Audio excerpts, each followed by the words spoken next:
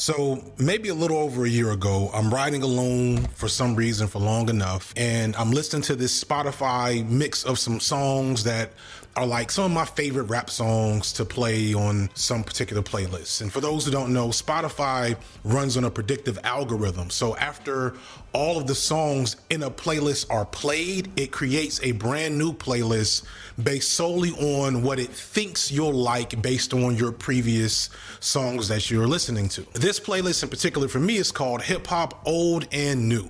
And it features some of my all-time favorite real hip-hop tracks. So we're talking like Tribe Called Quest, Slum Village, Common. And then it also features newer people that I like, such as Kendrick, J. Cole, Saba, No Name, etc. And once it got to the end of the playlist, it played some familiar stuff that I'd heard before and liked. But then it got to a new track and I was immediately like, oh yeah, this is definitely going into the rotation. It was this unfamiliar voice though. It was this deep, raspy, unmistakably New York style of flow over this undeniably New York sounding beat. It made me feel like I was hearing Mobb Deep or something way back in like 96. Initially, I thought this is probably some new Griselda person that I hadn't heard of before, or maybe one of these underground rappers that, you know, the babies be telling me about on. First of all, not too much. I was over here trying to reset Discord because it wouldn't open. So maybe you should ask what's going on first before you start making assumptions. I literally had to disable Discord so it could actually open. So hold your horses. On Twitter that I hadn't bothered to check out yet because I'm sorry, I don't be cleaning my keyboard. Listen to new music like that, y'all. I just don't have the time. Turns out I was mostly right. It was definitely a new New York MC, and the 90s, early 2000s influence was there because the track was actually produced by Havoc of Mobb Deep fame. But it wasn't anyone from Griselda or any of the 90s New York style cast that had popped up in previous years, like a Joey Badass or a Mock Hami. The name was completely new to me, which was fine, because like, again, I'm listening to music like that. I'm not Anthony Fantano. I don't know who half of these people. Hold on, I gotta clean my keyboard. Oh shit. We're just, oh god. Oh god, I'm over here clicking everything. Over a year ago. Bruh, why did it go back? Buzz around my head on a regular basis ever since I've been on YouTube, which is odd because he sounds like someone I should have heard before, because he sounds like one of these 90s Renaissance rap artists out of the East Coast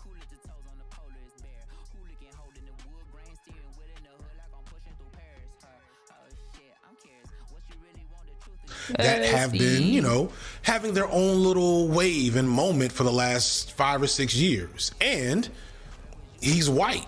Very clearly white, not like spicy white, like Yeet or Logic, like white, raisins and potato salad white. And that just blows me because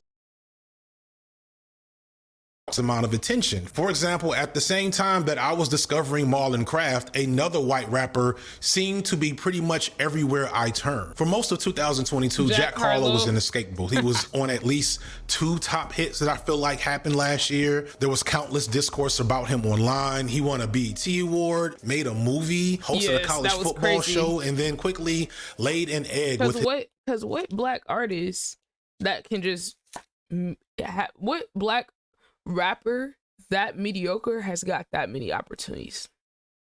That's all I'm saying. Literally, he going down the list of the shit. He was a movie, hosting the TV show, getting big feature. Like, I'm just saying, like, you have to be fucking exceptional to get to that level if you're black. And it's just the fact that people are impressed with the white guy being able to do it and have a little rhythm and put some rhymes together. And it's like, yep, you're him, and you got him actually walking around with his fucking Chronicle of Narnia, Billy Goat looking ass, thinking he's really him, when he's really mid. I'm not even saying he's bad. I'm just saying he's mid. He's actually below average, in my opinion, for a rapper, because he doesn't do anything exceptional. So, like, he's mid to below mid tier rapper. So I'm not hating. I'm just pointing out the facts. of the situation. His subsequent major release before then disappearing to regroup. Fuck. No. I went to the end. Which is probably why he didn't go anywhere, but he's low tier. Yeah. He's literally not even mid. Like, if you look at the... Oh, you got paid? Let's fucking go. www. Let's go, Arcadia.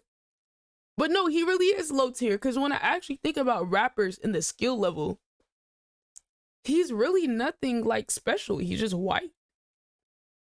And that's not to say there's not white talent.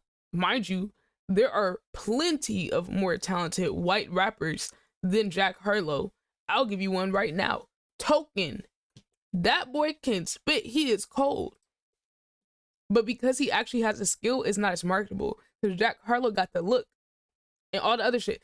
Token is actually him. But I don't see him get nowhere near as much clout, opportunities. Nothing, bro.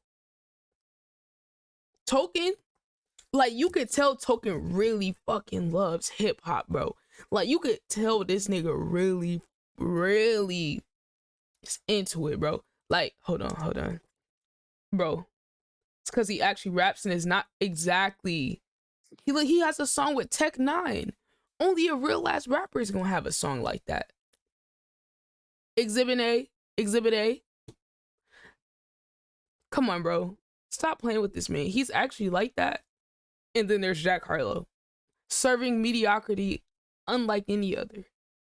And he has... Y'all, do y'all know how much fucking clout Jack Harlow has? I'm about to pull up his socials.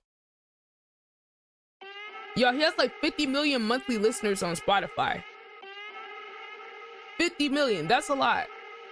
Roll through the city with the vroom vroom. I got hoes trying to get me in the room. Put respect on Token. When they hit me with the zoom zoom. I got phones and the semis in the deuce. Like she wanna jump in the bag, feel like a poncho. Leave with a couple of scratch out of the console. Keys, I don't know what they are, I just click shit. People wanna put me in charge, I do big shit. Weed in a couple of jars, just for the homie though. Least 5 bitches look at me like I'm the Romeo. Knee high boots, I think she about to join a rodeo. Levi's tighter than a knot when you board a boat. Board a boat, cold flow, 4 below, little mix bitch shit. She used to the Zorno, flew right to Milan. Now she take a pic of every place she about to eat on. We on, man, what the fuck is it really? Came a long way from taking 2 trains to the city, 2 chains to the titty, Wu-Tang to the cream. Luke came cause she flew 2 legs for the kitty. Feel me? Roll through the city with the vroom vroom. I got hoes trying to get me in the room. I get low when it hit me with the zoom zoom. I got foes and the semis in the deuce. Like boom boom. Boom boom. Boom boom. Look, my brother finna get it in bloody, you gotta pay for it. Finna hit the bank in a minute to get a bankroll. Jitty, you idiot, just a nigga like the Django. I got the so I'm doing my thing, though. Don't be thinking I'm playing no animation and animal in my nature. First of all, Jid killed this feature. That's like number 1. He went absolutely fucking berserk on the shit. Like, he actually went fucking crazy.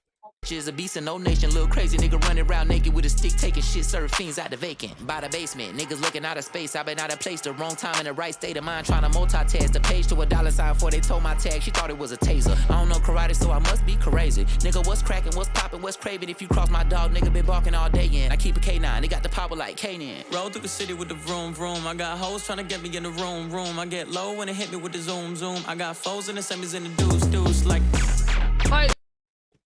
this song has 3.7 million views. If this was Jack Harlow, it would have had 20.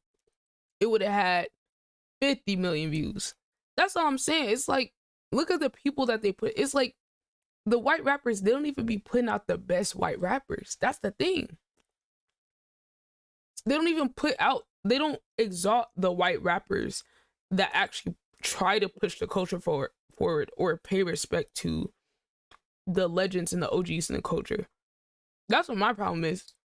They put out fucking white trash, and then that's the best representation of black or white rappers.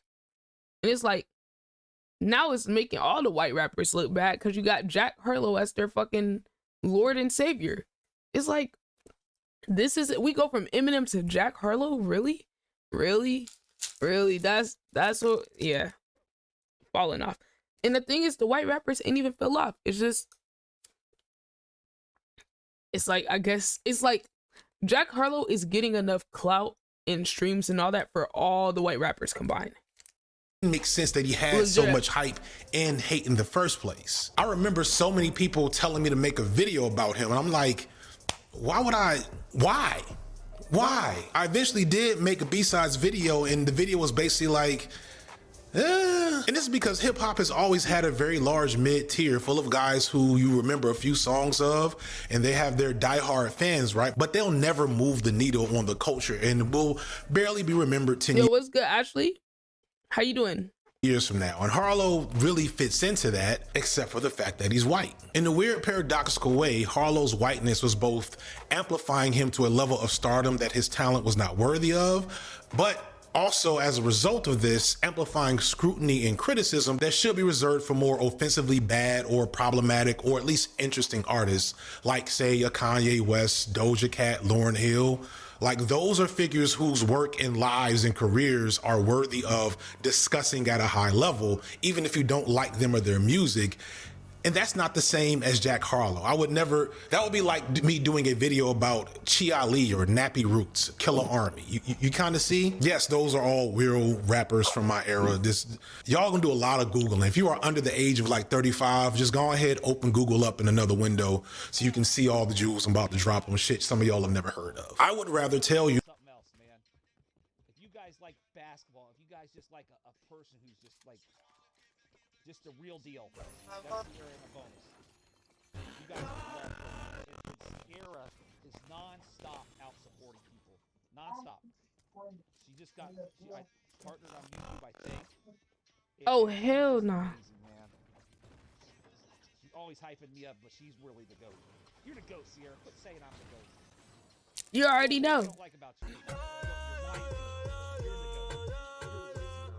You're the GOAT. You're the GOAT, Ciara. Appreciate you, Ciara. Oh, Ciara in the house. Carolina Gray. What up, CK? What up, CK? How you doing, Carolina? Oh. Mechanical Beanstalk Beanie. I had to go check in with my guy 40. I think I retweeted it. Yes, I did. I know I did. I retweeted you earlier, and then I was going to come to your stream, bro, and then something popped off. I didn't make it, but I'll be at the next one. Nah, chat, hold on. I gotta pull up on the go right quick.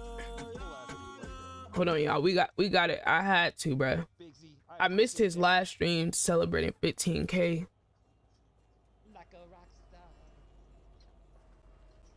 I'm sick that I missed that shit. Let's go. I own this train. Who wants some of this? W new follows, appreciate you guys. I appreciate you, Mechanical. You the man. You the man. Remember, guys, if you guys are here to network, you can put a 1 in the chat and meet some people. All we ask, if you put a 1 in the chat and you follow somebody, make sure you guys are whispering each other. That's the only rule I have in here. Living like a rock star. All right, I'm gonna win this game, guys. Maybe Sunday, New Year's Eve, I'm off. Maybe we'll run some Ball Guys. Hey, Ciara, thank you so much for the 100, Ciara. I appreciate you, Ciara. Jeez. Freaking Ciara, man. Ciara, I will always, I will always. What you doing, Holmes? How can I kill him? No, I don't want to lose like this. I don't want to lose like that. I don't want to lose the last game like that. I don't want to lose the last game like that. I don't want to go out like that. I don't want to go out like that. Can I get a big Yo. Hold on, it's not even popping up at this point. All right, let's go. Damn, okay. Oh, y'all going crazy. Bang, C-Cod, X-Freak, Atomic Time. Hero, thank you guys for the follows. I appreciate you guys. I hope y'all are doing well. Thank you guys. Thank you guys.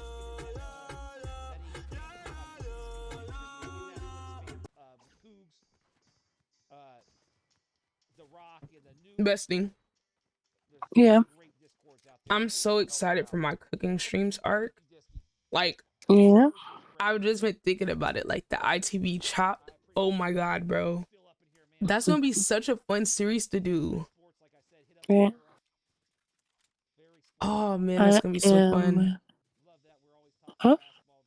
Did I tell y'all about the idea? I think I told Bestie. Oh, you said one day I'll be cooking a stream, Arcadia? Okay. Okay. No, cause look.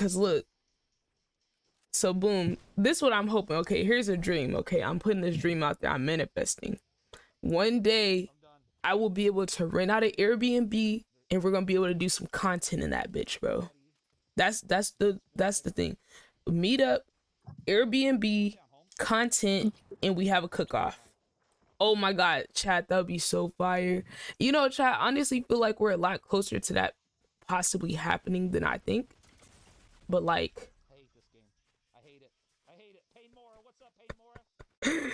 man, nah, bro. Like, you know how fire that would be if like we could all get together and just do some shit like that, bro. You know the hotels barely be having kitchens. That's the thing about the hotels. Yeah. You know, they in the condos, you know, like in the Florida condos, that's the only place I can think of that like has the kitchens. Unless I'm tripping. Because the hotels I be going to, they be having like a coffee pot and a fridge and a microwave.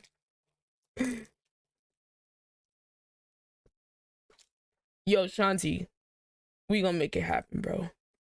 Manifesting.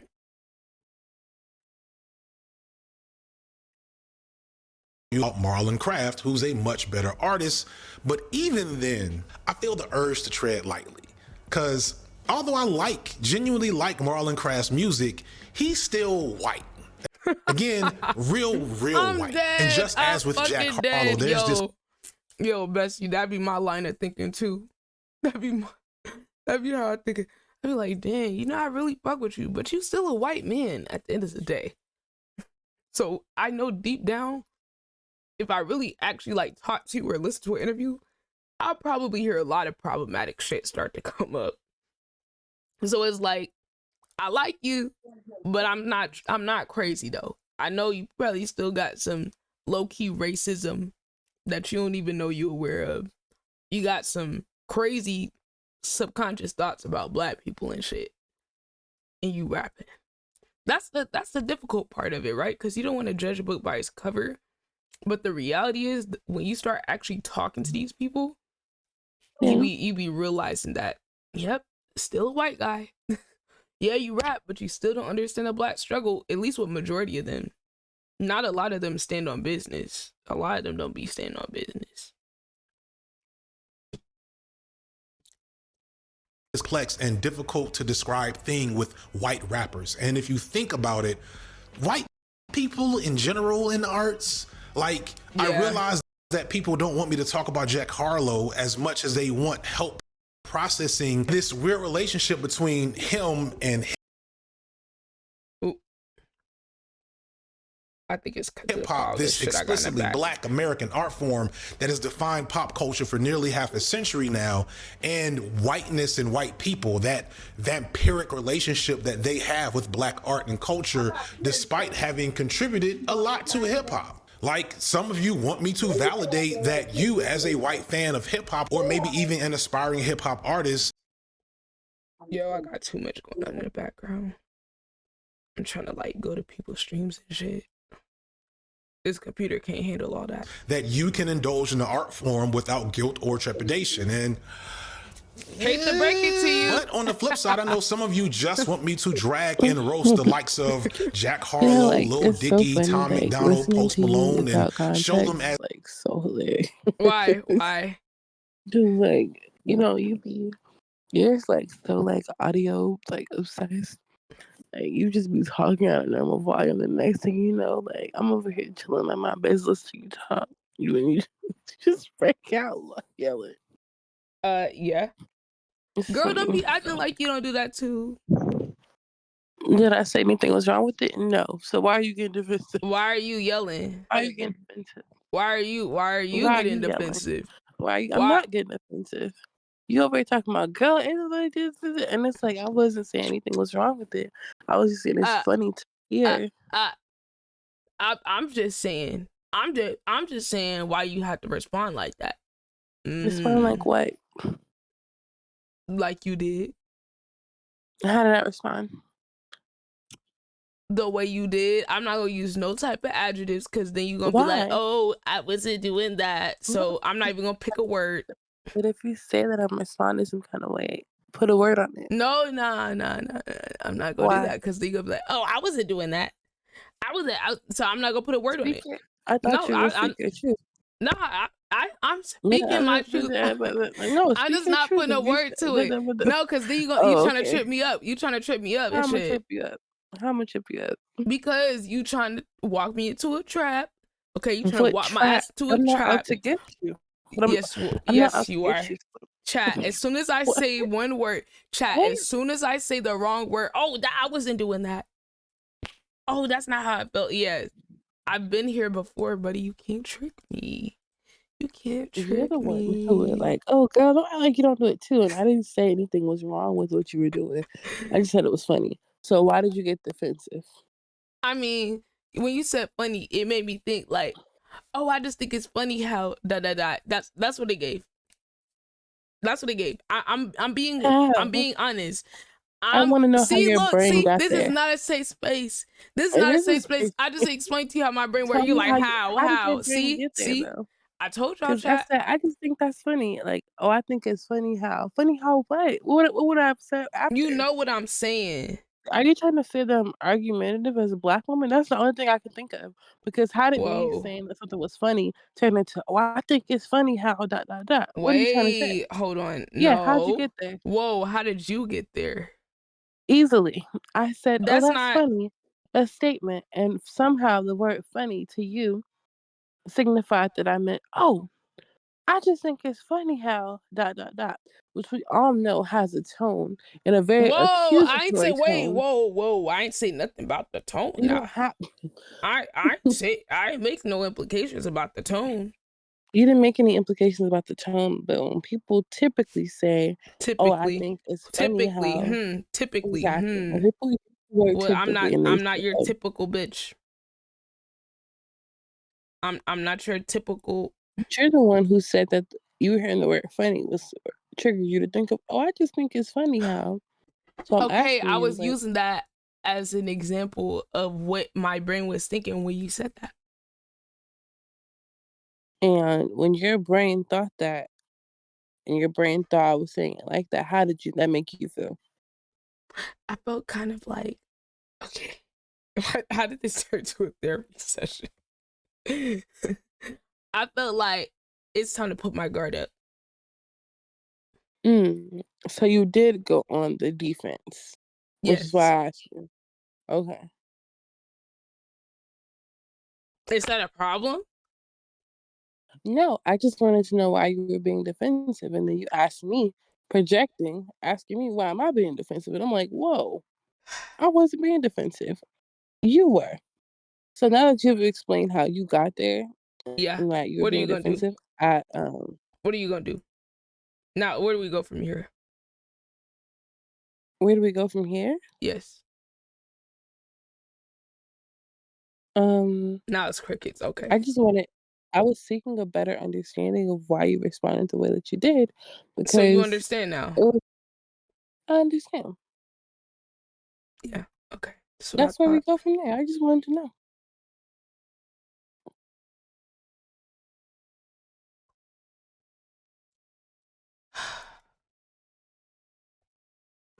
Can I get off the therapist couch now? You were on a therapy couch. That's how All you right. Thank effectively you. communicate. You right. You right. Obviously, I'm As not pop right. needs You to be good? You Like, right. that's clearly really. gate kept. Oh, no, am I though? Because Yes. okay, I can't even say you right okay. now. What the fuck? It was the way you went about it. Oh, can I get off the therapy couch? When all I did was ask I you how was you got to joking. how you felt that way. I was Maybe joking. maybe that wasn't the time for a joke. Then what? Exactly. Exactly.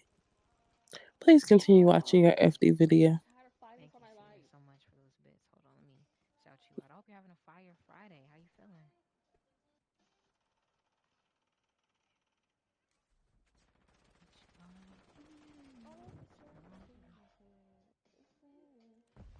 Hope all is well. Oh, nah, everything's great.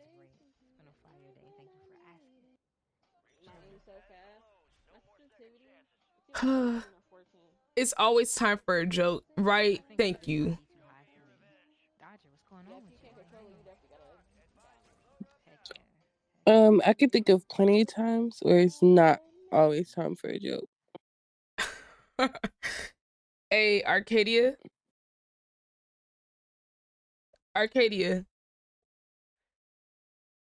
Let me tell you, buddy, that joking stuff has got me in so much trouble recently. I don't even want to joke no more. I don't think I can read when it is and isn't time for a joke. Sometimes I just be joking too much. Yo, the Presso Espresso, it's so good to see you, fam. What's good with you? How's life been? How was your holidays? Oh my gosh, I'm so happy to see that you're alive. Good talk, bestie. Good talk. Great communication. We're working on it. Thank Obviously not. you. If we can't What? have a conversation without you thinking it's a therapy appointment, It I'm was not a a joke. therapist. It was You a have a joke. therapist. It was a joke. No, I don't right now. I'm therapist-less. I'm Mm-hmm. therapist-less. Mm-hmm. I don't have a therapist. Well, you'll get one. How do you know that? How do you know You just that? have to start the process. That's all. No, it's not me, it's them. Okay. Wanted to stop by, say hi. Oh, I did have a great Christmas. Thank you so much for stopping by. I haven't seen you stream recently. I don't know, am I missing them or have you just been taking a break? See, the way I see it is always time for some jokes because my life is a joke. So therefore, I live in the joke. I feel that, bro. I actually understand that. It's always them, they suck. I'm tired of new things. Yeah, bro. If I don't have my old therapist, I don't want one. That's all I'm saying. I don't want one. I don't want a new therapist. I don't want to start over. So Well, I'm gonna let you enjoy your video. Let me know when you want to play Fortnite. you're leaving? Yes. Why? Just because I can.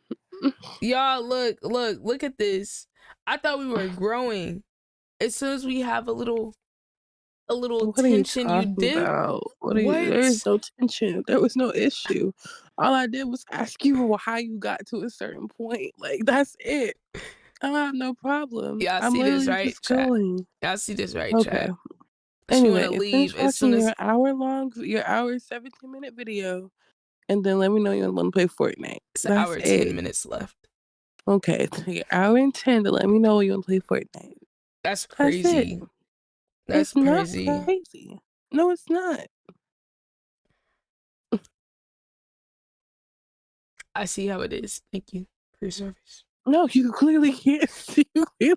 You clearly can't see how it is because whatever you're seeing is not there. Whoa. Now you're saying I'm Yes. seeing shit. Yeah, you basically Causing me hallucinating. crazy. Yes, I am. I am. I am. All Anyway, good, Bessie. Thank you let for your me know. service. I'm not. I'm not a service woman. I'm not doing anything. I'm just chilling. I didn't contribute anything. I'm going to go. I'll be back later. Text me when you wanna be on Fortnite, please and thank Gotcha. you. Have a good one. Oh God, Lord have Thank mercy, you. Jesus. Thank you. Have a good one. You're welcome, love. Can't even say that, chat. Can't even say that. She think I'm crazy for saying that shit. No, it's your Prime. tone because you're trying to be funny. No, I'm not. That was a Yes, you are. You're customer trying to be service passive. You're response. trying to be passive No, aggressive. I'm not. Exactly. That was a Yes, customer you are. service You give PR customer service response. responses when you're trying to be passive aggressive. It's not passive aggressive. I'm just passive. Oh, y'all. Let me go ahead and tell y'all about Ciara. Ciara is like gaslighter of the year. Gaslighter of the year. I just want everybody to know I that. don't know about all Y'all that. not gonna see it, but She does it it's too. there. She does it too. You mean the white Mm-mm. passing voice? Exactly. No. See, and she did. So she gonna tell y'all that and then leave. That's some real. I'm not gonna speak. I'm not gonna say too much. She calls me gaslighter of the year and leaves. All right. All right, bye.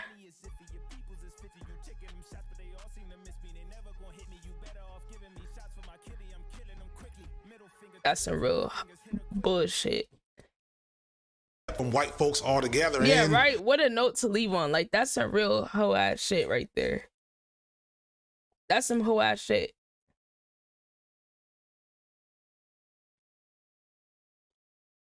I'm done. Never meeting in Discord again. Really gate kept from white folks all together. And it's, if you know me, you already know. That's really some hoe ass shit, bruh.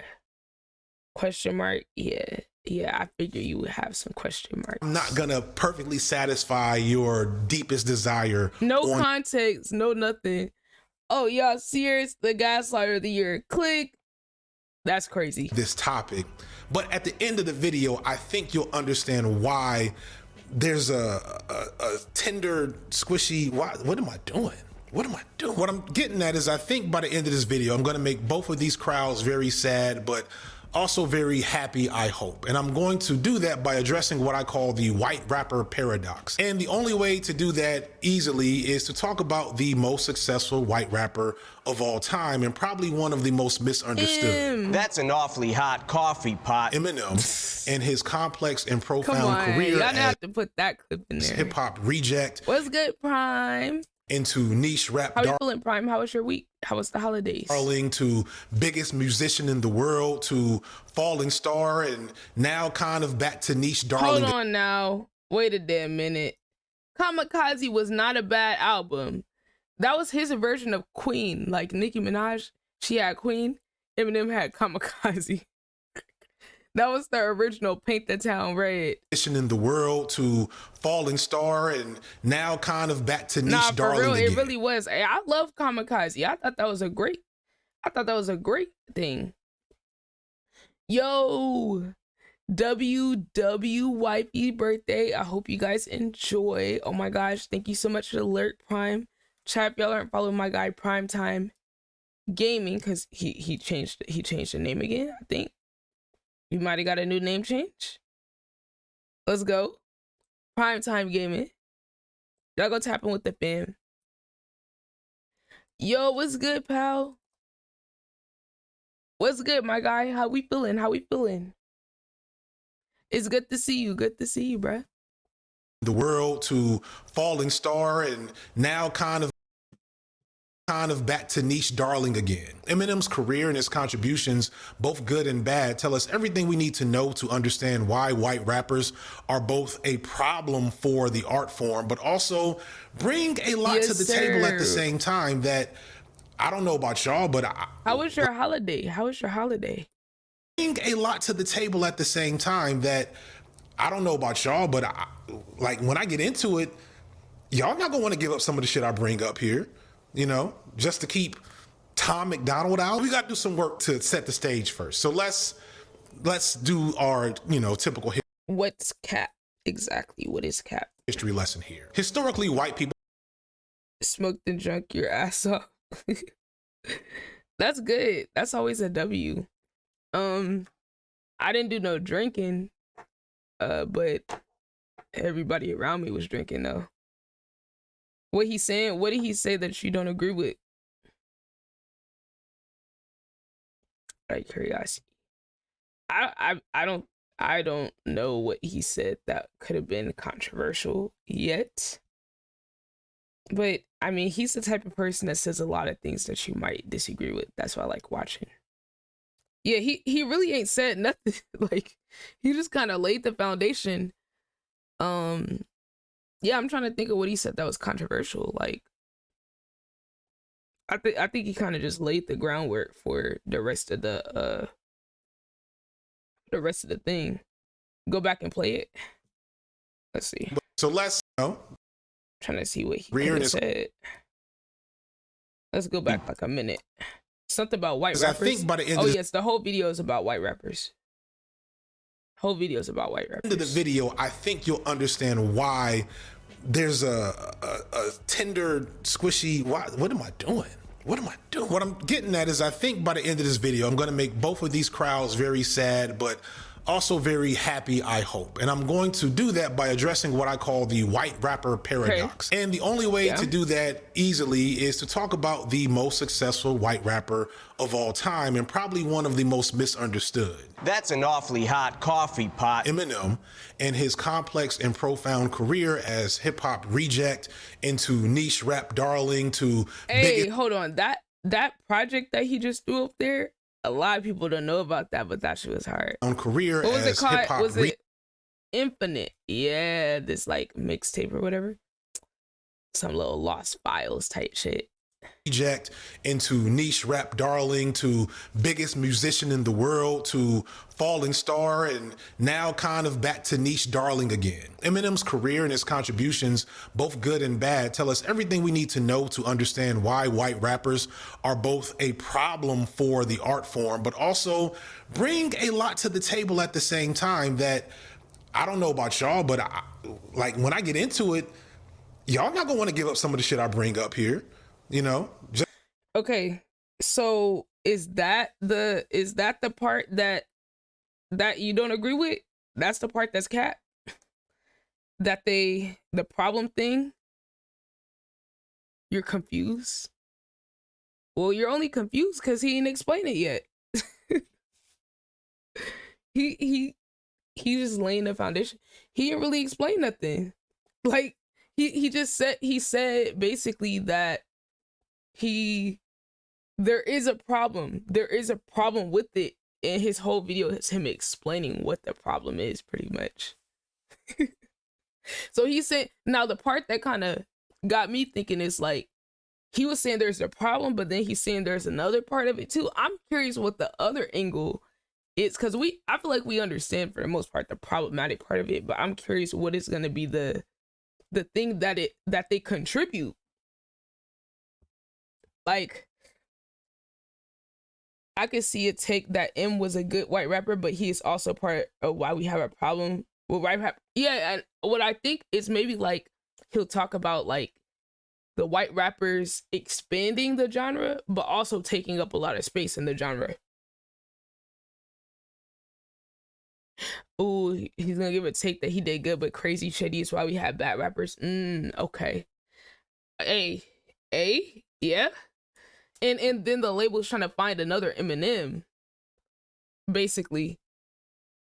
Yo, Gotham, what's good, my guy? Okay, what you cooking up over there? What you stuffing up? Oh, you already know. And Gotham said, hola, bonus fam. Yo, ITV fam. Say what's up to my guy, Gotham. You get him a shouty. Bada bing, bada boom. Yo, thank you, bro. I don't know if you can hear me. I don't know if you're in ads or whatever, but shout out to Gotham. It's my guy. just to keep Tom McDonald out, we got to do some work to set the stage first. So let's do our typical history lesson here. Historically, white people have always loved black art, and that makes sense because black art and its music are top tier. You don't have to do a lot of work to look into so much of art history to see how black art and African art clears everything on a regular basis, or how white and European people have often been influenced by it, whether it be the influence of African art on Pablo Picasso or the outright theft of black rock and roll by Elvis Presley. Now, all art builds upon previous art, and nothing is new under the sun. But historically, with black art, it's not just a matter of being borrowed from and stolen from. It's a matter of receiving any credit or reward for the creation in the first place. Like later in his life, Picasso denied being influenced by traditional African art. And while Elvis did, thankfully at times, try to credit his success and work with the black influential rock and roll figures that gave him his start,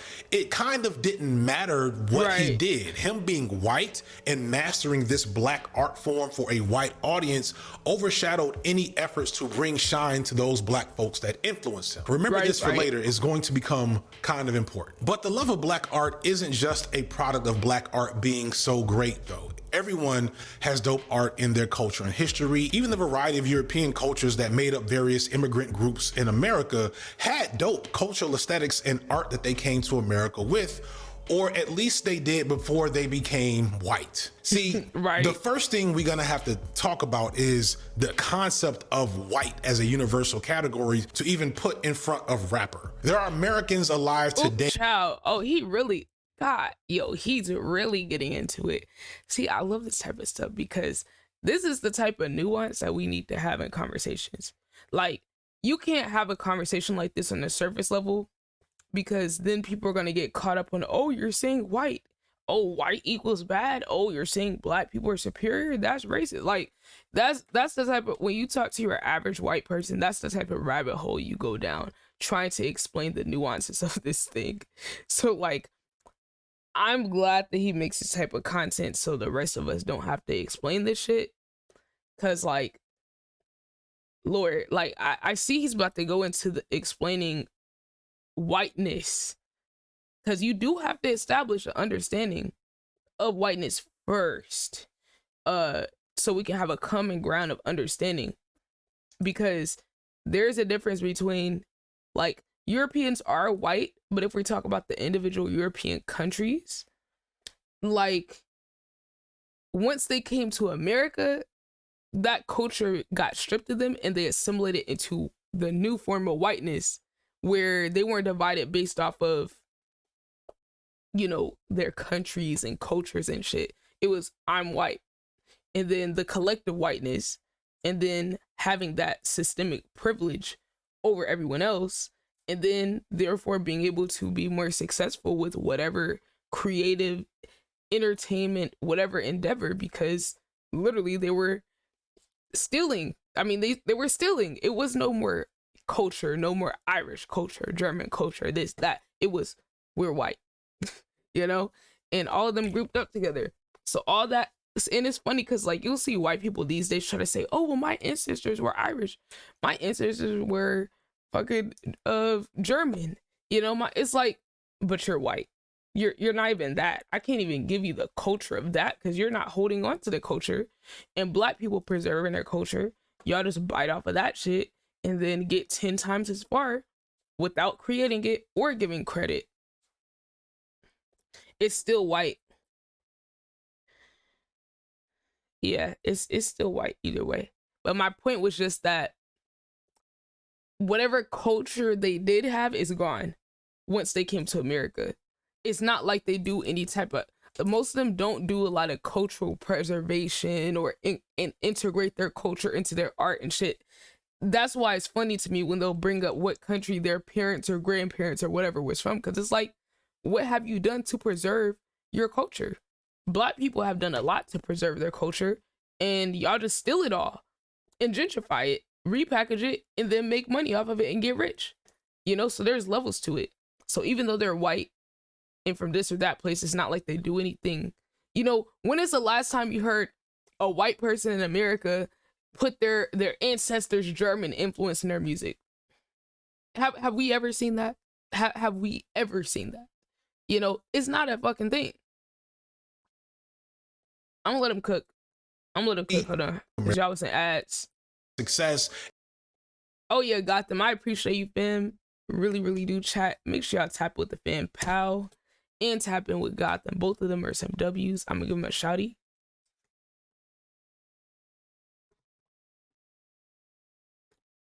I appreciate both y'all.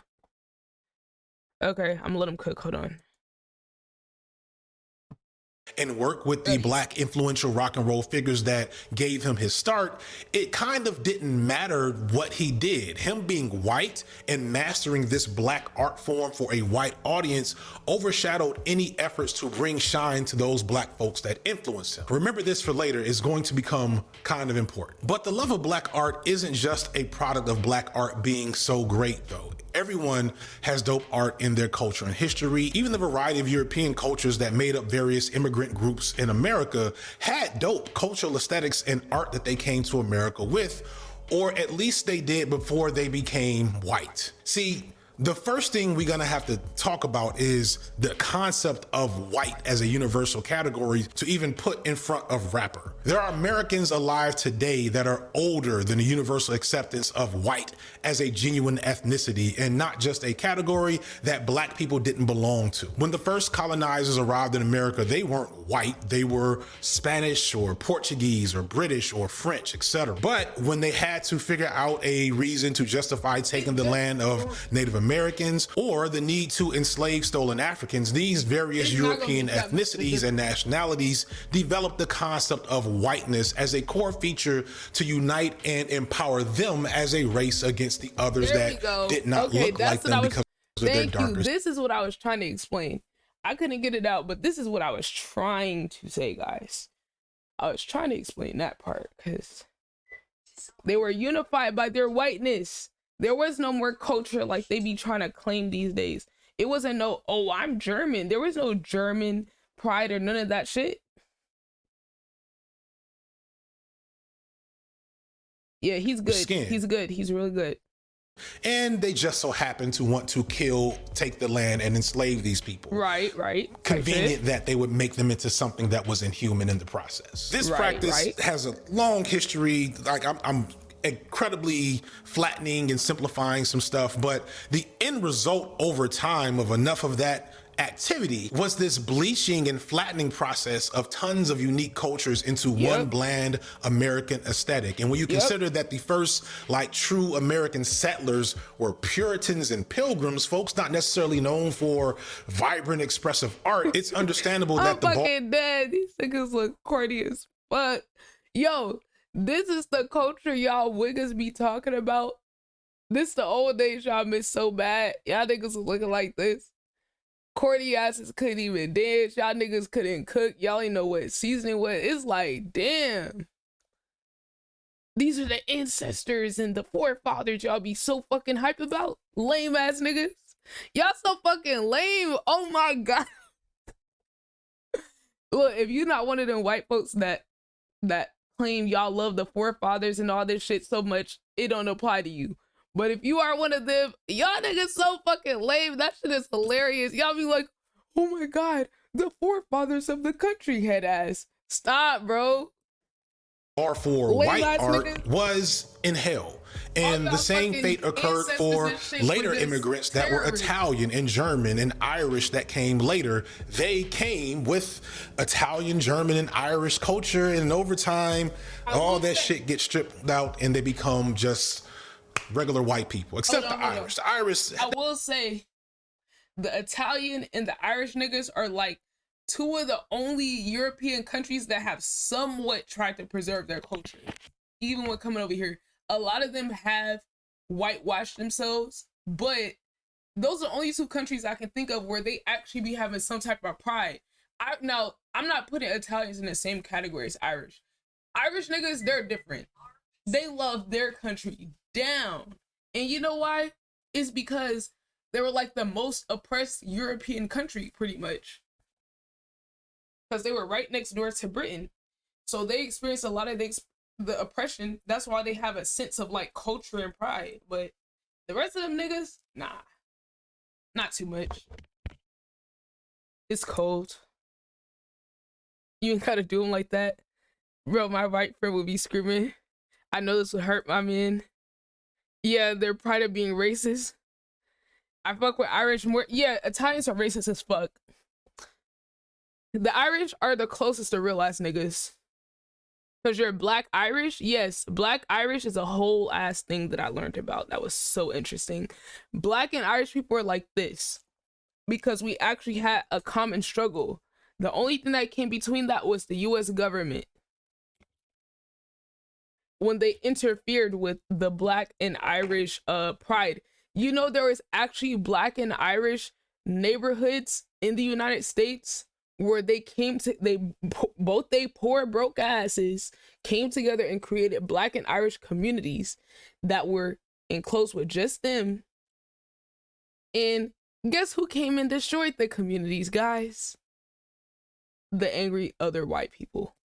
They didn't want to see unity. They were like, no, Irish people, you're supposed to be one of us. You're not supposed to be cool with them. And, you know, it was so bad that back in the day when civil rights groups and things like that, when Ireland was going through the Irish potato famine, Black civil rights and just in general Black people communities, even as broke as we were still collecting money and doing mutual aid to send to the Irish people. And do y'all know that the United States government literally intercepted the mail? They intercepted the communication and start creating fake documents to create beef between the Black and Irish people. I kid y'all not. That is a factual story. So it's like, if niggas are going that deep to divide the communities, what does that say about the strength of the connection between the communities at that time?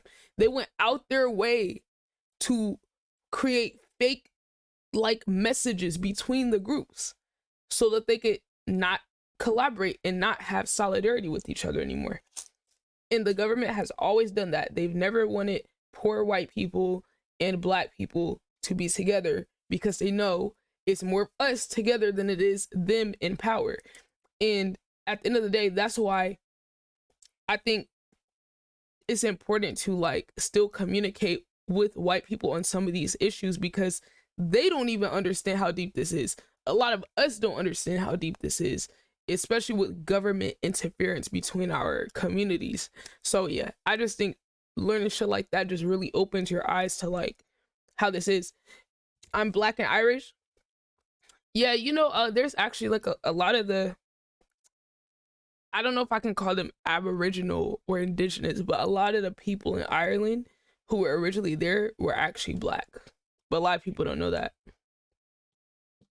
I did my little study on Ireland and Irish history. It's very interesting. I wonder if I can get any receipts for y'all, because they definitely broke up the Black and Irish communities. Look at this. Look at this. Hold on.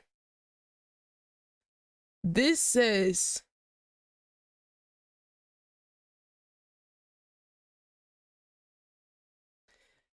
estimated that approximately 38% of African Americans have some Irish ancestry.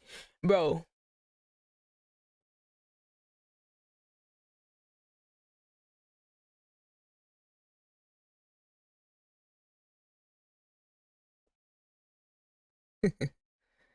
Yeah, we can't get McDonald's. Who else we can't buy from? That's interesting, y'all. They said 30% of African Americans have some percentage of Irish DNA.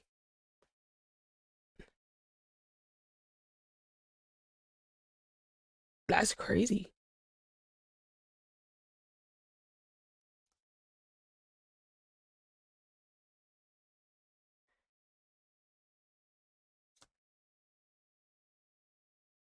Wait, in Mississippi?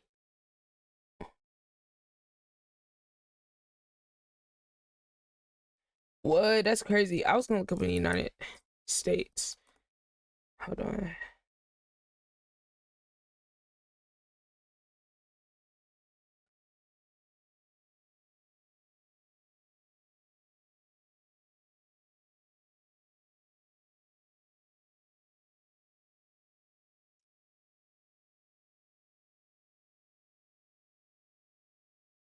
Hold on, let's see.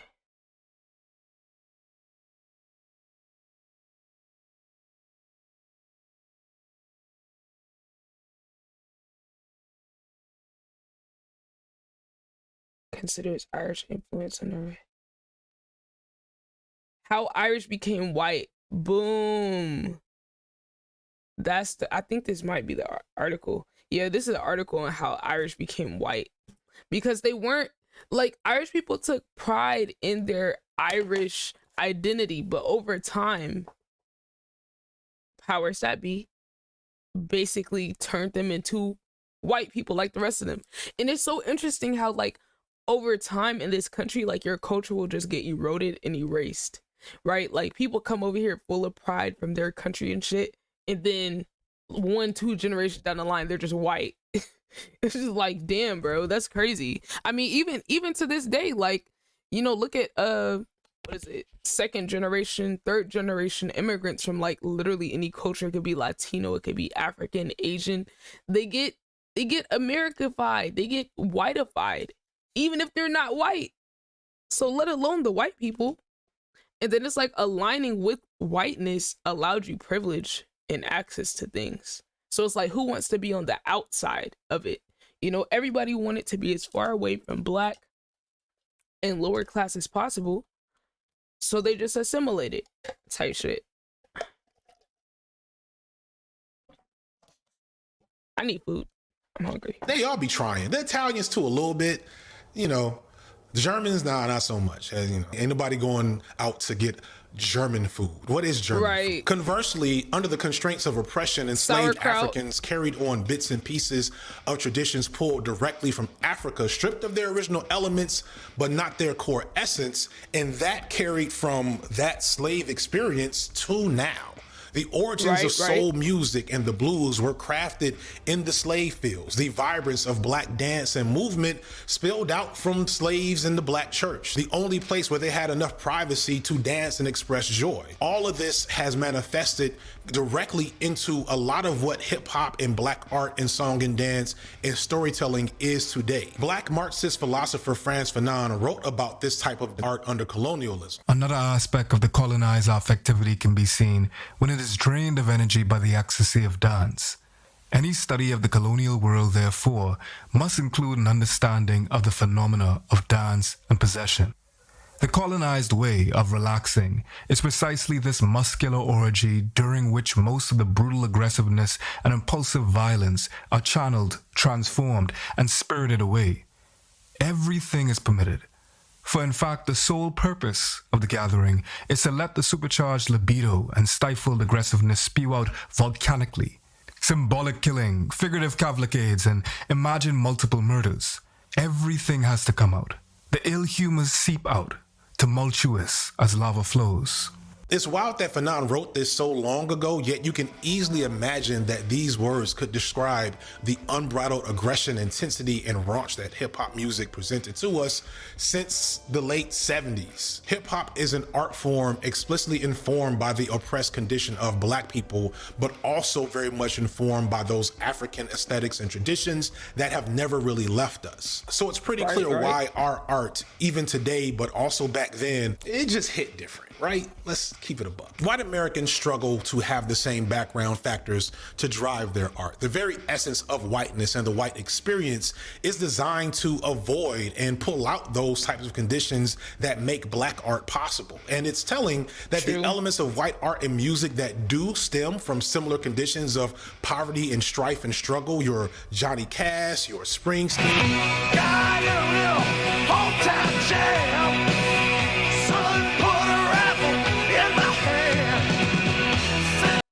Damn, this shit loud as fuck.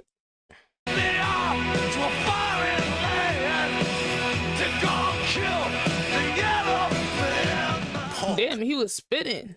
Metal, all of those genres of white-oriented music that existed for years in white culture, you notice they've all faded into the background in favor of rap over the last few decades. Like, there's not going to be any Super Bowl halftime shows, probably for the ever going forward, that will feature a white musician playing rock music. It may never happen again. And this is because, as has been the case pretty much from jump, who was the last one? Coldplay?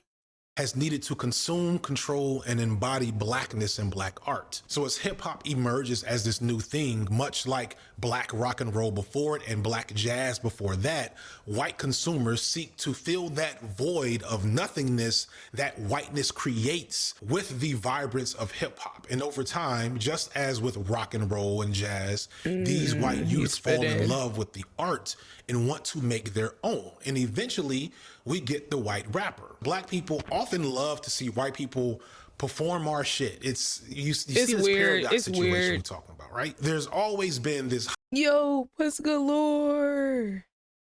What's good, Queen? How we feeling? How we feeling? W Puss Galore in the building.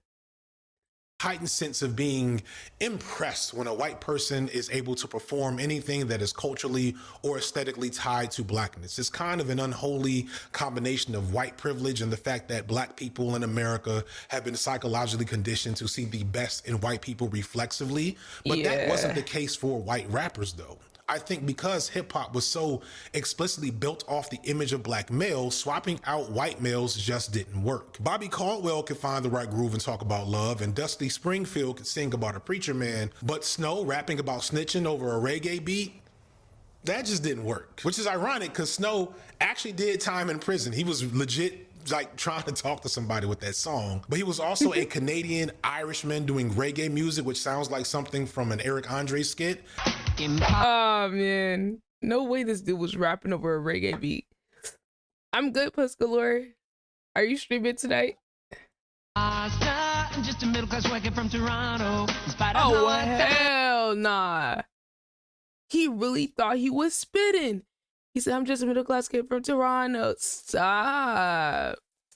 Imposter, I'm just a middle class worker from Toronto. In spite of how Who let him record this shit? I sound. Single one platinum bigger than Marley and Jimmy and Yellowman, but I'm not even mulatto. My reggae's watered down. Yo, what's that? Yo, thank you, Grimly Gucci. Please get some rest, bro. Chat, make sure y'all tap it with my fam, Grimly Gucci. I hope you feel better. Please drink some fluids and just rest up, bro. I appreciate you, bro. Yo, W Grimly Gucci, please feel better, my guy, please. Yo, hold on. I gotta find this song, bro. I want to hear the song. Wait, did he say what song it was? And Marley and Jimmy, that just didn't work. Man, but Snow rapping about snitching over a reggae beat, that Wait, just his name didn't was work. Snow? Which is ironic because Snow. His name is Snow? Okay. Oh, y'all better be glad I can't find out who this guy is. Nah, man. in spite of how I sound. Single one platinum bigger than Marley and Jimmy and Yellowman, but I'm not even mulatto.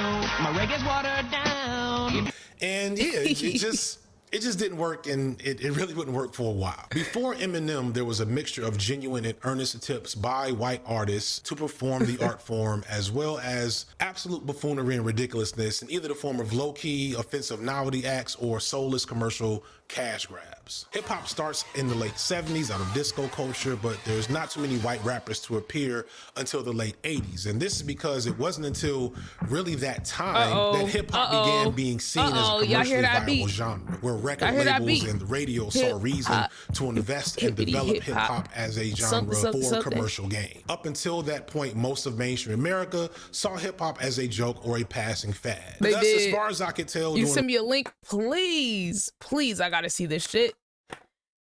I gotta see this, please.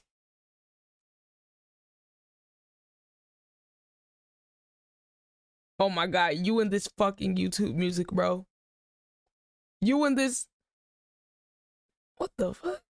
Daddy Yankee and God. Informer? Oh, this gotta be the one. Yo, this has to be the one. It's called Informer. He said it was a song about snitching.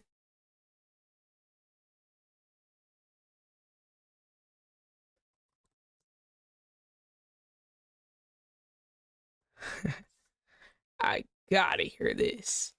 Hold on, y'all. Oh, this looks like it. Oh, shit. Yo. Chat. Hold on. I'm sorry. Over a reggae beat is insane. Over a reggae beat is nuts.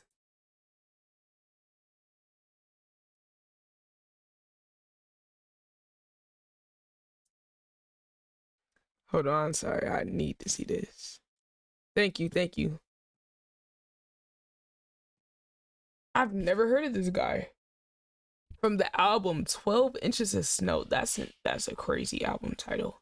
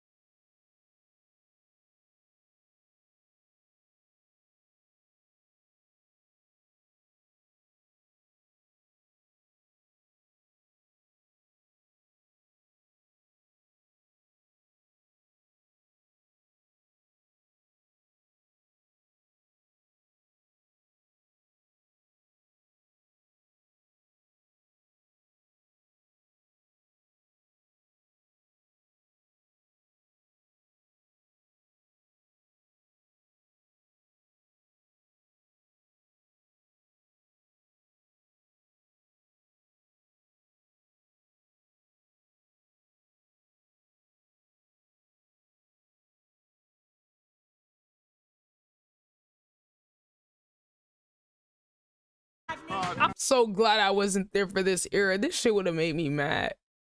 What the fuck? Death, where is my sting? It's just rapping, riding. In 1986, we get the Beastie Boys, founded by fellow white hip-hop legend Rick Rubin. Their early success came greatly as a novelty, hey, we're white guys that rap type of gimmick. Right. They were the first frat boy rappers probably, but they impressively quickly abandoned the gimmick and graduated to be one of the most eclectic and musically challenging groups of their era in any genre. Along with the Beastie Boys in that early era, we have Third Base. While not nearly as impactful as the Beastie Boys, their biggest hit, The Gas Face, still gets the party going at any old school hip hop set and marks probably the most prominent first appearance of one Zev Love X, who would fade into obscurity early in his career and then reemerge later as the legendary MF Doom. This is another thing that you're going to see a lot throughout this video. Is just that randomly, like, some of our biggest black hip hop stars of all time would pop up, you know, next to a white guy saying, hey, I'm here too. And then all of a sudden it's like, shit, this is MF Doom's first appearance. MC Search, one of the rappers from Third Base, actually did it twice because he also discovered Nas from under Cool G Rap's nose and actually owns the rights to his music or something, which is fucked up, but the whole industry's fucked up and I don't really want to get into that shit. There's the unfortunately named Milkbone. Milkbone made one of my favorite rap songs of the 90s, and I forgot.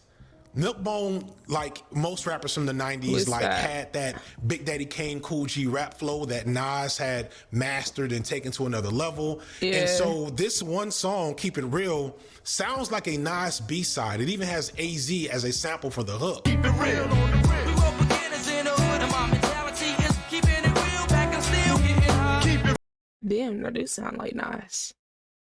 Damn, why he kind of eat that up? real.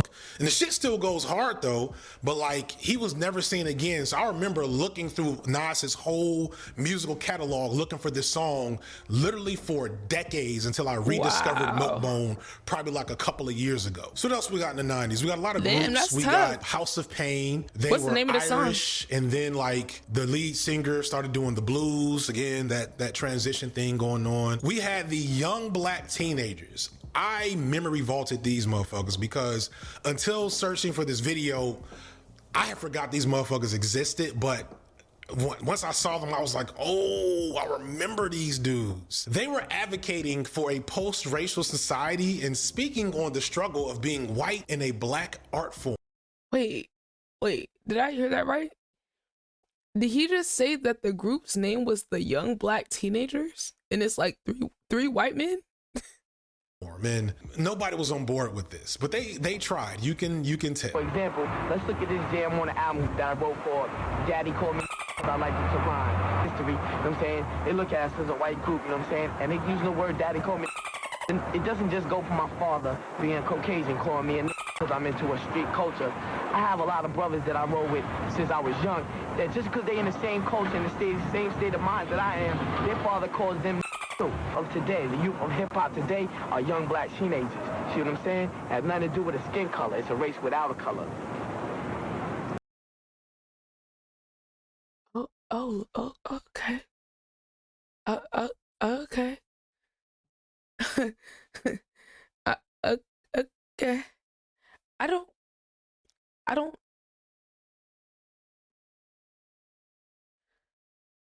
The struggle of being what? White in a black art form when the rest of the world is a... Yo, new elite support team, thank you for the follow, fam. Yo. Okay, chat. Okay. So, part of me feels like their heart's in the right place, but then I'm trying to understand why y'all was so comfortable dropping nigga. In the late 90s, right around where we're getting Eminem's emergence, we also get a lot of rock rap in the form of Limp Bizkit, Insane Clown Posse, Rage Against the Machine, a little bit of Anthrax who collab with Public Enemy. People cringe at this now, but this was really a moment. I'd argue there's like a huge missed opportunity for some racial and class solidarity here because like this genre collected black, white, and brown youth from poverty and lumpen pro backgrounds and got them organized and working and connecting together. And then money in general. One thing about white people, they're going to find a way to acknowledge their oppression while actively ignoring every true form of oppression. They done made them a struggle child. It's impressive. I gotta give it to him. I gotta give it to him. It's like post-racial society. It's like, how do you get there without dissecting the systemic racist society first? That's my only question for them. Like, that's what I would have asked him if I was the interviewer. Dysfunction ruined it. Like, you're that talking was about probably... a fantasy world. Like, I get where you call. They definitely got caught hard arts by their parents. Oh yeah, I definitely believe that. It's like I feel like their heart was in the right place, right? But they should not be the cultural leaders on that front. A missed opportunity. The most significant white rappers who emerged in this time, and in my opinion, the greatest white rapper of all time, LP, also gets his start in the early mid 90s. LP began with Company Flow, an underground group from New York.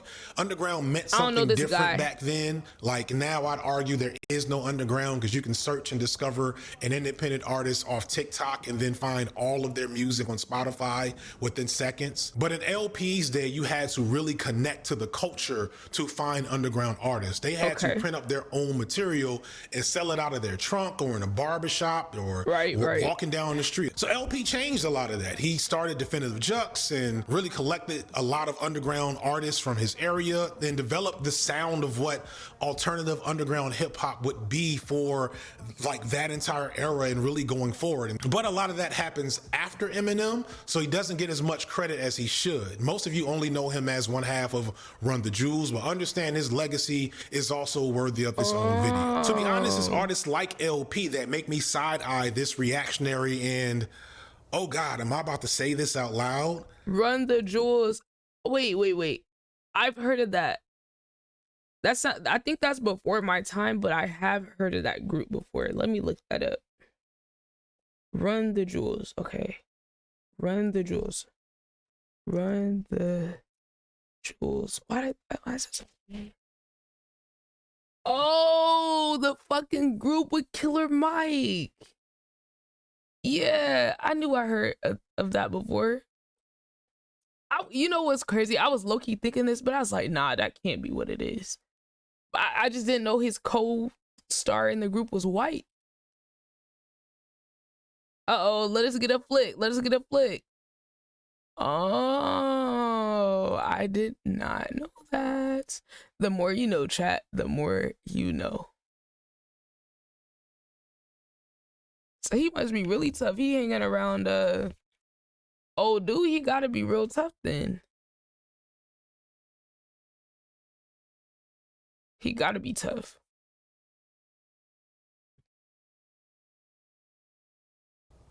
Anti-white. Out loud, me side-eye this reactionary and, oh God, am I about to say this out loud?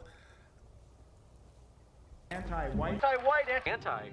I get it. I get because of what Eminem did to the art form and the genre, people feel like no white folks had ever touched it again. But understand, while there is definitely a white rapper problem now, that's not just because individual artists themselves initially sought out to mutilate the culture as they have. There would be so much missing from hip hop as we know it today if we remove some of these white artists, just like it would suck to remove Bobby Caldwell or Tina Marie from soul and R&B from their era. Are you trying to go to an old folk set or a cookout and not hear Tina Marie and Bobby Caldwell? Is that the world you want to live in?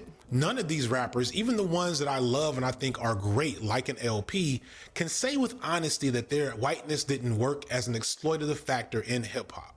The trick about white supremacy is that it functions without intention or consent, and for the most part, its effects are invisible to the naked eye. You don't realize how white supremacy is working on behalf of some of these artists until you sit back and do the math on where they came from and where they ended up, despite maybe a lack of talent. And this is most evident in one of hip-hop's most notorious white figures before Eminem. This is the moment hundreds of hysterical... Wait, is he gonna talk about Vanilla Ice? Vanilla Ice? Fans have been waiting for. Last year, this man became the first rap artist to hit #1 on the pop singles chart. This is the man Madonna sends flowers to. Oh my God, it's him. Guaranteed to make any self-respecting teeny. Bro, he literally looked like an action figure, bro. What? Go weak at the knees. The cold, but very hot Vanilla Ice. The VIP is cold, baby. The VIP is cold, baby. The VIP is cold, baby.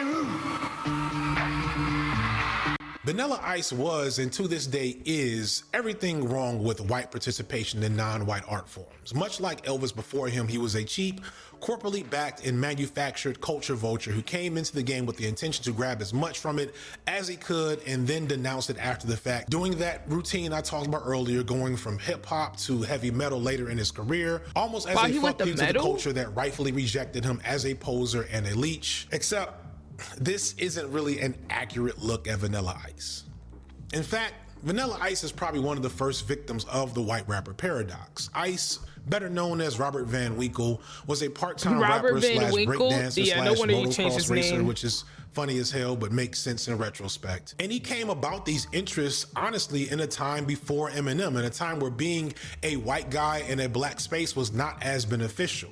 Like, I want people to remember, Eminem begins the scourge of the white rapper. So when Vanilla Ice is becoming Vanilla Ice, he doesn't think he could be a megastar in the process. He's legit just trying his hardest to do the thing that he loves doing. He wasn't just plucked out of the scene and given raps to rhyme, as we often imagine, with figures as brazenly noxious as he was. He cut his teeth as a dancer and a rapper, joining a lot of different groups and doing talent shows and even becoming a regular performer at a nightclub. Now, Ice wasn't a great rapper, but he was a great dancer, and that was still very important in hip-hop back in the late 80s, in the era of MC Hammer, Big Daddy Kane, Kwame, Kid, and playing many others. And it also didn't hurt that he looked like an underwear model. And once combined with the strong record of Ice Ice Baby, he was out of there. It was to the moon. And like, in isolation, there's not a lot wrong with that. That should be perfectly fine, but the way whiteness works, shit just always gets messy. The reality is that everything but the rapping took Vanilla Ice to the top. I think early on,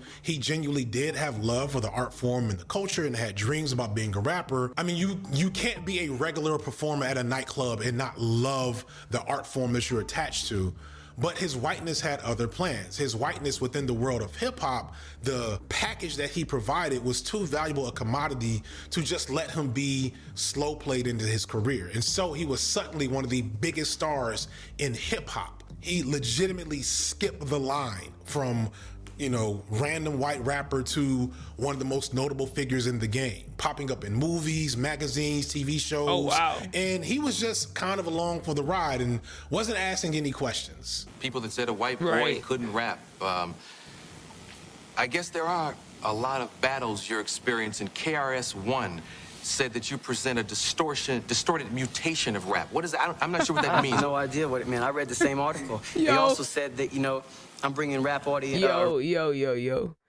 A distorted mutation of rap is actually crazy. Rap music to an audience that has never heard it before as well. So, you know, whether I like it or not, it's bringing rap music up, you know? I mean, I'm putting it in front of people that never even considered listening to rap music. Yeah. And now they're considering it, and it's bringing rap music up. You know, rap music is here to stay. Why does he look like a doll? Like, why does his face look like this? No matter what color it is, I'm not the Elvis of rap. That's another thing, you know. I'm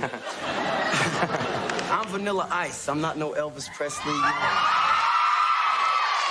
You know, I know a lot of black rappers are probably angry because some of the white people screaming didn't buy rap until you did it, until they saw a vanilla face on the cover of an album. That probably makes them angry because if it makes them angry, you know, you're angry. It's not my fault. Did I have anything to do with that? So no, they should dog the people. What they're saying is they're showing their own jealousy, man. That's all it is. I don't think he saw anything wrong. But that's the thing I think he didn't understand, is that it was way bigger than just him. I think that's the part that he was missing, and the fact that he couldn't even understand that probably made people even more mad. Because it's like, how dare you come into our culture, skip the line over all these people that are actually like more talented, and then be oblivious to the reason that you're at where you're at. That just feels like a slap in the face on top of everything. Because then you're like, oh, y'all are just hating. It's like, it's way deeper than just hating, though. At least in my opinion. Like, it wrong with is. it, which is bad for him, because when the inevitable backlash hit, he came off defensive and confused, like he didn't know why people were annoyed by his presence. In his mind, he had worked hard and earned that spot, and I get that, but no, that wasn't the case. What's your real name? Robert Van Winkle. Where did you cheat? Nothing rhymes with Winkle. I become richer with every endeavor. I'm living large and my bank is stupid because I... This is so corny. This is so corny. Just listen to oh real my rap God, and it hurts. And understand, his record What label and the the people around him were fuck? not helping. They were trying to get that cash out of him. They overly emphasized his whiteness. They even wrote a fake biography to make it seem like he was more street credible than he was. No And way. real hip hop responded accordingly. This was Our a different worst era of nightmare. hip hop where black Stop. culture still had the power to completely dictate who was accepted into hip hop. So once most of hip hop rejected Vanilla Ice and he couldn't come up with another major hit, he was gone. He was out of there, only to emerge later in life again as a heavy metal artist, do a few rock albums, some reality shows. Think he had a drug problem at a certain point. You know, it's the usual routine. But I am bothered by the fact that he's looked at as this ultimate culture vulture because unlike similarly branded, oversaturated acts today, he didn't know that was what he was doing. He didn't ask for it. And as I said earlier, the whiteness spoke for him. It propelled him to that position, and he didn't have enough wherewithal, like, you know, most white people, to stop it before it ate him alive. What Vanilla Ice illustrates to us is an important point, which is that there isn't as much money in black music as pop or rock or whatever, and that's simply because there's never going to be as much money marketing something to black people as opposed to any other population of Americans. You just won't sell as many records or tickets or t-shirts, and whatever you do sell will probably end up being less lucrative in the long run. Thus, not long after everyone figured out that white kids loved hip hop the same way their parents loved rock and roll years ago,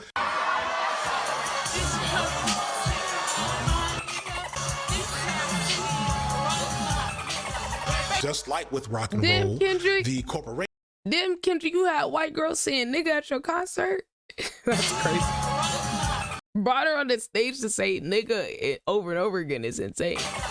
Just like with rock and roll, the corporations and record labels were looking for an artist and hello, Lack, hello. That's crazy. Person. She said it with her whole chest. She said it like she be saying it every time she listens to the song. I mean, damn. It market to that white that audience to get the maximum it came out so amount clean. of money. That's just the reality of the situation. If you want to be successful at the highest levels of whatever you're doing, whether you're black or white, you're gonna have to get white consumers, whether it be Kanye West with Adidas or Rihanna with Textile, the people that make her clothing line. Speaking of which, well, I ask you white folks here, please join the FD Signifier Patreon. You can become a member for just $1. You don't get shit from it, to be honest with you. It's just a way to pay me to keep making videos, y'all, and pay my editors and pay my bills. Go ahead, sign up. The true commercial and economical lifeblood of hip hop and the viability of many. Please use your white guilt for something useful. That's what I want all my white friends to know. Hey, if you feel bad about racism, donate to a black person. Hey, do your part, okay? Look, you feel bad every time you feel bad about racism and shit, donate to another black person. Donate to a black creative.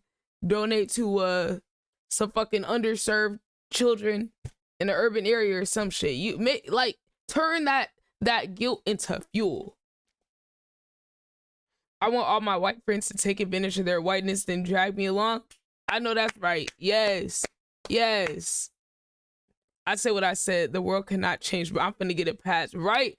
Yes. Like, white people, use your privilege to help your friends of color and black people.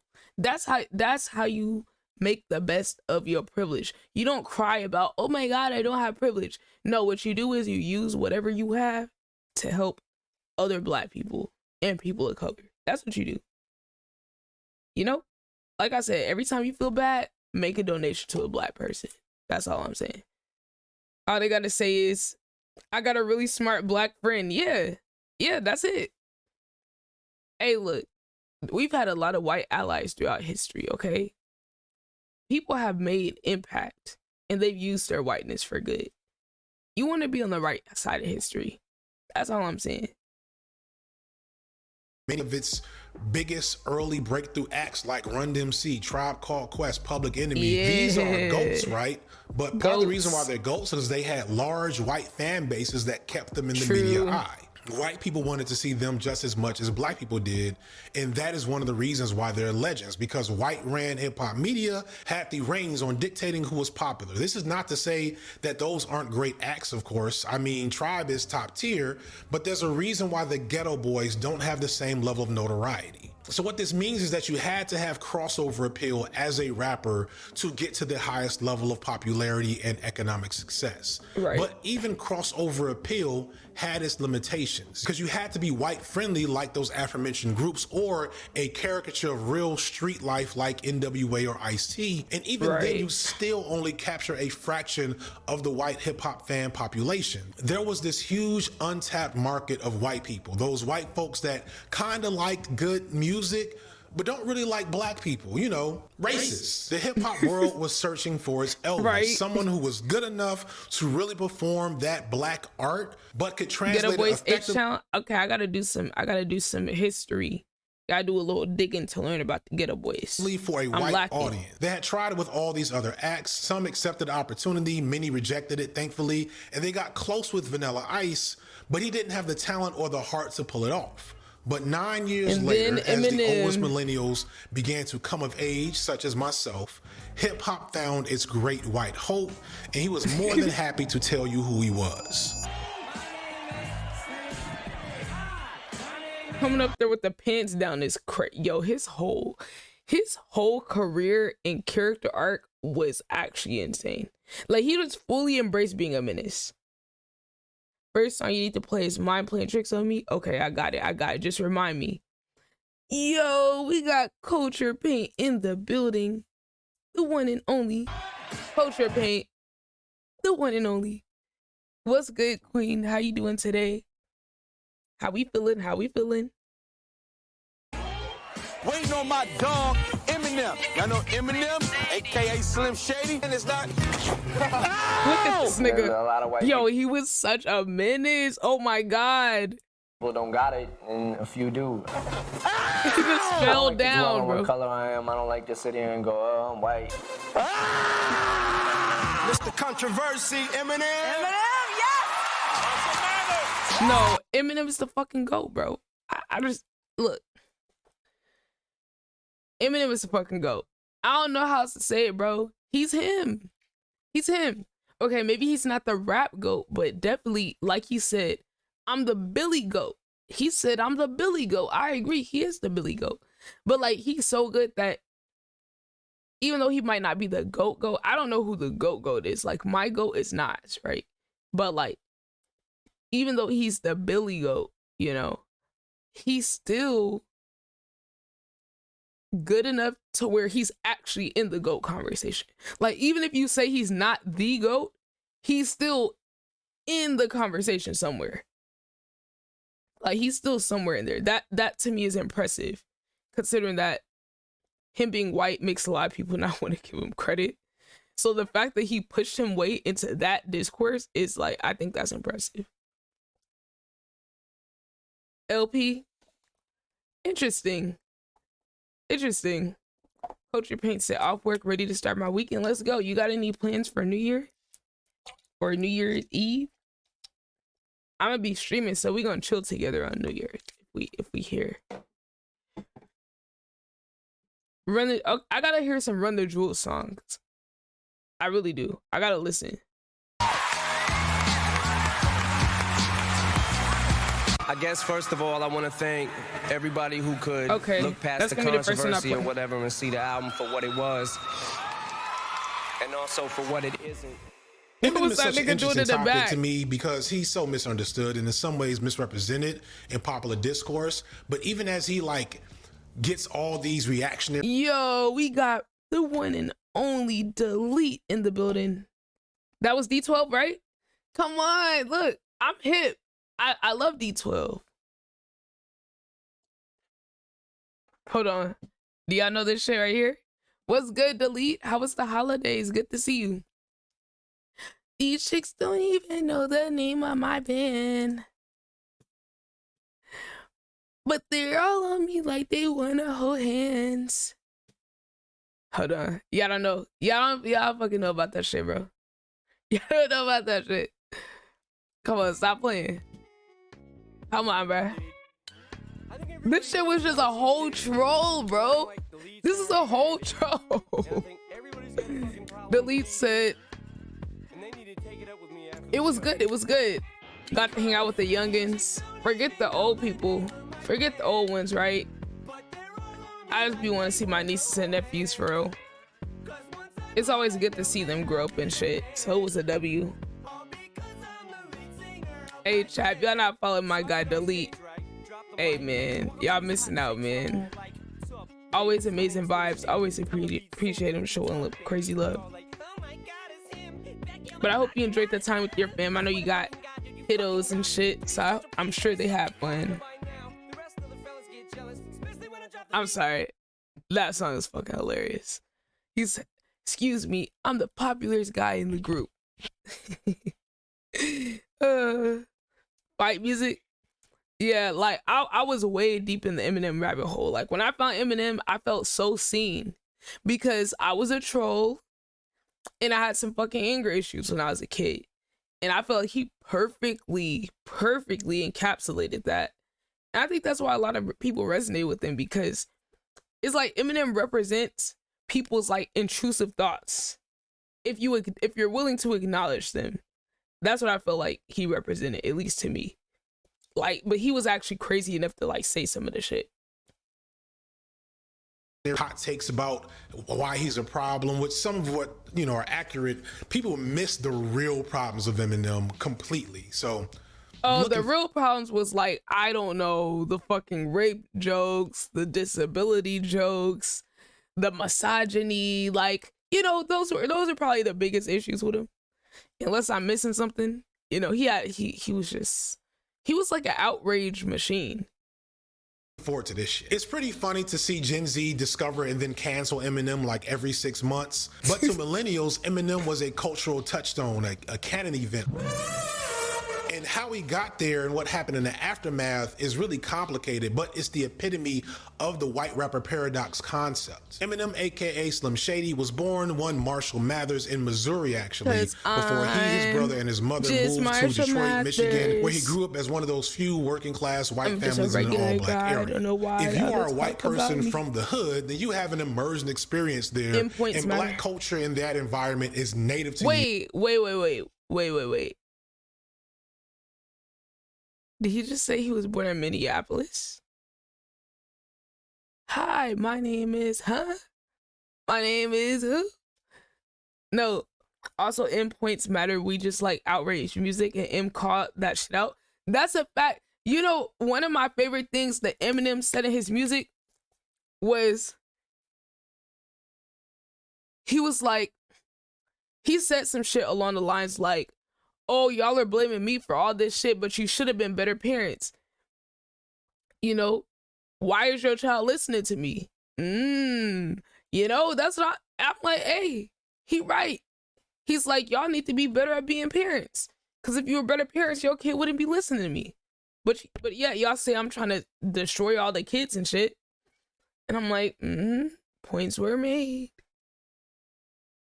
You in a way that it isn't for most white people and even many black people. They still exist and experience whiteness, but that experience is from a standpoint that gives them as much of a black experience at the same time that they could get without actually being black. They can have everything but the burden of blackness. Though it is still very much a difficult and traumatic experience, one living in poverty, but also being a token in an all black area is not easy. To quote one Dave Chappelle. You'll be walking down the street and you'll see like a group of black dudes walking. He said, hey, Arcadia, you hip, bro. You know about that Marshall Mathers shit, right? That you might see me walking a dead walk while a dog with his head chopped off. Hold on. No, he just said all the shit that would outrage white people. He talked about hurting animals, women. Oh, fuck, Marshall Mathers, fuck, bro. Oh, I love Eminem. Look, he problematic as shit. But, like, I feel like Eminem was, like, a counterculture icon. I don't know what y'all think about that, but I think Eminem was a counterculture icon. And I think, at the end of the day, he challenged a lot of societal norms. Some of them were questionable, but he tried to make people confront things that they didn't want to acknowledge, especially other white people. Not just any old black dude. We talking, you know, thugs. A group that got like 1 or 2, sometimes as many as 3 white guys will be with them. You ever seen this shit? Well, let me tell you something about those white guys. Those white guys are the most dangerous motherfuckers in them groups. Ain't no telling what they've done to get them black dudes respect. And this, to me, describes Eminem. He had to develop an extreme persona of sorts to survive not just poverty and a toxic home life, but to gain acceptance among a bunch of black kids who naturally are going to be a little bit distrusting of this one random white person in their community. At a certain point, Eminem discovers hip-hop, but now we're well into an era where white rappers are a thing. He's had the benefit of seeing Vanilla Ice up close, along with the Beastie Boys in third base, and Eminem knows, unlike most other walks of life, that his skin color is actually kind of going to be a barrier to his goals. Nobody wants another corny white guy trying to be black and trying to rap. And he had to learn this the hard way with his first independent album, Infinite, which sold like 5,000 records. Infinite is an interesting and often untold part of Eminem's story, because on Infinite, Eminem sounds a lot like Milkbone. He sounds like a white rapper trying to be a black rapper, being down and trying to fit in. One day I plan to be a family man, happily married. I want to grow to be so old that I This was regular. This was a regular, like, he realized this shit wasn't gonna work, but as an Eminem fan, I actually did enjoy this album because it gives like some more layers to like his career arc in the sound. So like, to me, I think it's kind of cool going back and listening to this shit. It was actually some bangers on here, but the point he's making still remains still, like, nobody wants to hear that shit. Till I'm glad to be buried and leave this crazy world and have at least $500,000 for my baby girl. And baby, And this led to general apathy towards him. I listened to this album initially upon discovering Eminem before he became big, and it was alright. I mean, I was into cannabis, so of course I liked it a little bit. You best believe if I was into cannabis, I was into Eminem. And Infinite has some moments, but overall he just sounded like another Lyrical Miracle AZ Nas style rapper. And if AZ couldn't make a big splash in the game with the flow, then you best believe Eminem could. Eminem went back to the drawing board. He knew that being another mediocre white guy was gonna cut it. He couldn't be another Milkbone, who was a person that he actually subtly dissed in one of his earliest breakthrough songs titled I Just Don't Give a Fuck. And oh, that's my fucking song. Oh my God, chat. Look, yo. Y'all non-Eminem fans just don't get it, bro. Y'all just don't get it, bro. Oh my God, this is like my fucking anthem right here.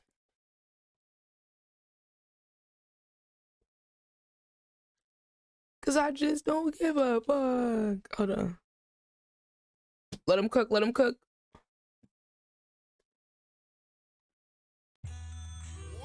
Y'all didn't get it. You just had to be there, chat. Mind you, I wasn't there. It was literally like 1999. Mind you, I wasn't even there. Wasn't even born yet. Look up back, so was it?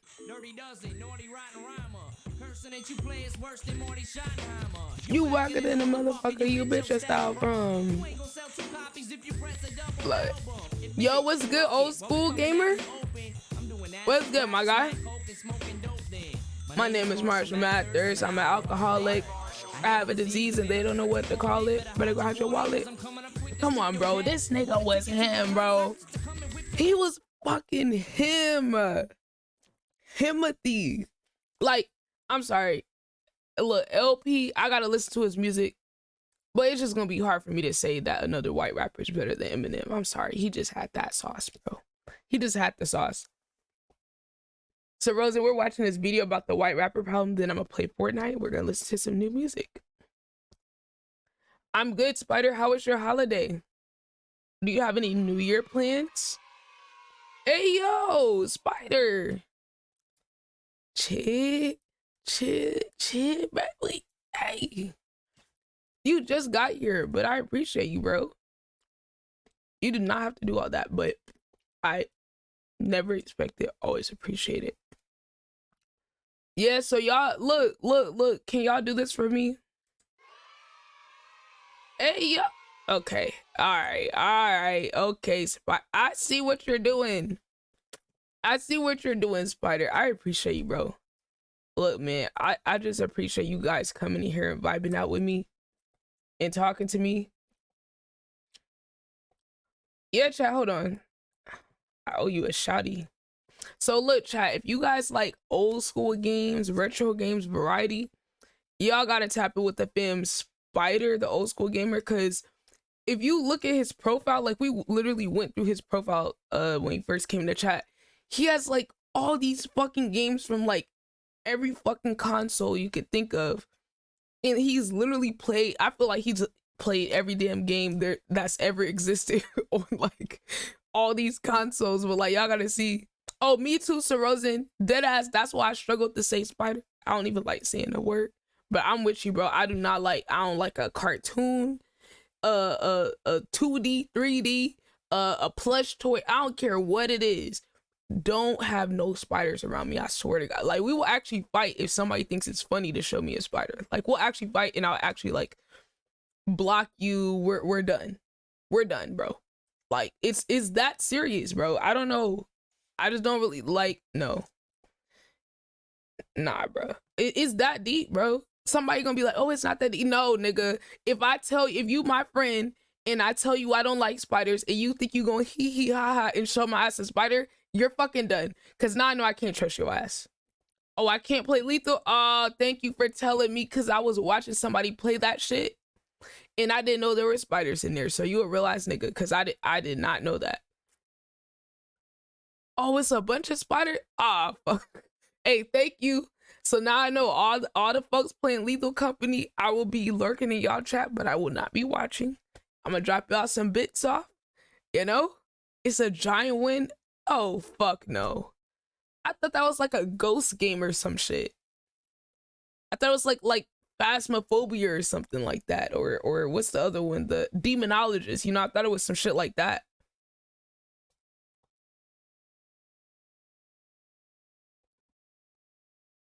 Hey, y'all go tap it with the fam. I'm telling y'all, Spider got every game. Like, y'all be better asking what game Spider doesn't play. But if you check out his profile, you'll be able to see like all the different games he plays, bro. He be on everything. So Rosa said, I'm only afraid of real life spiders. I was in the bathroom just now, gave me a big scream. Nah. See, Spider don't got, as far as I can tell, Spider, the old school gamer, don't got no spider paraphernalia anywhere. But nah, I hope you've been good though, fam. Wait, you say you stream on Sundays? Y'all gotta let me know when y'all stream so I can like know when to be expecting y'all. Or what did I just do? Or post your links in the Discord when y'all go live. Paraphernalia is the strangest word you use. I don't even know if I'm using it right. I'm gonna be honest. It just sounds right. I almost gave Lock spiders earrings. Bro, it's yo. It's paraphernalia. Okay then, I was right then. Spider paraphernalia. Right. Paraphernalia. Hold on. See, now I'm about to back check.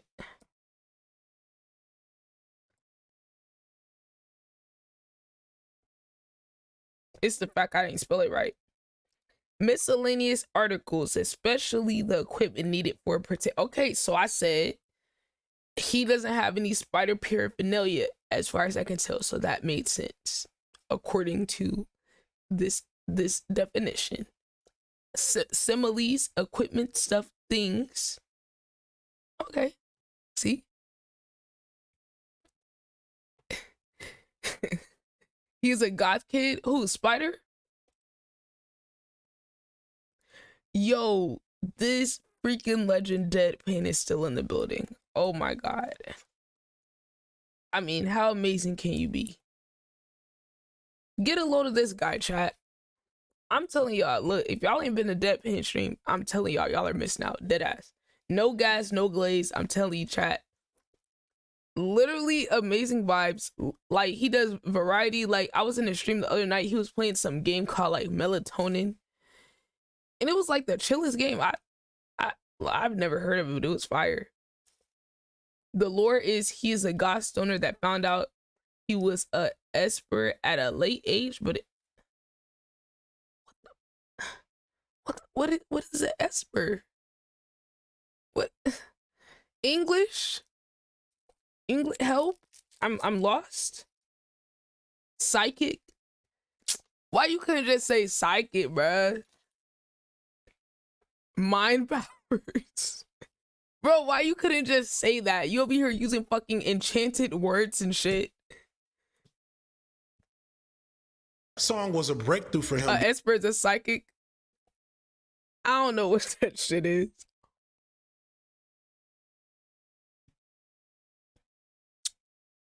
Come on, does lurk mean anything? No, you're nah. Thank you for the lurk. Does lurk have a meaning? Yes. A esper is a person who practices psychic powers. Spider said, when it comes to retro, my games are not emulated, mine's for real. Damn, okay. Y'all heard that? Spider say he does not use an emulator. Yo, Spider say he does not use an emulator. He is not like the rest of us. Don't get it twisted. How do you do that though? How do you get the straight up games though? He said he is not like the rest of y'all. Don't get it twisted. Because unlike the Eminem we met on Infinite, I Just Don't Give a Fuck was a song from Slim Shady. I just don't give a fuck. What? I didn't know he was dissing someone when he said that. Vanilla ice like silicone. I'm ill enough to just straight up diss you for no reason. I'm cold in the snow season when it's 20 below freezing. Slim Shady is a chaotic, misogynistic, homophobic, murderous psychopath. Probably developed out of a combination of Eminem's struggles in his personal life. He was dealing with addiction at the time. He was always in conflict with his mother, his baby mother, his girl, and living in poverty. But at the same time, yo, one of Eminem's craziest songs has to be Kim. He literally made a whole song about killing his girlfriend, bro. Literally, the whole song is a cinematic ass story about him killing. I gotta hear puke. We gotta have a crazy off. I mean, that is literally one of the crazy songs I ever heard. Uzi did too? Yes, with his daughter present. Yes, mind you, he driving in the song. He driving with his child in the back seat. It's crazy. It's crazy. That way, just because she begged him not to play it, then she almost slit her wrist in the back. Oh my God. Yes, it was crazy. At the concert, man, he was such an asshole. Oh, he was such an asshole back then. He's like, hey, I can't actually kill you, so I'm gonna make a song about killing your ass. Okay, I gotta hear puke. I gotta hear puke and Kim and hear it side by side. Spider said all my games that I had collected. Okay, so Spider, how do you get the games on the computer without emulating it? Like, how is there like a cord? Like you got some type of adapter or something? Everyone was addicted to him, to be fair. Game capture. You could do that with the old ones too. I'm new to the emulator and old school game world. Like, it's fascinating. Oh, it's doable? Okay, I didn't know you could do that. Yeah, I mean, you know, that makes sense. Technology, people should be able to figure it out. My guy got them in the building. How were the burgers, bro? How were the burgers? How'd they turn out? Time, he had also connected with his future group D12, who dabbled in horrorcore and extreme edgelord content. So yeah, Slim Shady is basically all of those experiences, plus Eminem's intrusive thoughts made sentient. He put all of that rage into the music, and this was not new for hip hop. That was the same thing DMX did, Biggie and Pac did, etc. Except they were black. And so there was only so much rage that would be accepted by society if it came from a black male voice. There were rules and limitations to that shit. Most of y'all are probably too young to remember all the multiple attempts at horrorcore that happened in hip hop, which were all failures and met with much, much cringe. But for Bleach Blonde Eminem, the standard was a little different. This was a way for Eminem. Yeah, because white people stay on that cringy ass shit. Like, that's just how it goes. That's how, like, even to this day, like, white people do and say some of the most cringe shit ever, and it's almost like a part of the white culture at this point. He knew he was cringe, and he definitely took advantage of it. It worked for him, right? But I just think it's interesting that, like, that's the angle. He realized that was the angle he was gonna have to go to, like, build, you know, like a fan base and shit. Who's Pink Guy? Joji? Wait, are you talking about, like, Filthy Frank? Are you talking about Filthy Frank? Wasn't that his name? And then he turned into Joji. Yeah. I remember, he got one of the best career arcs ever. Like, the way he was able to turn himself from Filthy Frank to Joji, incredible. I mean, it is so hard to go from being a cringe edgelord like this to that. Spider said, capture card with AV to HDMI converter. Gotcha. Okay, that makes sense. Bro, how do you go from this to Joji? His friends never... Yeah, that's weird though, because y'all supposed to be fans. And y'all be wanting people to stay in boxes and shit. That's lame as fuck. You ain't a real fan if you want somebody to stay in a box when they have a passion for something else. That's just me though. Him to overcome the challenge his skin represented. Part of hardcore hip-hop's appeal, even for black fans, was this feeling of pantomiming the unique energy and aesthetic of hip-hop culture to embody that black male entity. And not just being black, but being that nigga. The music gets people going, but that skin color was an ingredient there. The imaginary gangster fantasies don't work when they come from white skin, which is why Vanilla Ice, Milkbone, and others didn't work. It just doesn't So look. that's why Eminem went the crazy route. That's the only way he could get respect. He had to act crazy as fuck. Right. But smartly, Eminem didn't even try to do. Yo, thank you for the emotes, Twitch Kings. Appreciate you, legend. That the second time around. M sought to enter into hip-hop being something different altogether, adjacent to it, but completely different. You don't have to watch Eminem long to notice that he is a jester, a skill he probably learned as a survival tactic, being one of those few white kids in the black space. Bro. Something that my Eminem is like the OG troll. Like, out of this new era with media and music videos and the internet starting to exist, he is like the original troll. Who do we have in music or entertainment that's as much of a troll as Eminem was? I'm trying to think. Can y'all think of anybody? I can't think of anybody that like makes it this much of their like persona. Yeah, he literally was. Not as much as Eminem, but probably Tyler. I was thinking Tyler Creator too. I was thinking of him too. He knew what shock value was and was one of the few people who understood it. Yeah. And he definitely took advantage of it and made the most out of it.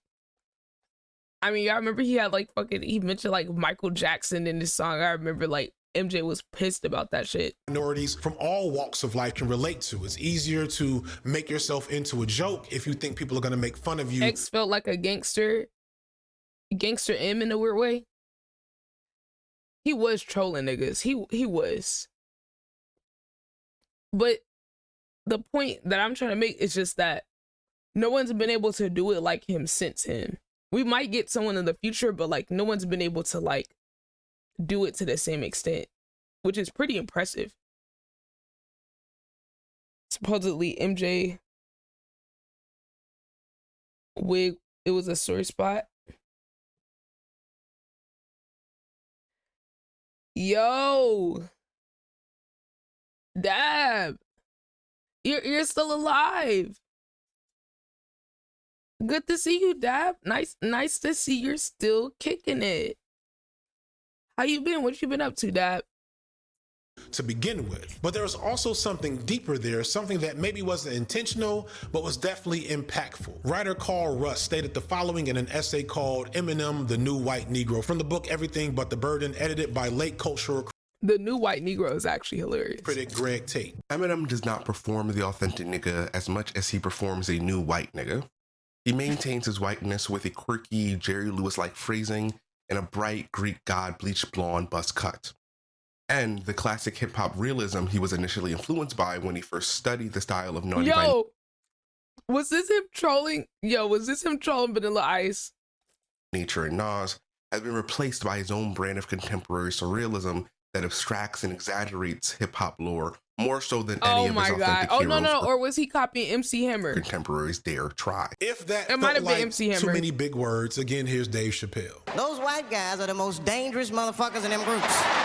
And here's where it gets complex, maybe even paradoxical, because in reality, this is kind of the right way for Eminem to handle things. Like I said earlier, a lot of people see Eminem as this pioneer of the culture vulture. They look at the level of his success and the diehard fan base and compare that to his very much mid catalog of music and assume that he must have been much like the white rappers that came after him, clearly cynically using Spider, you gotta chill. Thank you for the 300,000 fucking biddies. He said, unlike Xeres, who demands you to kneel, I require only that you stand with your head held high. That's a fucking bar, bro. Hey, fist bump, bro. Fist bump. I appreciate that. That's like Spider's his intro and outro right there. Dad, where you at, bro? Don't be hiding in the cut.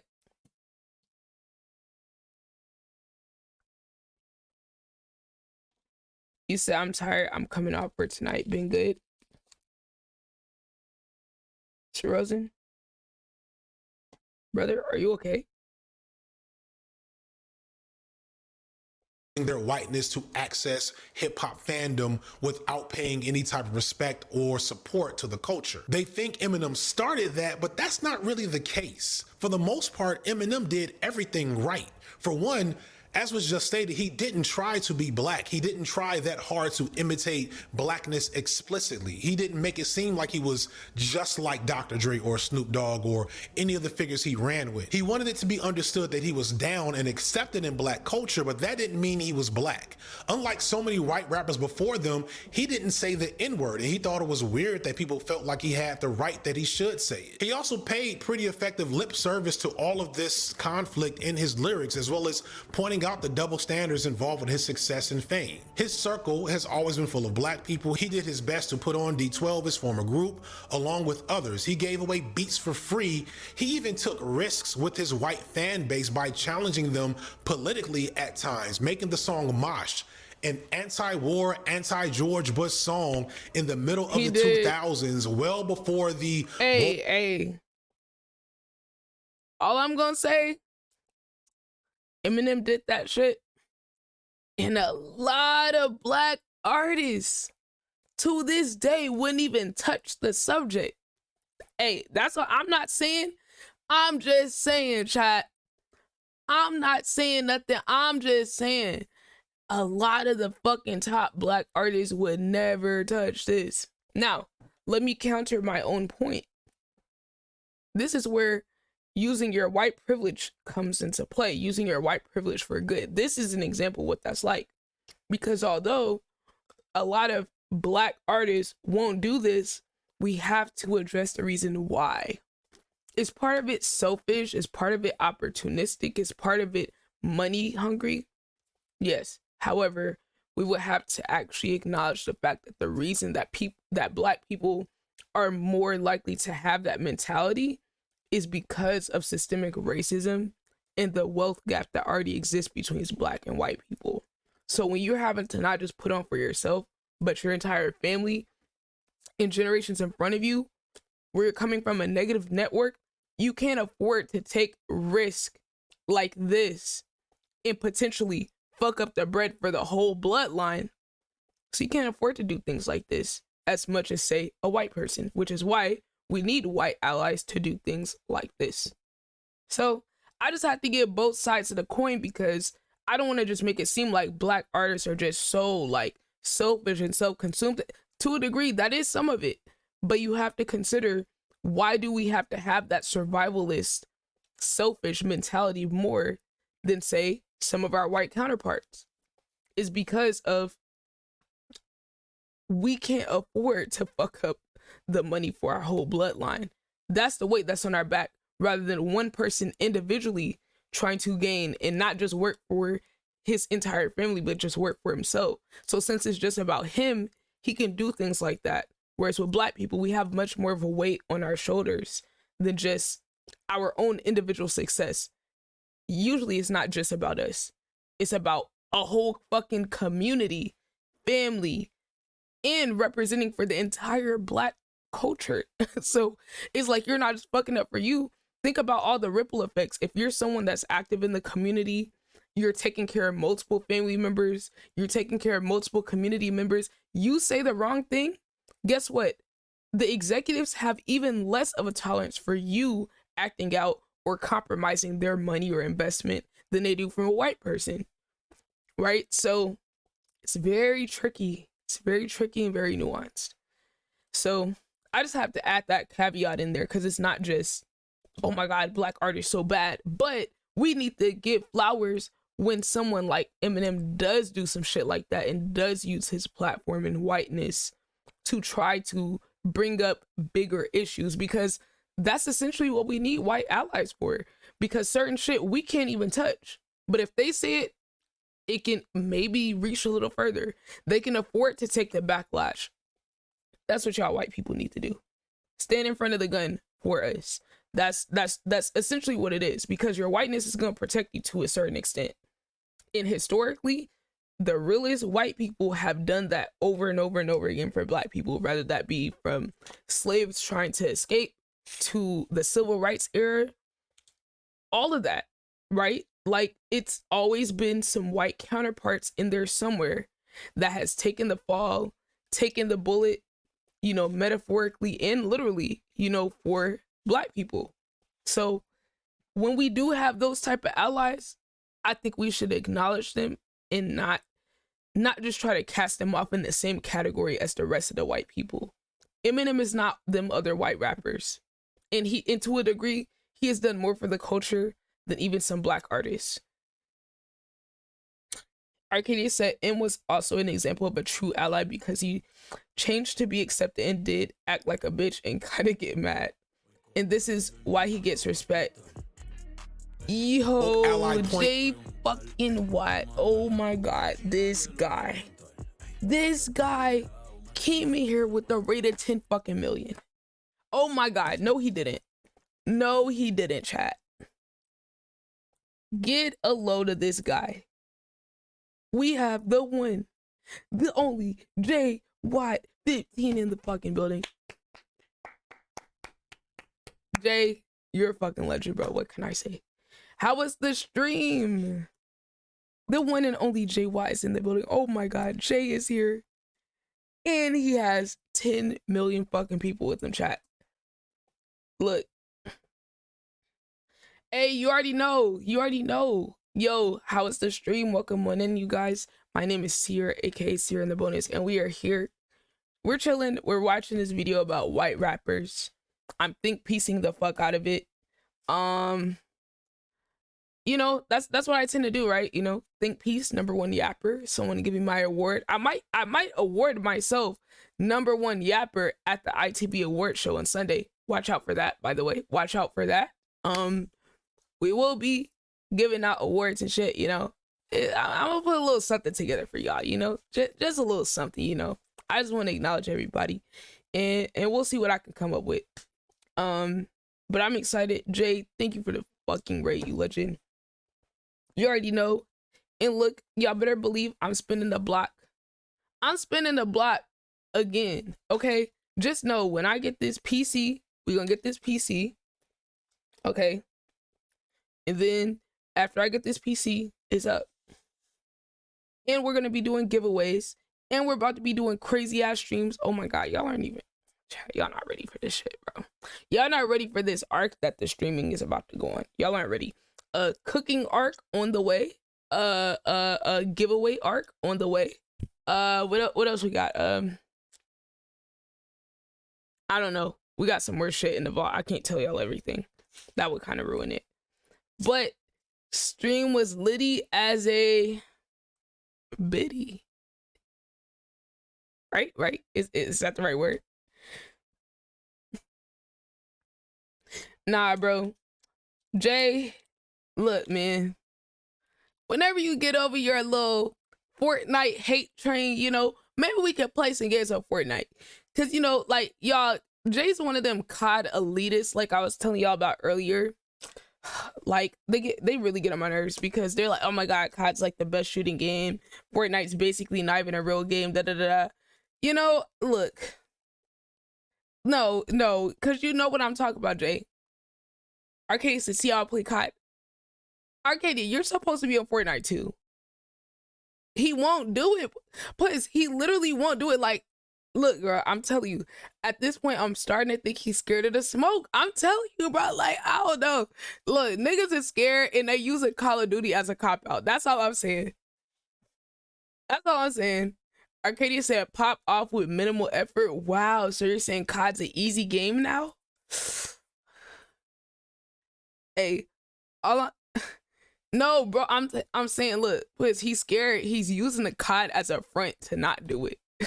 That's all it is. Like, think about it. If he never gets on port, then he'll never look bad. It's like, we know what it is, Jay. Like, my PS5 won't support that game, bro.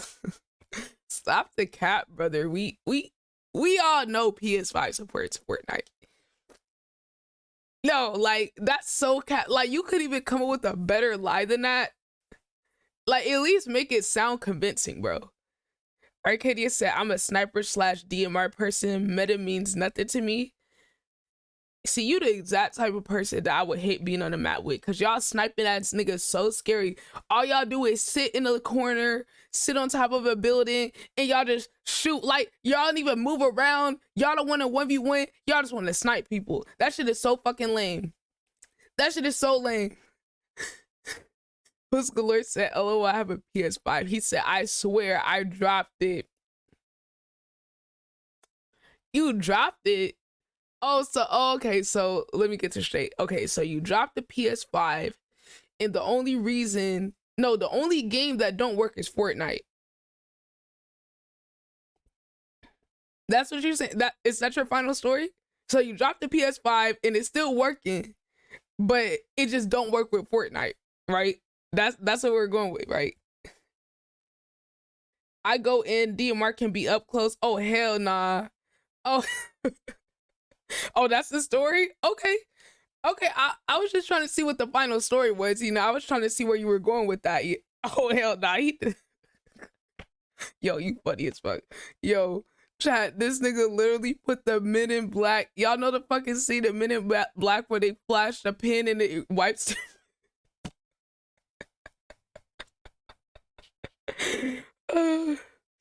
Arcadia said, Fortnite bad. We're not playing. First of all, don't call it Fortnite. Stop being disrespectful. First of all, stop calling it that. Second of all, y'all are just scary. Look, we get it. Y'all hop on COD, but y'all scared to hop on Fort. But COD is so much better, right? If Fortnite is so easy, why don't y'all just get on? That's all I'm saying. If it's so easy and it's so not a real game or whatever y'all be saying, why y'all not on it? Yo. If you get a PC and play in the car, I will play Fortnite. What kind of deal is that? You was already supposed to. You already told me you was getting on Fortnite. So how you changing the deal now? We literally already talked about this. How you switching up the terms?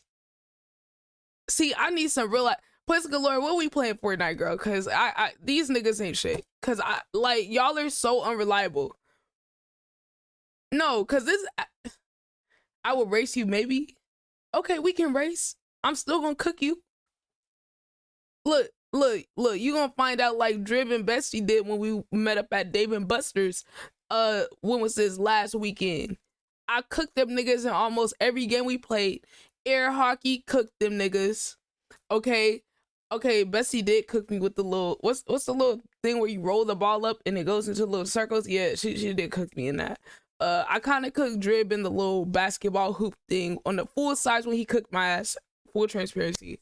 In the motorcycle racing game, cooked them niggas. I cooked them in I won most of the games. Okay, Bestie got most of the tickets, but don't nobody care about that. I took the W's. Cooked their ass. So that's all I'm saying. Oh, here he go. He said, I love COD too much to disrespect it by playing that game. See, there you go. That's the COD elitist shit I was telling y'all about. That's the exact thing that I was literally just telling y'all. I'm telling you, I'm not making this up. This is what all the COD players think. Let me cook you in the anti-grab? No. See, no. No. Let's play the game that is on Fortnite, the rocket racing. We gonna play that. Addicted to Nakara. Well, I'm sure there's a something there's a server probably out there full of Nakara players, okay, but they're not here. I can tell you that fucking much. Okay. Puss said I buy every COD that come out and I still play for it. Exactly. See, duality, range, we love to see it. And then there's them. You know, they over there stuck playing the same games. But it's okay. It's okay. We get it. Look, some of us have range and then there's others. Thing. Okay, wait. What was he? Okay, we were talking about Eminem. Who are the Eminem fans in the building? Is making the song. Trying to see the real ass niggas are. An anti-war, anti-George Bush song in the middle of the 2000s, well before the woke ally point thing was a thing.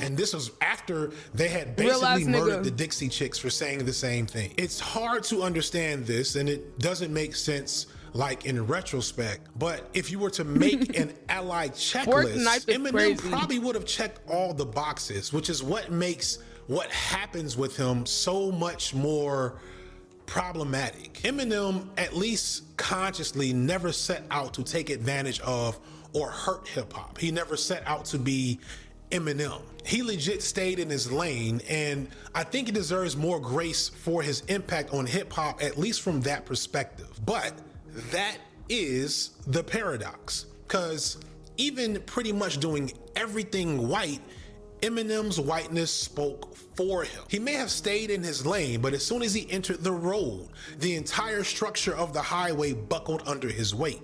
Like, have you ever been on the road when the president is in town? That is how Eminem stayed in his lane. He probably didn't understand this. Chad. I hope he understands it.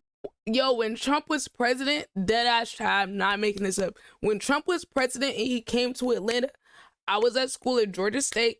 I kid y'all not. I found out he was coming, and it was like a Blacks for Trump rally or some shit down the street from my school.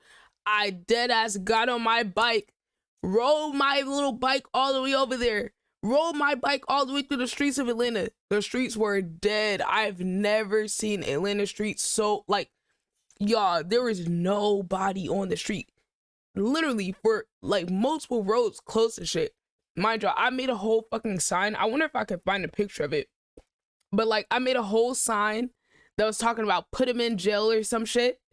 And I was holding up my sign outside the shit. Yo, I don't know. I'm really like a fucking activist on some shit, but that was crazy. And what was crazy, I was supposed to go with the group and I lost the group. So I just went by myself and followed Google Maps. Mind you, I'm never doing no shit like that again.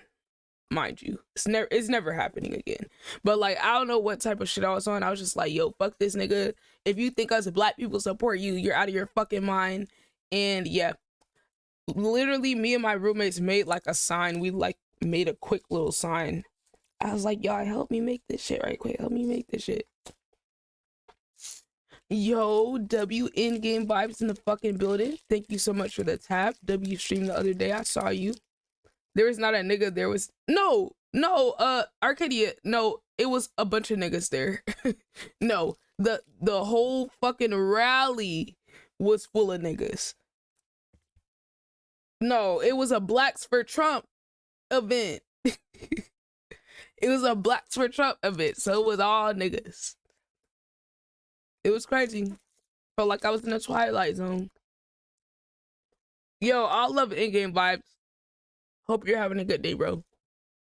Now, Eminem brought white people to hip hop in a way that hadn't been done before, and the impact of that influx of white eyeballs and dollars on the culture is still being felt in very, very deleterious ways. Eminem is the highest selling rapper of all time, more than Pac, more than even Drake, more than Jay, more than Ye. This is because he's white, period. Eminem has 15 Grammy Awards, more than Pharrell, more than Lauryn Hill, more than Outkast. This is because he is white, period. Rock radio, back when radio was a thing, they played Eminem in heavy rotation. They never played any other black rappers the whole entire time that the radio existed. There was hip hop, R&B radio, then there was rock radio, and seldom did the two cross. You didn't hear Nirvana on black radio, and you didn't hear Nas on rock radio, but you heard Eminem on both. Right. This is because he was white. Yep. Period. Throughout the early 2000s, he there was no about that bigger in one of his rapper than songs Eminem. too. And while Eminem does have arguably one truly great album, the Marshall Mathers LP, the rest of his catalog during this time and after was mid at best. Yet, he was everywhere, dominating not just the charts, but the attention economy. In an era that saw the release of Blueprint, Stillmatic, Like Water for Chocolate, Stankonia, Mad Villainy, Fantastic Volume 1, The Fix, etc. Mainstream attention for hip hop stopped in its place on a regular basis to see what Eminem was doing. It was the first instance of the essence and attention economy of hip hop being wrestled from black fans' hands. Now, the black fans and the real hip hop fans were more focused on those better artists, but the rest of the world was not. Eminem had a good 5-6 year run where there was no argument that he was the biggest and best rapper in the game, and this was because he was white, period. To be fair to Eminem, he was always a top tier lyricist and rapper. Nobody's taking this away from him. He was great for a guest verse most of the time, and in between 45 songs about killing his ex or his mother or some shit, there were always a few amazing moments, but his presence in hip-hop did not and still does not match up to his contribution. His music overall wasn't anything special. Now, he wasn't a Vanilla Ice, but he's also no LP either. It was really only when Lil Wayne dropped the Carter that Eminem would kind of finally fall to the wayside and Wayne would take his spot as the biggest rapper in the game, but by then it was too late. The die had been cast and the formula had been released and the dollar sign. Yo, Jay, I hope you enjoy this time. If you're celebrating New Year, please be safe. Thank you so much for the big body raid. Chat, y'all aren't following my guy, Jay Watt. I don't know what you got going on. Clearly you're a COD demon, right? Y'all clearly see you're a COD demon, so y'all go tap in with him. Always good vibes, good people over there too. WJ. There we go. Boom. Be safe out there, fam. Fans were calling the industry. Eminem had grew a brand new fan base of all white hip hop fans, and hip hop has never been the same. This is where you start getting, I don't listen to rap much, but I really like Eminem. And it's bad times, y'all, bad times. So this brings us to the white rappers AE after Eminem. And we're in a new reality, and it's the worst one. It doesn't start off that bad. Again, thanks to LP, we get two of the best white rappers of all time. Cage, who was like Eminem from another dimension, even down to the motherhood trauma history. Hey, yo. 50,000 biddies on the way out is insane. Thank you, Jay. I appreciate you, bro. Enjoy your time, brother. Hey, whenever I get caught back, we definitely gonna play. We will. Yo, he really introducing me to all these new white rappers I never heard of. Story is pretty wild. And then A$AP Rock, not to be confused with A$AP Rocky. A$AP Rock is just great. He's like, it's hard to describe. Just, I'll throw some tracks in there. You know, hip hop nerds already know. If you want to be a hip hop nerd, you gotta listen to some A$AP Rock. That's like a rite of passage. This is all part of like this dope underground blog era of the mid 2000s. The same time we started getting Brother Ali, who's probably the first white conscious rapper. There's this whole wave of nerd rap that happened with folks like Whitey Cracker rapping about his real life history of being a hacker as if he was a black rapper writing about being a drug dealer. The GOAT of nerd rap. That's actually fire. That's actually some fire shit. Hold on, I'm actually interested. Look, I'm all for white artists and rappers speaking about their actual experience. I'm a big fan of that. Like, don't try to turn yourself into some thug unless you were actually a white thug, okay? And then I think being a hacker is some thug ass shit right there. So it's like, just rap about your story. But the problem is a lot of them don't be having no like actual substance to put in there. But like, if you're talking about some real ass shit, I'm gonna respect what you do regardless if you're white or not. It just needs to be true to your experience. Like, you know, if you ain't grow up in the hood, like, I don't expect you to talk about growing up in the hood. And please don't do no shit like Lil Mabu talking about, I went to the hood to make it out. Like, that's the worst thing you could do, honestly. Rap is probably MC Chris, who legit made some pretty interesting tracks in the mid 2000s. Nico Case, MF Doom, and T-Pain. I play a gummy bear. Go check that out. This next song's about Star Trek. If you're a millennial, you probably will remember him from some appearances on Adult Swim. He also probably, his voice is crazy. Again, one of these major firsts, brought us Donald Glover. Like, the first time you ever heard Childish Gambino rap was on an MC Chris song. Oh wow. We even start to get white rappers from down south like Yellow Wolf, Bubba Sparks, and the most beloved white rapper of all time. Sparks! Oh, Paul Wall. Oh my God. See, okay, now we get into the fucking legends. Yo, okay, Paul Wall, Bubba Sparks, bro, give them their tens, bro.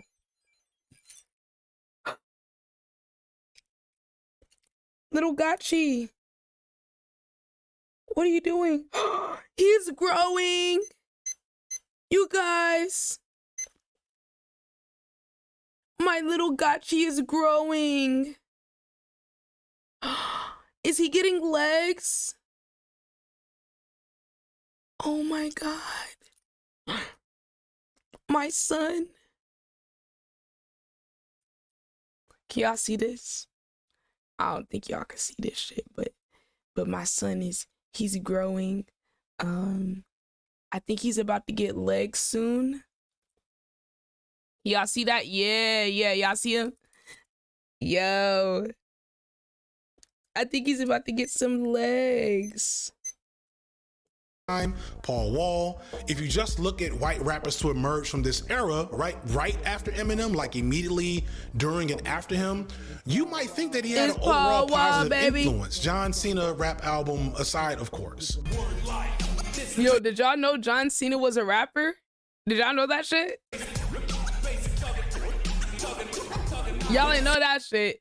Hey, he was pushing cultural boundaries with that shit. And this is because Eminem convinced labels to try to find their next Eminem, and they were putting more effort in to find them in that immediate aftermath, and they were finding a few gems. And it worked early on because all of these rappers at this time were from the same era as Eminem. So they grew up watching the Cool G Raps and Rakims and, you know, all these other black rappers. Their view on music was still steeped in that black-oriented aesthetic. They were just like Bobby Caldwell, Tina Marie, Dusty Springfield, etc. We don't get to the real fuck shit until we get to the era that is influenced explicitly by Eminem. Shit doesn't get really bad until we get to the 2010s. Oh my God, Lil Dicky, bruh.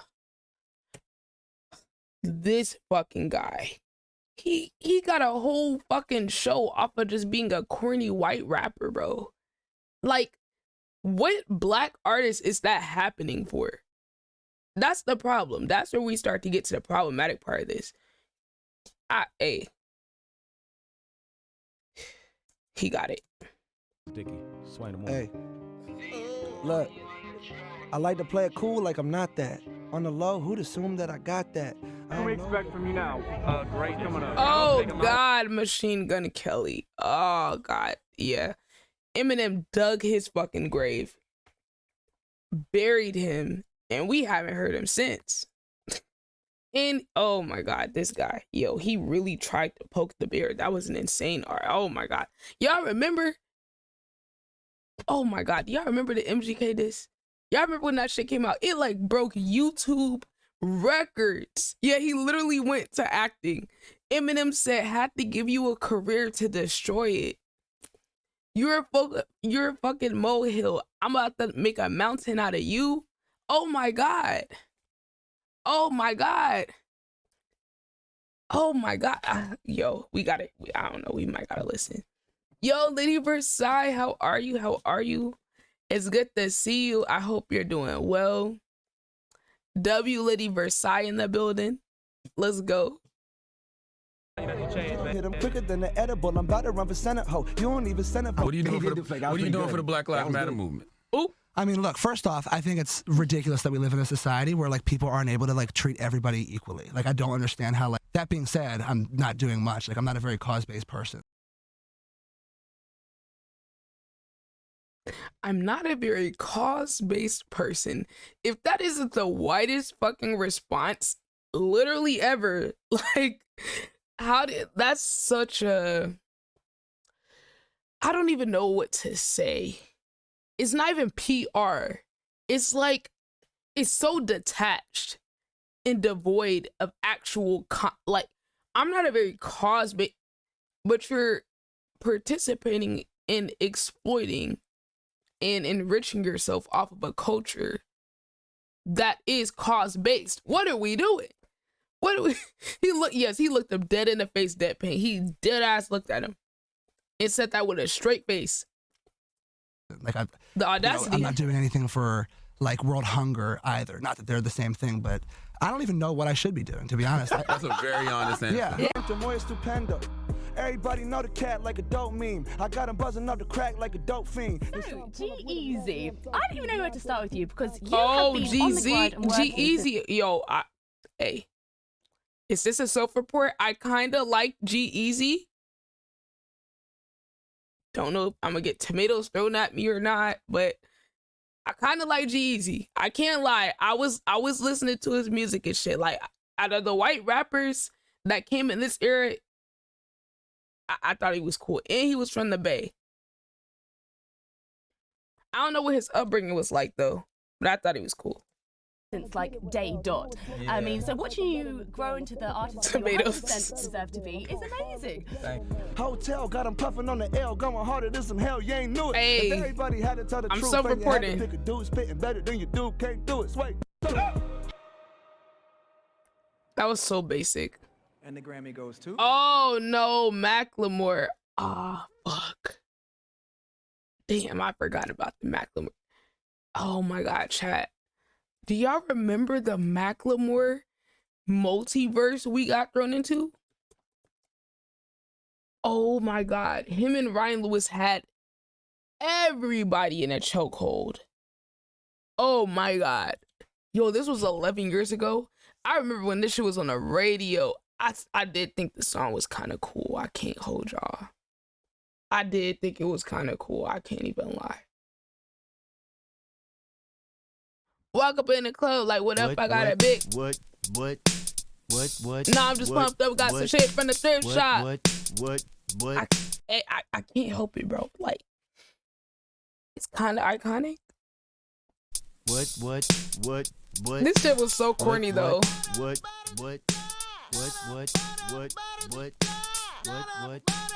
Oh my God. Oh. Hey, all I'm gonna say, what's the other song? Can't Hold Us. They can't.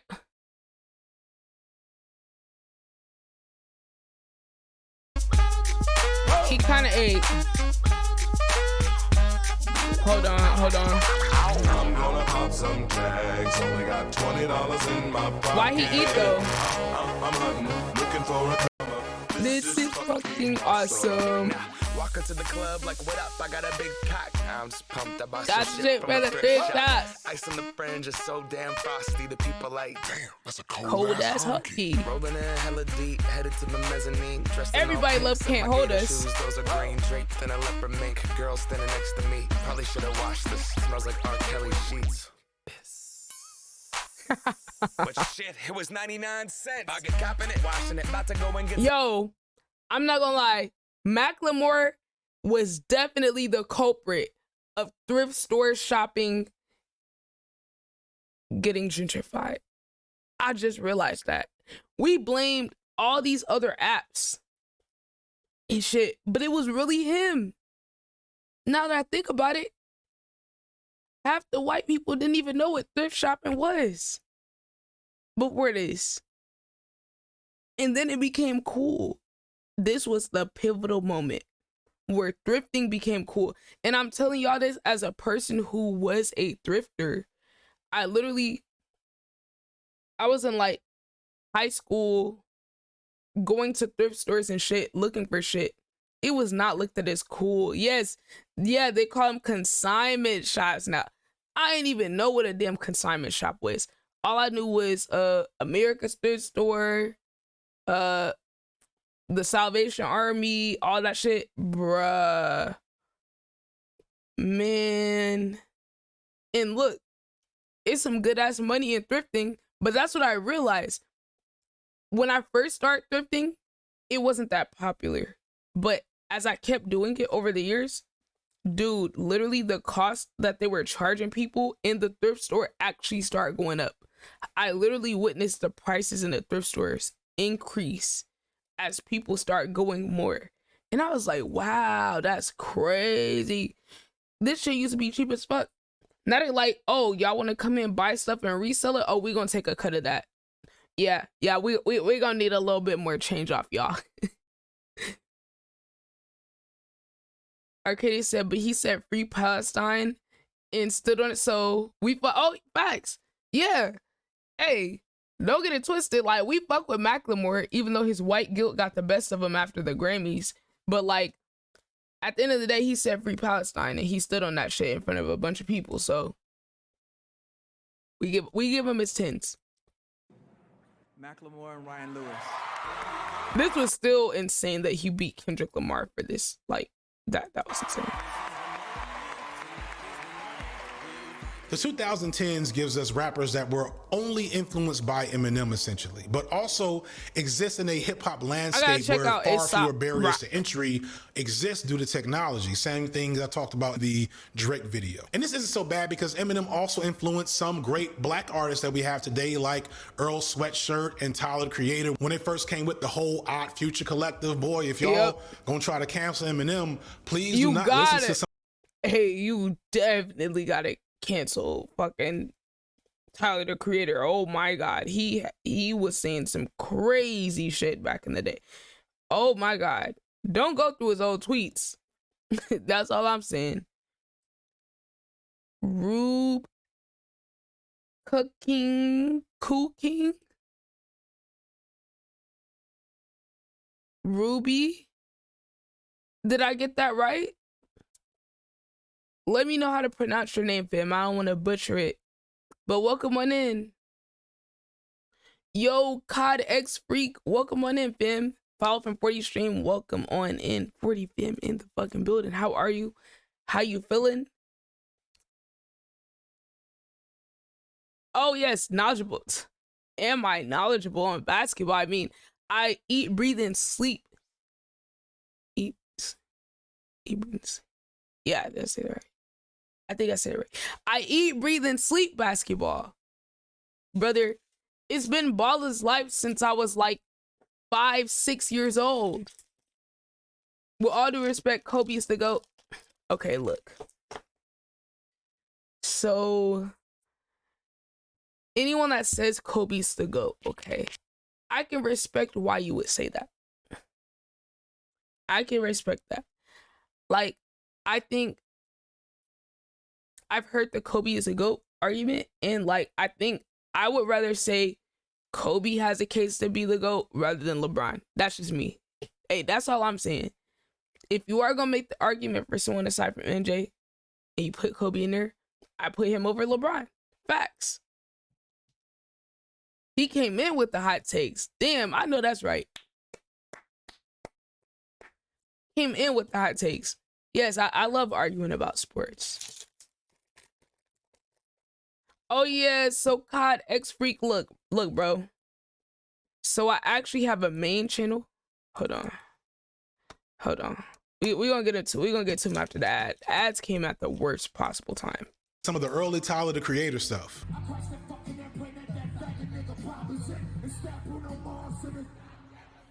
At the same time, it also starts the era of really cringe shit like Hobson and Joyner Lucas.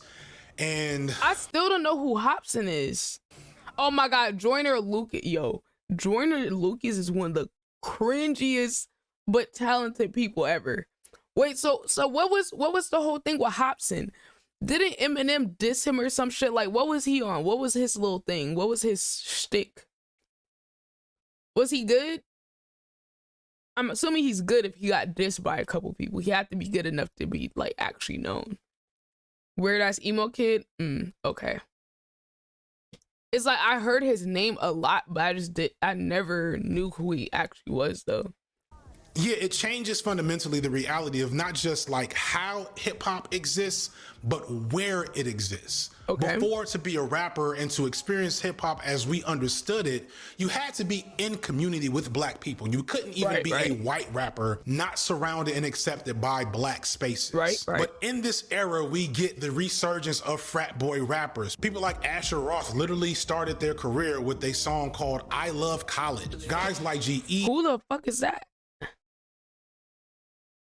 Okay, COD X Freak. Okay, I was saying that I can respect someone that argues Kobe as the GOAT because I personally feel like he has a better case of being the GOAT than LeBron. That's just me. And I know that's like for some people that's controversial apparently, but from my perspective, growing up, I grew up in the era of Kobe. Are you okay? Hold on, y'all. My Tamagotchi needs me. I'm not a LeBron fan either. This is what I always tell people, right? I've seen LeBron literally quit on his teams. So how can I say this man's the GOAT when I literally saw him give up? I literally saw LeBron walk off of the court before the game was over. It's like, you just lose so many respect points for me. It's like, how are you the GOAT? Is LeBron a great basketball player? I think he's objectively a great basketball player, but to me, to be the GOAT, I think beyond skill, people always try to do the stats and this, oh, he can do all this stuff. Okay, he can. But to me, when we're talking about GOAT, I'm thinking mentality. You gotta have the mentality of the GOAT. And LeBron already losing points, hopping from team to team. Kobe got hurt, he still got up and played. Yes, exactly. It's the mentality that he had, to me, that makes him GOAT-like. Like when I grew up, Kobe was our GOAT during my era. Nobody was shooting shots saying LeBron. People were shooting shots saying Kobe. Throw a paper ball in the trash can, Kobe. That's GOAT things right there to me. Has to be carried off the court when he gets injured. Yeah, exactly. And like, I think personally, I just value a dude staying on one team and sticking with that team through thick and thin. I personally think that's some GOAT shit right there. It's easy to go hop on another team and get other guys with you and all that type of shit. It's not easy to stay on one team, recruit guys, make your team good enough to where people want to come. And of course, you know, I'm throwing the lob to my guy Steph Curry right now because that's why he's my favorite player, because he's one of the only dudes left that actually stayed on one team through them being complete garbage to where they're at. And he made the team so good that he made other people want to come to the team. To me, that's GOAT shit. He changed the game of basketball. That's GOAT shit. He did it with and without a star, a co-star. It's like he did it without a co-star. I mean, if you want to argue Dre was a star in 2015, he did it without a co-star then. KD, okay, y'all want to cancel those two out? Fine. Did it again 2022. It's GOAT things. Kobe broke all his records with one team and ended with that team. Much respect for that. Looked up to him a lot while I was growing up. No one talked about. Exactly. Look, Kydex Street, bro. I remember the same thing as you. Nobody was talking about LeBron back in the day like that. Nobody. It like, I was hard pressed to ever run into a LeBron fan. Everybody loved Kobe. And they kind of tried to like change the narrative. I think that's the thing I hate about LeBron too. He realized he could master the narrative and control his legacy with the narrative rather than on court stuff. To me, that was like some bullshit. Cause I'm like, he had his people in the media that are basically mouthpieces for him and shit. And it's like, it was very obvious to see what was going on there.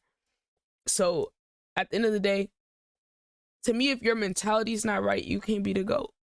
You don't feel like your team good enough to stay on the team and grind it out with them. You feel like you got to go somewhere else. Lame. How can you be a GOAT if you hop from team to team? And you got people trying to twist it around now to be like, oh, well, because he was able to win with all these different teams, like, that's what makes him the GOAT. Nigga, what? If you hop from one team to the next, and the next team is better, or you can get more help on the next team, that's easier. That's not harder. Like, it's the way that people are trying to, like, turn it into something else and make it seem like team hopping is a good thing somehow. You're never going to be able to convince me that that's competitive or a good competitive spirit. And thank you for the sub. I got like 2 sports channels, kind of. So like my main YouTube channel right here, Ciara in the bonus, this is like where I put my podcast and stuff. So maybe we can have, that's the wrong link. Maybe we can have you on the pod. And then the sports channel, that's like my new channel that I'm working on. I could talk about hoops all day.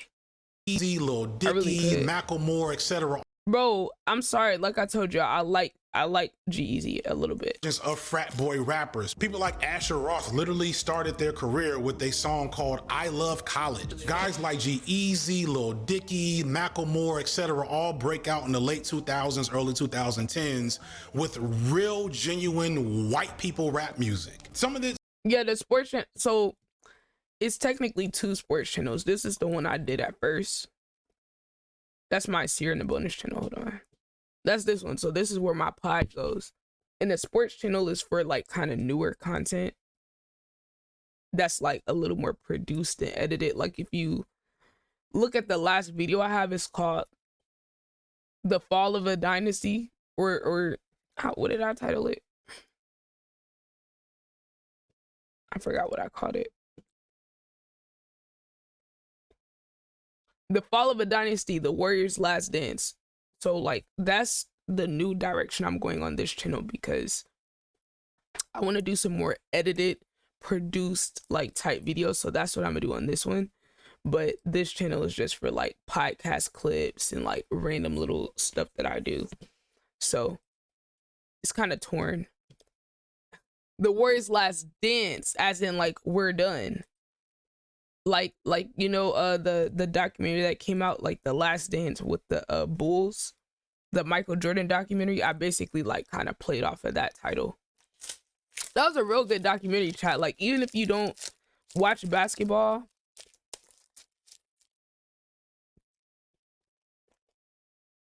bro, look, COD Freak, if you get a chance, watch the video. If you get a chance to watch that video and you're going to hear me absolutely eviscerate Draymond in there. I've been saying we need to get rid of Draymond for at least 2 years. Everyone's a little late to the train. And now he's sabotaging the team because he's ass. I don't care if he shoot 5% better from the 3. He's still not good. I don't care what no one says.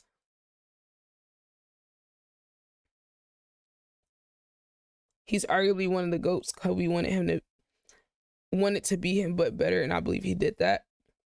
Oh, you talk about MJ?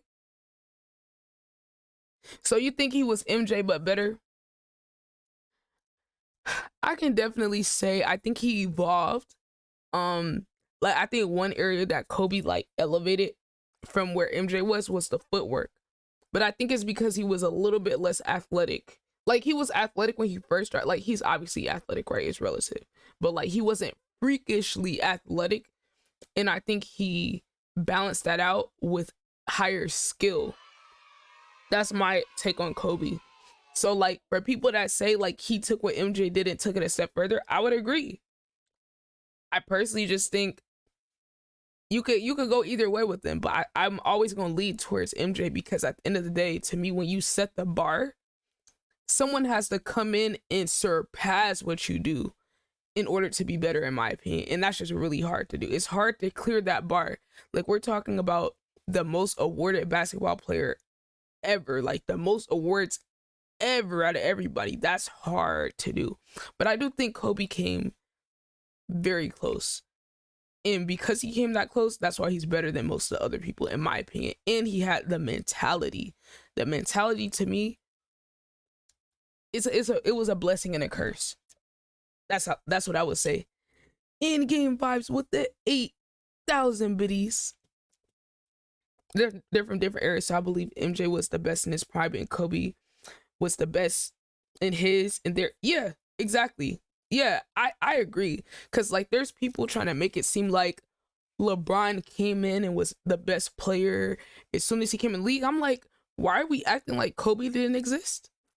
You know? Like, why are we acting like he literally was not the guy? Like, LeBron didn't come in and snatch shit. He literally didn't. Like, it was Kobe, period. Okay, what was he talking about in the video? I forgot. Macklemore, all that.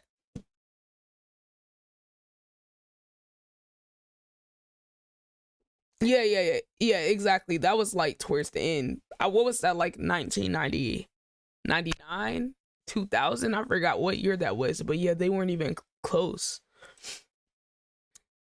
But, like, I got a lot of respect for Kobe, and I will shit. They're trying to erase kind of the legacy. Yeah, that was, you know, it's funny. I think that's actually, did I keep that there? Hold on. I think that's literally my YouTube header on my hold on. I think that's still my header. I think I have Kobe and MJ as my header. Like that game that they played against each other. Hold on, let's see. Yep, it's still there. Look. That's literally the header on my thing. You can't see the full thing, but it's literally MJ and Kobe playing against each other. 2010s with real, genuine white people rap music. Some of this stuff is good. Lil Dicky can spit a little bit, but these are people who self-admittedly have not grown up connected to black culture at all. And their favorite rappers growing up were Eminem or maybe Drake. And it shows. On the technical rhyming level, they're talented and skilled as lyricists, some of them. But they make this vapid, toothless... Oh, you're good. Look, I tell you, I could talk about hoops all the time. ...music and lacked the life experience and trauma of an Eminem to give them something to talk about that was somewhat interesting. Instead, they just talk about college and partying and how small their penises were. It was really, really cringe. But all of these guys became successful on some level, and worse yet, were given entry into respected hip-hop spaces. Lil Dicky popped up on The Breakfast Club and does freestyles with Funkmaster Flex or Sway. Yeah, that's kind of crazy. Got a special guest in the building, Dave. Lil Dicky. He keeps introducing himself as Dave, He introduced himself as Dave, but his rap name is Lil Dicky. And Macklemore wins a Grammy, famously sending him that apology text where he just so happens to share that text with the entire world on Instagram. Eminem helped create the new white Negro, and next thing you know, you have Post Malone calling himself White Iverson, and then a year later saying hip-hop is boring. I'm gonna do something. Please, bro. Bro. Don't get me started on this little fucking rat, Post Malone. After I read that article, what he said about hip hop, I didn't have any respect for him in the first place because I didn't know much about him. But any respect I could have for him went out the window. I mean, he literally said something like, if you want to listen to music with substance, don't listen to hip hop. Nigga, what? You literally came into the culture and, like, literally Dick wrote the culture build your platform up just to shit on hip hop, what are we doing? This is why we need gatekeepers back, because then you have people walking around like this talking greasy. White Iverson, and then a year later, White Iverson is that's an insane title, by the way. It's boring. I'm gonna do something different. I want some real music. I can't call what the he fuck. said hip hop was not real music, bro. Like, what do you mean? That's why we can't be letting everybody in the damn culture chat.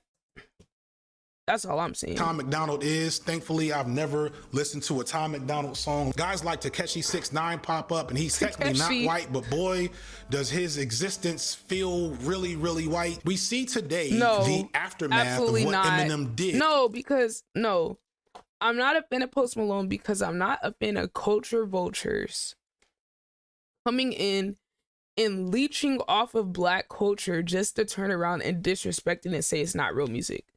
Absolutely not. No. It's like your whole career is based off of this genre that you're saying isn't even real music. So it's like, you're not even one of those white people that come into the culture and respect it, give flowers, and actually care about growing the culture and like the music and pushing the genre. You just shit on it after you get up off of this genre. Like, what? That's the fakest shit ever, you know? And it's like, it really gives like, it's really like borderline anti-black and racist, if we're being honest about it. It's borderline anti-black, because at the end of the day, like, there's plenty of white artists who have come into rap, like literally he was talking about Eminem, who have actually given flowers. They've paid their respects to like the people before them, and they didn't just straight up say it's not real music or not substance or substantial or whatever, you know. I just thought that was extremely tasteless, because it's like, you're literally a guest in this genre and you were accepted and you worked with and collaborated with other artists. So it's just giving culture vulture, you know. It's giving culture vulture. Like, imagine if somebody went and collab with the Latino artists, or they started just doing like some Latino music, right? And then they built fans off of that. Imagine the response that Latino artists and fans would have if that same person went to diss their culture. We don't have enough of that in our community where people are upset about someone disrespecting our culture. We're just cool if someone comes in and makes good music. It doesn't matter if they actually care about black people or the struggle or the art. We just let them come in and leech and don't say shit.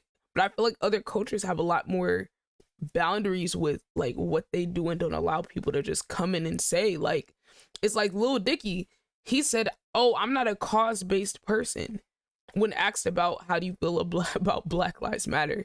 You don't gotta love it, but it's like, you could say something, you know, else aside from that.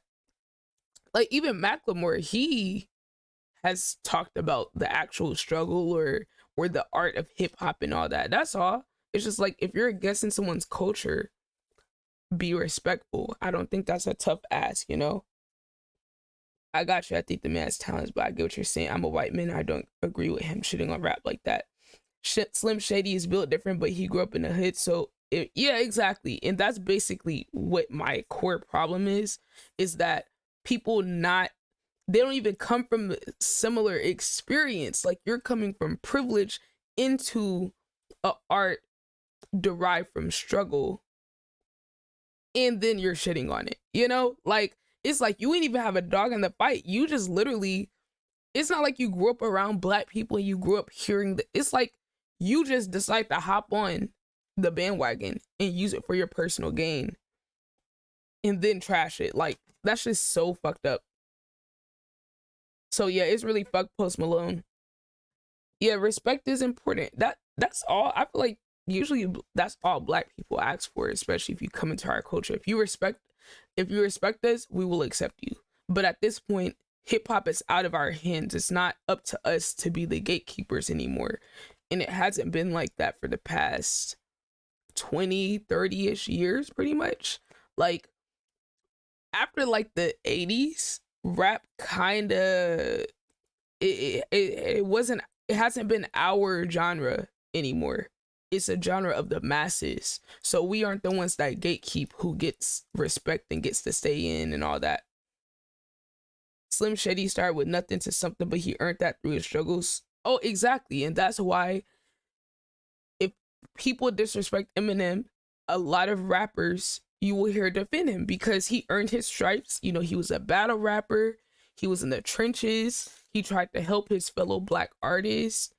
You know, he pretty much did everything he could do to use his privilege and his position to make it about more than just himself. I think he did his best, honestly.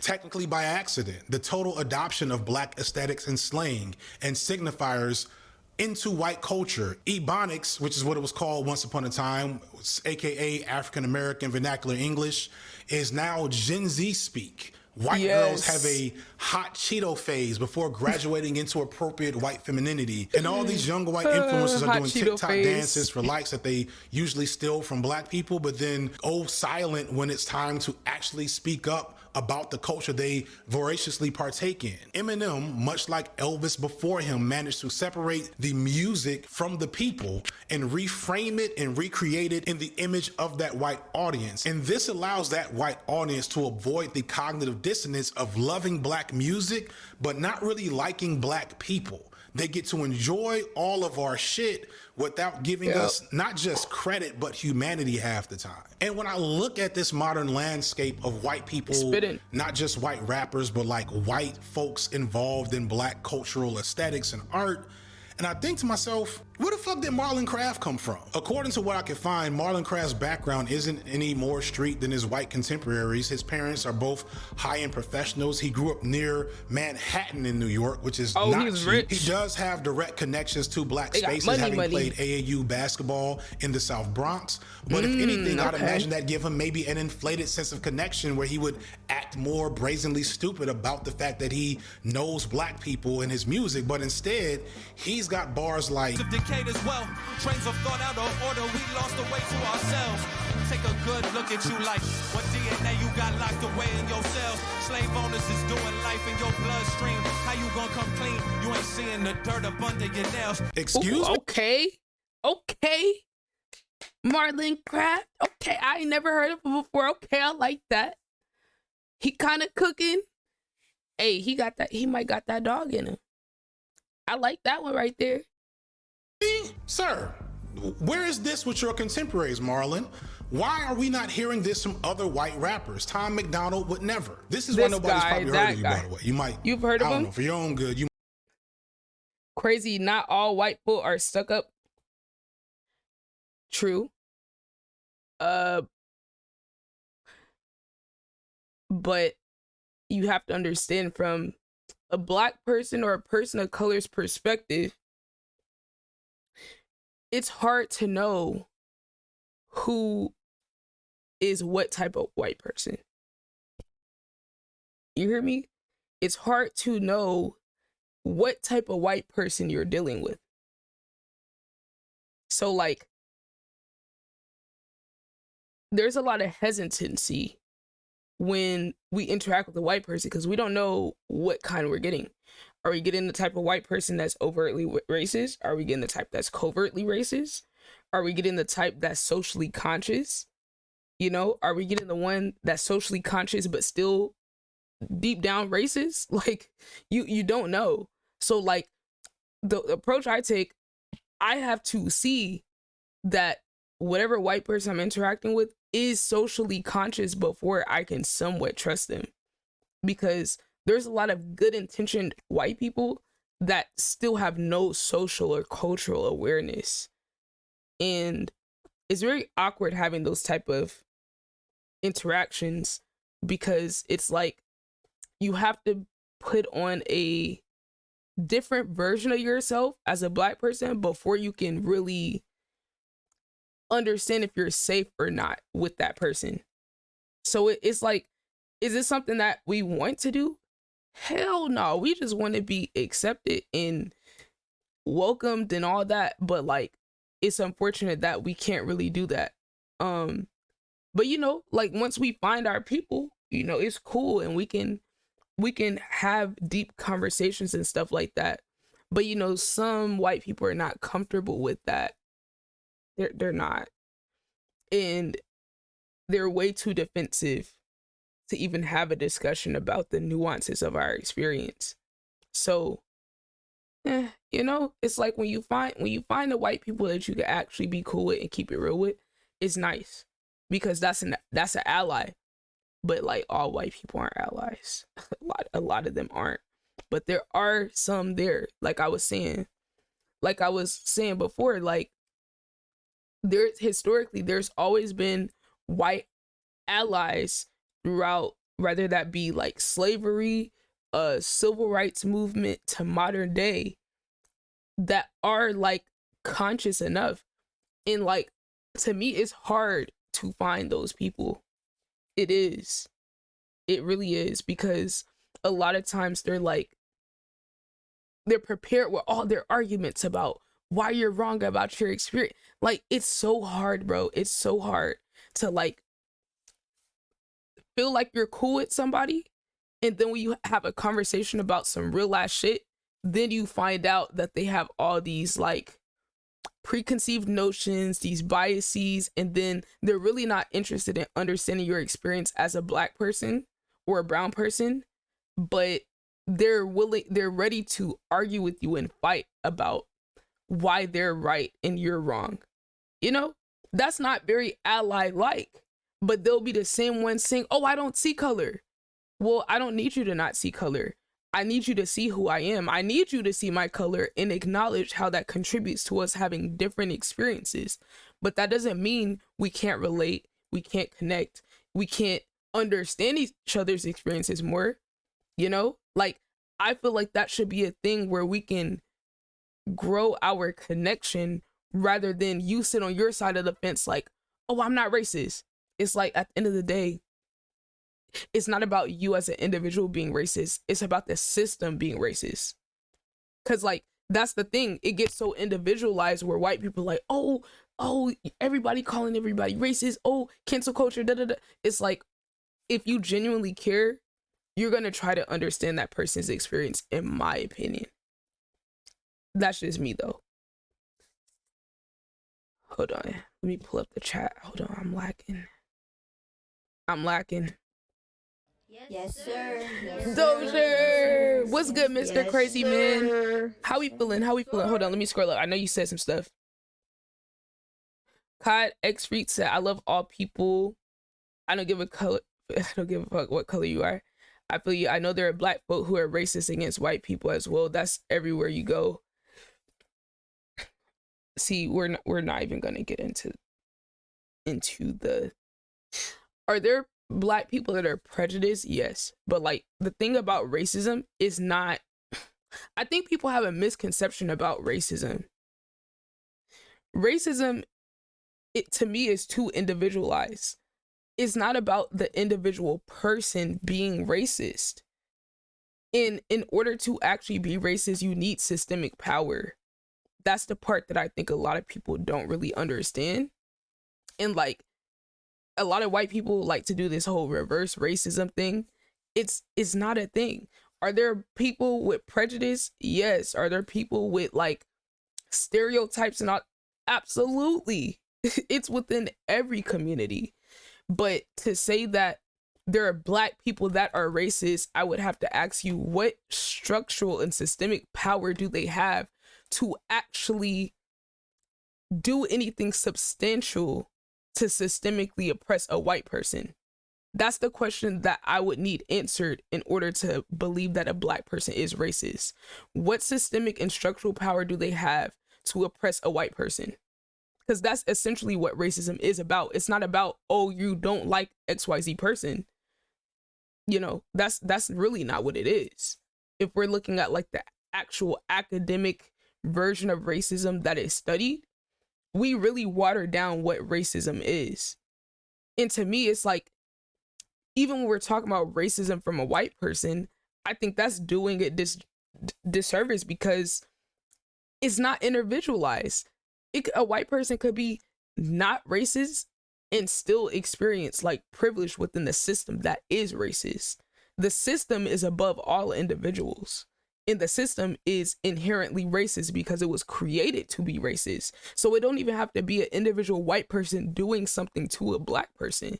It's way beyond that. And I think once we're able to like start having those conversations, we'll be able to get a little further and then start to see how racism is actually used as a tool to distract us from the fact that oppression affects all of us to varying degrees. It might disproportionately affect black and brown people, but at the end of the day, racism allows people to get complacent and detach themselves from the systemic oppression that agrees that affects all of us. So it's like when we start making stuff about race, it causes certain people to tune out because they're like, oh, well, that doesn't apply to me. Oh, well, I'm not racist, so I don't need to know this. But it's like, what is that quote MLK said? Injustice anywhere is a threat to justice everywhere. I truly believe that. So when we break things down along these racial lines, it desensitizes people to the experience that all of us collectively share. Because at the end of the day, the top 1% of the 1% need us to fight against each other and not see the things that we have in common in order for us to not rebel and revolt against them. So it's like when you start looking at it like that, then it's like, yo, the whole race thing is really a psyop. That doesn't mean that we can't acknowledge the impact that race has. We can acknowledge that, and I think we need to do that to understand each other's experience. But if you just stop right there, you miss the whole point. That is systemic oppression. Overall, it does disproportionately affect some groups of people. But at the end of the day, it is affecting all of us. And I think in this current economy, people are seeing it more than ever. The wealth inequality and the wealth gap is huge. It's the worst it's ever been. And guess what? That affects all of us. It was just disproportionately affecting black and brown people way earlier, right? But at the end of the day, it still is affecting all of us, and all of us are feeling that grip tighten on all of us more and more every year. Like, look at what we're going through. Like, we're basically in a fucking recession right now. People can't even save money. Like, people are living check to check. I think they said like 60% of Americans are living check to check. That is an experience all of us should be finding a way to like find common ground on that shit in order to like fix this fucked up ass system we got. Because guess what? They still use black faces in high places to perpetuate the system and keep it going so that we get complacent. They use our race in these identity politics to continue the fucked up ass system that screws all of us over. And it's like, that's why even within the black community, we still got a lot of progress to make in terms of understanding how they're manipulating us by putting people that look like us in the system to keep it going, so that all of us are getting screwed over. Meanwhile, the CEOs, corporations, they're getting subsidies, they're getting fucking socialism from the government, and the rest of us have to get free market capitalism where they can jack the prices up on whatever the fuck they want whenever they want, right? You know, so that's the shit that's fucked up. Hades, I'm with you, bro. Okay, look, we got an ad break coming, y'all. We got an ad break on the way. Oh my god. Yo, Phyllis with the rate of 10 fucking million. Oh my god. Oh my god. Yo, how fucking amazing. Yo, W Phyllis, bro. W fucking Phyllis, bro. Banks raid. Fucking Banks raid. Yo, Phyllis, I just saw you posted a video. Yo, make me you can't make me exercise because my mini stepper is not even up here, so I'm about to refund you. Yep, you thought you was gonna. I don't even have the mini stepper to do the exercise right now, so I can't do it. Yeah, you thought you were slick. You thought you was gonna make me exercise. I don't think so, buddy. I'm about to refund you right now. I'm not a scammer. Yo, thank you guys for coming in. Welcome on in. Shout out to Phyllis Chat. If y'all haven't already, dropped this queen a follow. I'm so glad that I met her and Petty AF. They are both literally amazing. Literally both fucking awesome. Thank you so much for the raid. Let me get your channel points back to you, Swifty. Thank you for the 50,000 biddies. Thank you so much. Hold on, let me refund these points right quick. He tried to make me exercise. I'm gonna bring it back up here so I can do it. Ash just cooked me. Damn. Damn. L ads but W ads at the same time. Tight shit. Tight shit. Yo. Okay, so look. Hold on. Yo, we got Skylar HQ. We got Folks Lino. We got Phyllis Petty AF. We got Shaq Attacks. Talking about some Ola.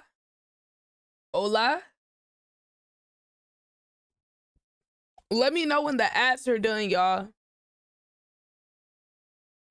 Let me know when the ads are done.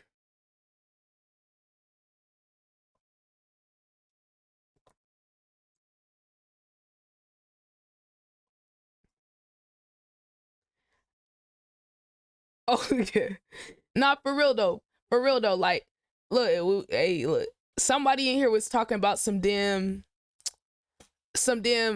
Oh yeah, it was Hades. He said, "Fuck it, we violently overtake the system." That's what. Hey, look.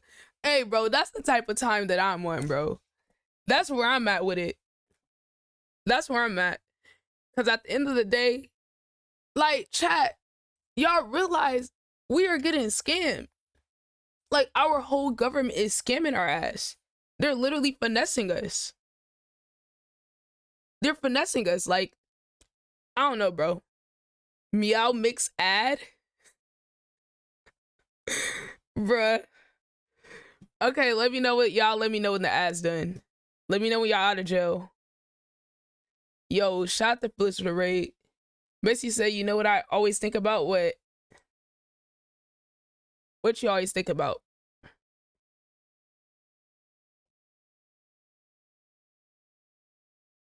What you think about? Nah. I definitely appreciate you, Codex Freak. I like talking about some real ass shit. I do. The ads came at the worst time possible. Like, come on. They saw me snooze the ad and they was like, yeah, you thought you was getting rid of us? I don't fucking think so. Okay, are the ads done yet? God. So I said, I think about how they want us to believe all the magic and spiritual stuff is woo-woo stuff, but there's no way like politicians and government figures aren't spiritually protected in that realm. Interesting. Cod X Reed said, have you ever thought about doing a podcast? Yes. I actually have two podcasts. I gotta kickstart the other one again. But I have two. I have my In the Bonus pod, which is sports, mostly sports stuff. And then I have my Food for Thought podcast, where like, so basically, here you go. So I have a channel for this type of stuff. I'll be working on it more. But this is my Food for Thoughts channel, this is my commentary channel. Like if you look, you know, hey, what the description say? Sharing my nuanced thoughts and commentary on life and the things I learned. That's where all this type of stuff is gonna go. And I'm gonna do like video essays and stuff like that. But I do want to start the Food for Thought pod back because I like sports, but I like talking about real life stuff a little bit more than sports. Like I love sports. I have like channels dedicated to it and stuff, but I like more of the economic, political, social commentary type stuff too. And I like just having conversations with people. Like if you go to my plug channel, I literally had like a debate. I'm gonna clip this up and post it at some point, but I literally had a debate with someone in the community who is like, he's a former military dude, and he wanted to talk to me about why he stopped watching the NFL, and it was because of the Colin Kaepernick thing. Basically, that was his argument. Kneeling for the flag was disrespectful. So we went on a whole fucking debate about that shit. And like, that's the type of stuff that I want to do, honestly. So like, I'm gonna just keep trying to create a space for like these type of dialogues and conversations. But like, to close out the point that I was making before the ads interrupted me, I was basically saying that like, we're really being hoodwinked and bamboozled on the whole like racial front. Yeah, it wasn't even heated. It was just like this, like a regular conversation. But like, to me, it's just like, I hate having conversations like that with people that don't know what they're talking about, because I feel like I'm just dunking on them the whole time. Because it's like, when you're uninformed and you're trying to make points, it's really emotional. It's really more emotional than anything. But like, I do think I can have a conversation and validate people's emotions and understand their perspectives. But like, at the end of the day, you're still gonna get cleared if you don't know what you're talking about. So it's like, do you really want to debate me? Like, I'm beating most people in the debate. Not because I just know more, but it's because I just do my research, and I usually don't make arguments that aren't substantiated. So,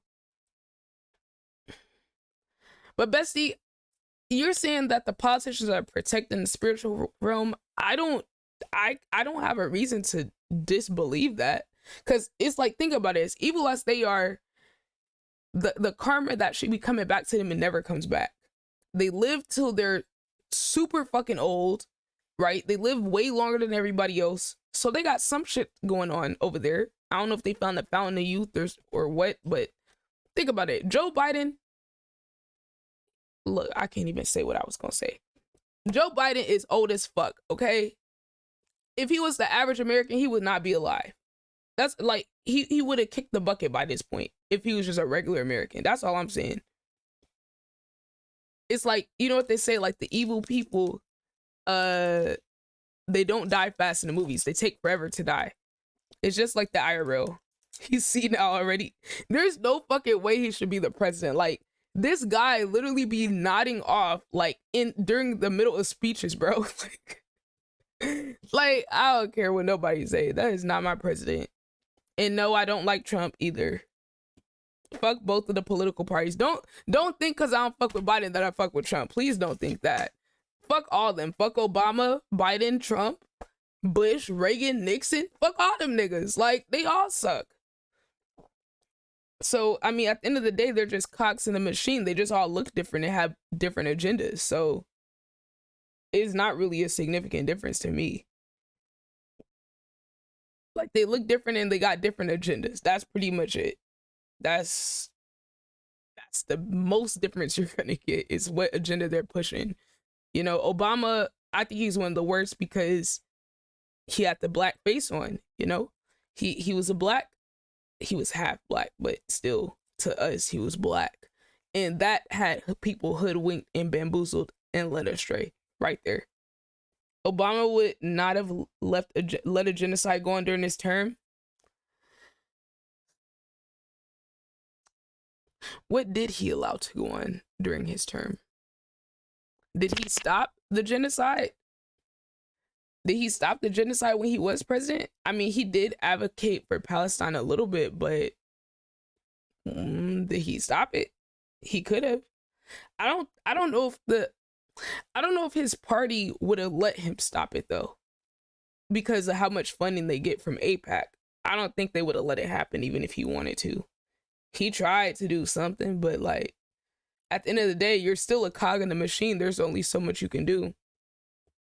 But hey, what happened under his term? Didn't they take over Libya? Didn't they destroy that country? Got Gaddafi up out of there? So he still did his part to keep the imperialist war machine going. He just did it with a different seasoning. Yeah, he did it with a little more seasoning, a little more swag. You might want to sell out or sell in. Hold on. What were we talking about? I forgot. You would have forgot we were watching the video chat. You would even forgot. Take a good look at you like what DNA you got locked away in your cells. Slave owners is doing life in your bloodstream. How you gonna come clean? You ain't seeing the dirt up under your nails. Excuse me, sir. You did go Where is kind of this crazy with your contemporaries, Marlon? We're gonna listen to him a little bit. Why are we not hearing this from other white rappers? Tom McDonald would never. This is why Hans nobody's Zimmer? probably heard Okay. of you, by the way. You might, Okay. I don't know, for your own good, you might want to sell out, sell in, cash in, whatever. Anyway, it seems like Marlon Craft has a desire to uphold an era of hip hop that everyone else has forgotten and left behind. And in that, he's actively trying to defy the unyielding pull Oh shit, he wearing the Kareem Abdul-Jabbar jersey too. Okay, heroine. white commercial viability that is probably gnawing at his heels. And even this is nothing new, to be honest. Today, if you go into any jazz or blues club in the United States, you're probably going to see a bunch of white guys on stage playing Miles Davis or maybe even Jay Dilla. And this is all nice. And I wish I could be 100% a fan of Marlon Craft. Because you have your Eminem, Eminem has baggage in all these different forms and fashions that Marlon Craft doesn't have, and you recognize that this person is trying to do their best to respect the art form, and in Marlon Craft's case, try not to take up a lot of extra space.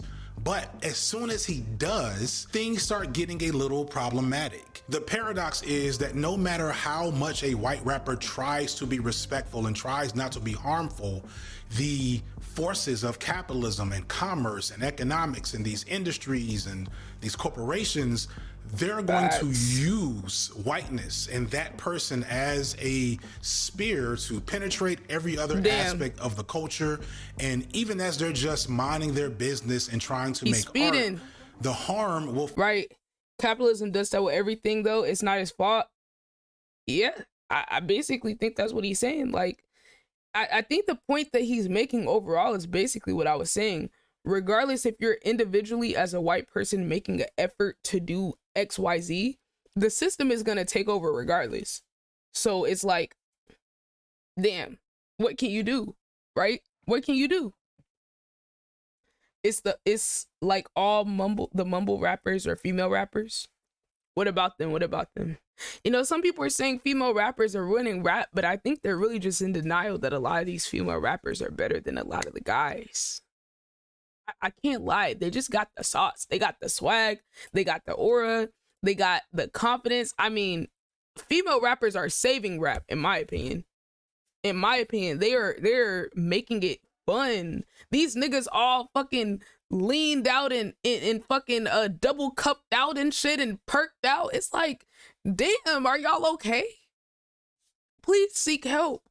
We want good music. And y'all niggas decide to get a platform, get some money, and drug yourselves up. Damn. The girls at least trying to be cute, fun, give y'all bars, like something. Arcadia said they all get pushed one way because no one respects them. A lot of them end up unable to be themselves because of capitalism. We all out here getting paid. I think, Arcadia, I think he is trying to let Marlon cook. But I think that's the part that's hard to explain is that, can you get a chocolate bar? Okay, fine, I'll give you a piece. Fine. I guess. It's almost gone, but I guess I'll give you a piece.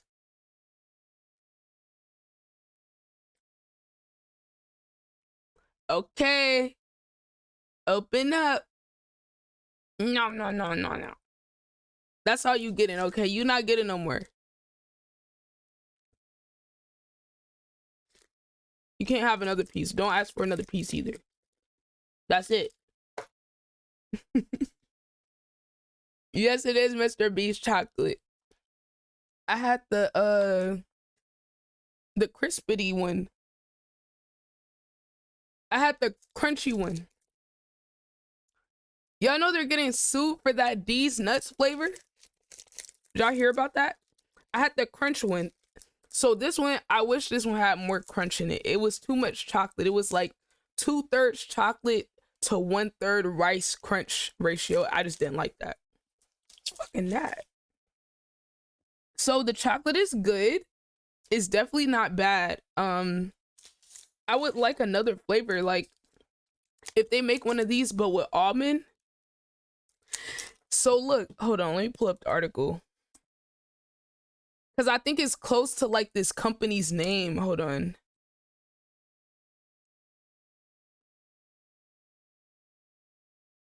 See, look. This is literally the other week. Look at this. Florida company. So yeah. He was ordered to stop selling candy with the name D's Nuts after losing a lawsuit to a Florida business owner. Where is the company? Okay, it says there's a company called D's Nuts, as in like D S Nuts. Okay, and it says he named the company after his grandmother D, and owns the copyright. In the lawsuit, he claimed that his near identical product name was dominating search engine traffic that would have otherwise gone to his nigga, ain't nobody searching for your grandma nuts. Wait, that sounds crazy. Wait, that hold on, chat, that actually kind of sounds crazy. Anyway, like I said, ain't nobody searching for your grandma's nuts in the first place. I'm surprised he won this shit. So he argued that the use of these nuts was causing, quote, confusion, mistake, or deception, and infringed on his copyright. His attorneys filed an injunction last week seeking to block Mr. Beast from using the name. So yes, they ordered him to stop using these nuts or a similar name. He still didn't take it down, mind you. I literally just saw it in the store the other day. I literally just saw the D's Nut chocolate. It's still there. Yeah, nobody wants his dusty ass nuts. Yes, exactly, Phyllis. They are reaching because, like, nobody was searching for your grandma's nuts in the first place. Once again, that still sounds crazy. It still sounds crazy. Every time I say it, it sounds crazy. But, yo, what's good, Space the Goddess? How are you, Queen? Welcome on in. How we feeling? I'm just saying, bro, like, this nigga really sitting here acting like someone's typing on their computer, D's Nuts, Florida nut shop. Like, no one was searching for that in the first place. First of all, there's like 50 nut companies that are way more known than his grandma's nuts. Come on, bro. Arcadia said, are they like 30 for 10? What, you talk about the chocolate? What's good, Bloodline? Yo, who's playing Fortnite with me after this video? Who's trying to play? Do I have any teammates? L Grandma Nuts.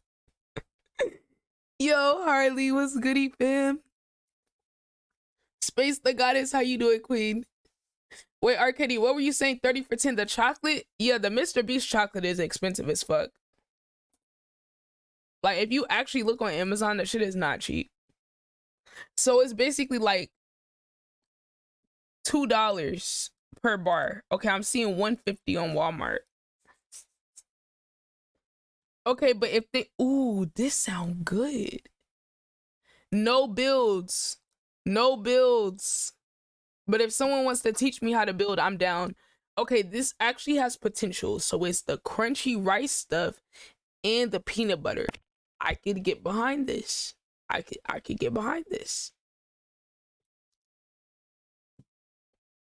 But if he makes like an almond one, I'm sold.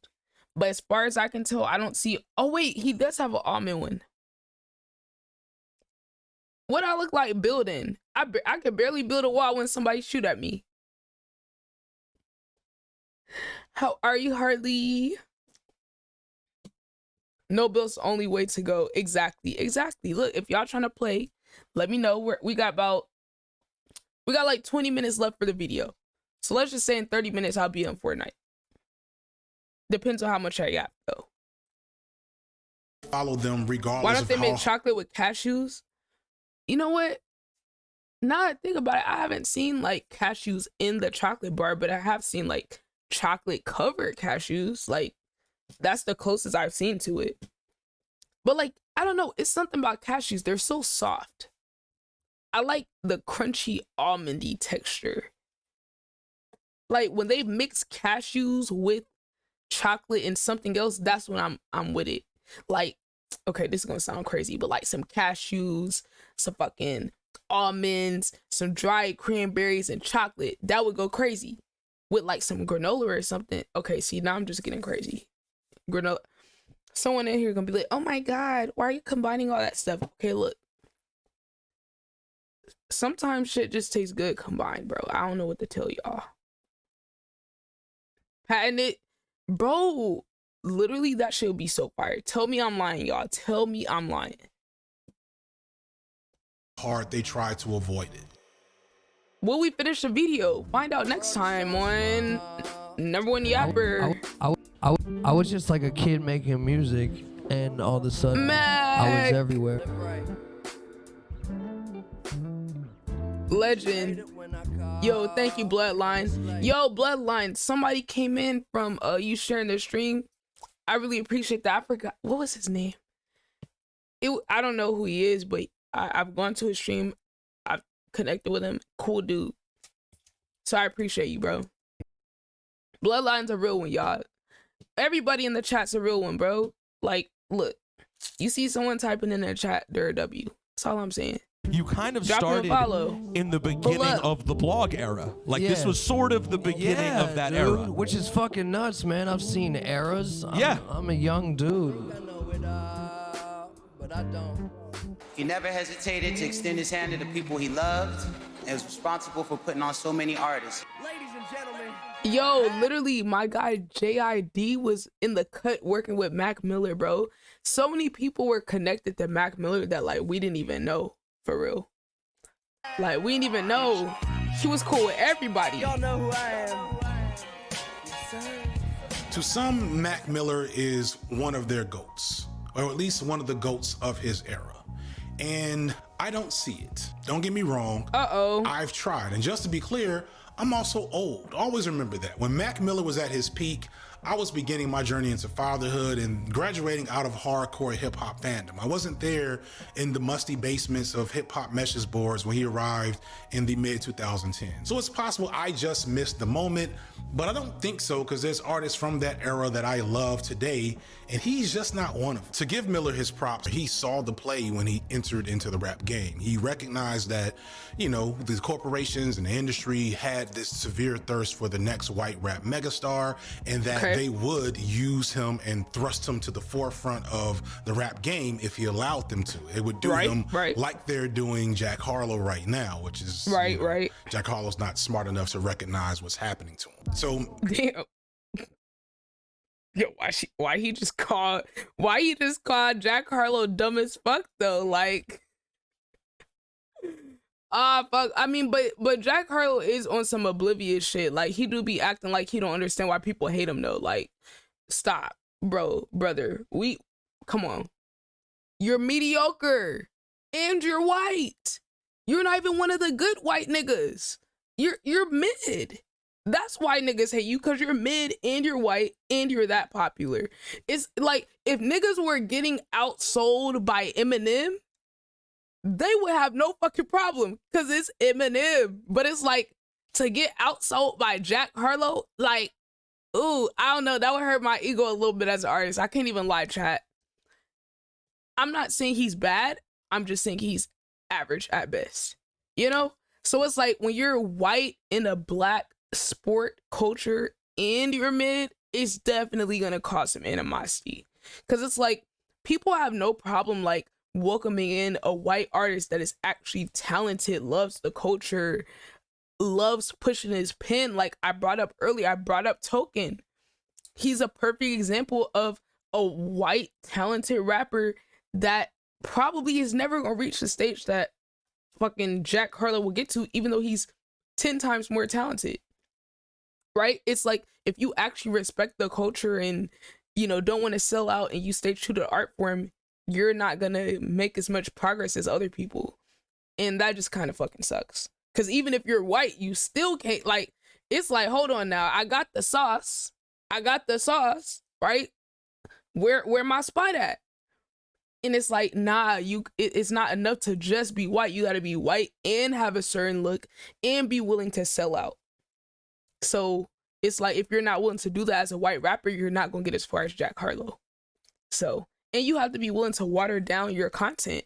And the people that actually respect the art and love the art, they're just usually not willing to compromise that, which I respect even more, because they could easily turn themselves into like a commercial hit maker and try to be the white Drake like Jack Harlow, but they don't. And that's some real ass shit. I gotta give it to him. Jack Harlow's the energy plant. Girl, you not lying. Chat, who has heard that song that what Jack Harlow got like a #1. He magically got a #1 song, but nobody's heard it. I don't even know what the name of the song is. Do y'all know what song I'm talking about? I literally can't even come up with the name. It's like, I'm sure it'll pop up if I look it up. Chat, do y'all know what song I'm talking about? Oh my God, I can't even, it's not First Class. Oh Lord, this one. Chat, how did this song go #1? Where the fuck did this come from? They said this was a #1 song. I swear they're botting streams. I swear they're botting streams for this shit, chat. I swear to God. There's no way they're not using bots for this shit. It literally came out of nowhere. Baby, I get love in Detroit like Skillet, baby. And the thing about your boy, they're botting views.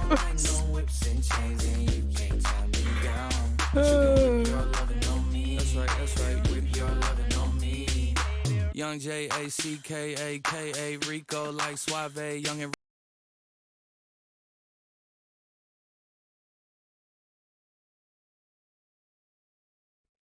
Chat, does that sound like a #1 song? Does that, like, maybe I'm hating. Am I hating? Chat, am I hating? Does this sound like a #1 song? We've heard a lot of #1 songs this year. This don't sound like one of them. This sound like some TikTok ass shit. Like, this sound like, I'm just keeping it real. I seen something that major rap labels buy views for their artists' YouTube channel. Okay, if you can find that video, Phyllis, please send it to me, because I 1000% believe that. TikTok song. I would like to see, what do Jack Harlow's concerts look like? Is Jack Harlow able to sell out a tour?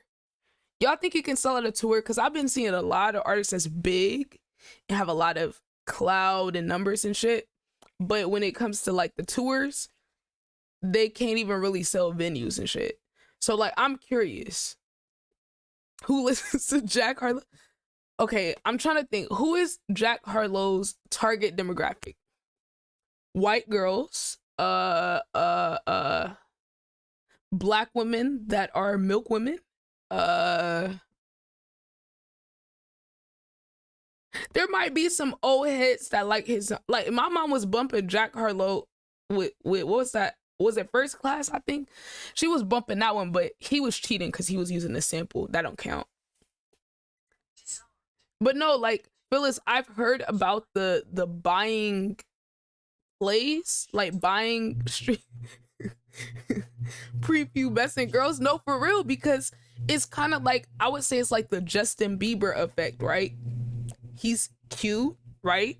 That alone got people foot in the door. That by itself got people foot in the door. They do it for the music charts too.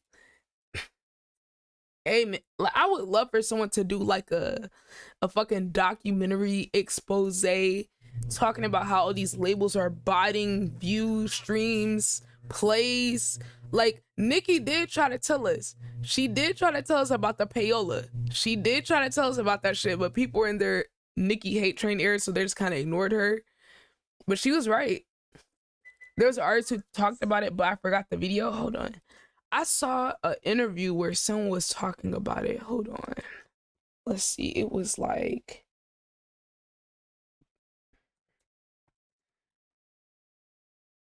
Hold on. Let's see.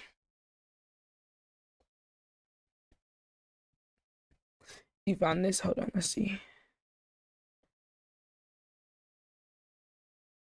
Okay, let's see. I'm gonna save it. What's good, everybody? Over the past couple weeks, I've seen a lot of articles written about how Atlantic. Ooh, okay. Oh, ooh, okay. I'm saving this. Thank you. Did it save? Yeah. I just saw another one. Hold on. Want to be famous? You just need a Spotify bot. Rapper makes 70K with Spotify bots. What? They literally got bot tutorials. Why bots are keeping... Ooh, okay. Boom. Okay, I know this podcast know what they're talking about because I've watched their stuff. Okay. Mac Miller, like Asher Roth and other guys before him, said, you know what? I'm gonna actually chill in the background and make good music that inspires me, yada, yada, yada. And so as soon as Mac Miller really started getting to the top of the food chain, he switched up his music to become more eclectic and challenging in its sound and scope. I can't remember where I got this from, but someone, correct me in the comments, there was like an interview where I think it was Snoop Dogg told him that Mac Miller had this conversation with him and asked him how he could respect the culture and respect hip hop. And Snoop told him that if he wanted to be taken seriously, he have to drop all that frat boy stuff and challenge himself and the genre as a whole. And he did that to great success. Miller was beloved and respected in hip-hop in a way that I don't think any other white rapper had been or has been since him. Miller also remained independent for a large chunk of his career, and even when he signed, it was after that transition into being a more eclectic artist. He never really fully took advantage of his whiteness to the level he probably could have, and unlike Eminem, he doesn't have all the baggage of having his music be so hyper-violent and misogynistic and homophobic, etc. So he's not performing the new white nigga as Eminem did. So Eminem did almost everything right, and Mac Miller seemingly did do everything right. So then obviously the question is, what's the problem? How could I be complaining about Mac Miller if he did everything that he could have to respect the craft and the art form and the culture, and then tragically died before he could have the full impact on the music that he maybe could have had? Well, the thing is, I'm not really criticizing Mac Miller, the individual. What I'm wanting us to be critical of is the legacy. Specifically, how did he get into any type of GOAT conversation status, even just among his contemporaries? So y'all know battle rap is one of my favorite things. I leave a lot of... Wait. Niggas out here saying Mac Miller in the GOAT conversation? Is that a thing? Like, are people saying Mac is like, fuck GOAT? Even put him in the GOAT white rapper conversation is insane. I hope that's not an argument people are out here making, right? Like that Mac Miller's the GOAT. I hope we're not there. Welcome back. Yeah, you know what, Petty? That's probably what it is. Cause like, I don't feel like people were putting respect on Mac Miller the way they should have when he was alive. You know, like I it's definitely one of those damn things. Okay, you're willing to put him in a GOAT white people combo? Okay. I can respect that. I'm curious why he's up there for you. I can't argue against you, you know. I'm just having an open mind here. Maybe he is in the GOAT white rapper combo. At least like in this modern era, you know? That's the thing, Petty. It's hard because we can't have honest conversations about people after they pass away, because then it's taken as like disrespect, and it's like, I just like to stay away from like the what do they call it, posthumous or posthumous people. Lyrics and style, he's up there. Oh, if we talk about like GOATs of cool white people, he's definitely up there. Yeah, he gotta be up there. Like, what I can say is, like, to me, the fact that he had so much respect from so many artists in the industry, to me, that's a sign right there alone. that like there was something about him. And like what's crazy, I keep finding out that he's connected to other artists that I like.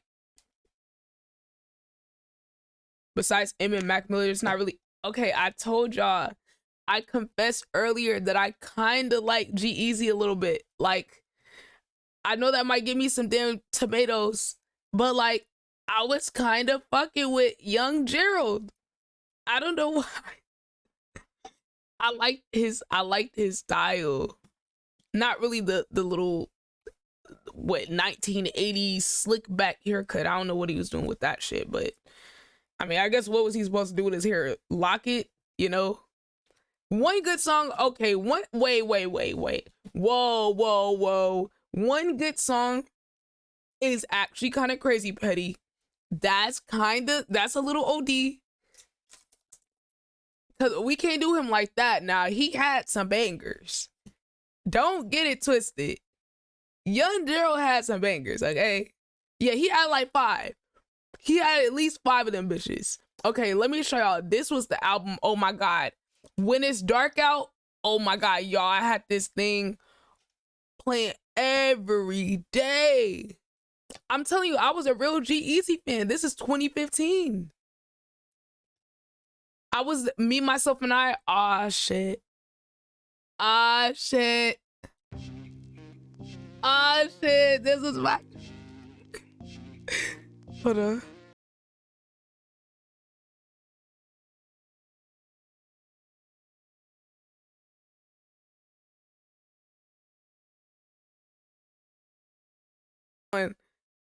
Can I give you another one?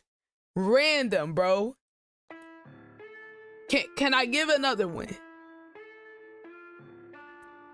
The one with Sweetie was fire. Wait, which one did he have with Sweetie? You couldn't? Okay, let's see what else I got. Calm Down.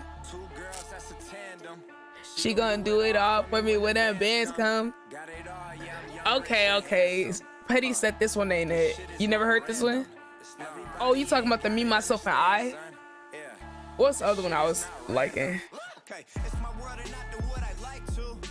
Hold on, let's see. Wait, did I listen to this one with Big Sean? ×2. Hold on. Y'all can hate.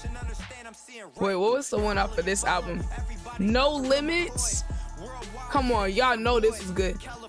Out the Florida and up to Illinois. I just get it. Oh my God, this fucking shit is hard as fuck. He's not good. Come on, guys. Okay. This shit was hard. I don't care what y'all say. This right here was hard as fuck, bro. Bestie, me being the Discord for this roast. My last album spent 52 weeks there. Almost finished with the second, you should be scared. Storms coming, you should go inside and prepare.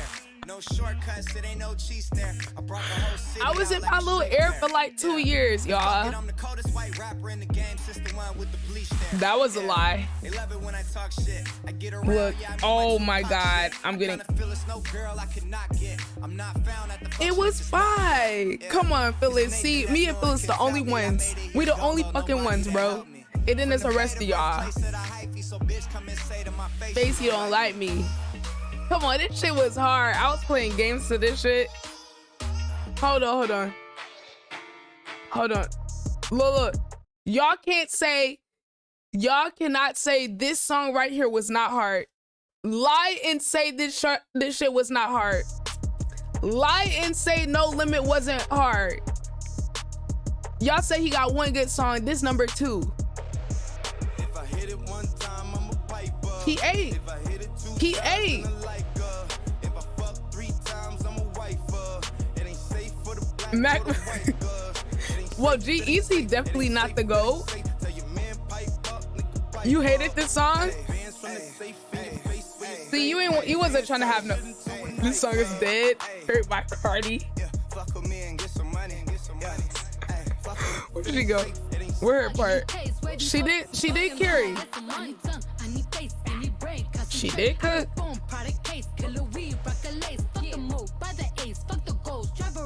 Cardi's right. Wow. Okay, look, y'all hating at this point. Okay.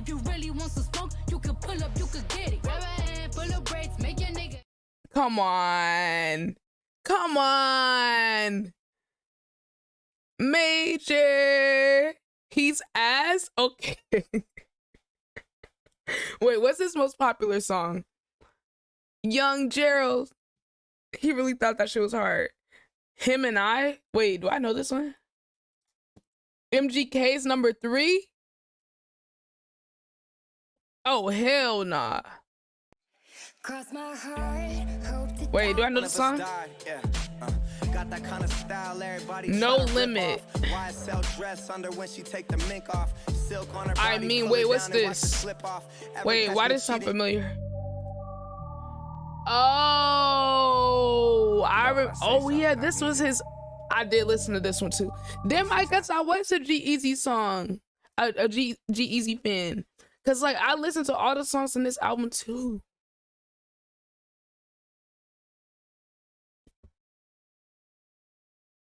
Maybe I was a little G-Eazy fan. I listened to 3 albums in a row. I listened to 3 albums in a row. This was his only decent song, and it's kind of dead. Out of all rappers you could like. Hold on, skip his verse. C-Eazy is crazy. That is crazy. C-Eazy is insane. C-Eazy. New Twitch name. You lie on pussy, that's weak shit. We pass pussy round, that's G shit. But you ain't fam, so what is this we shit? You cuff. It's like, okay, in hindsight, hearing it back, it sounds kind of cringe. Listen, I'm telling you. It does sound a little cringe.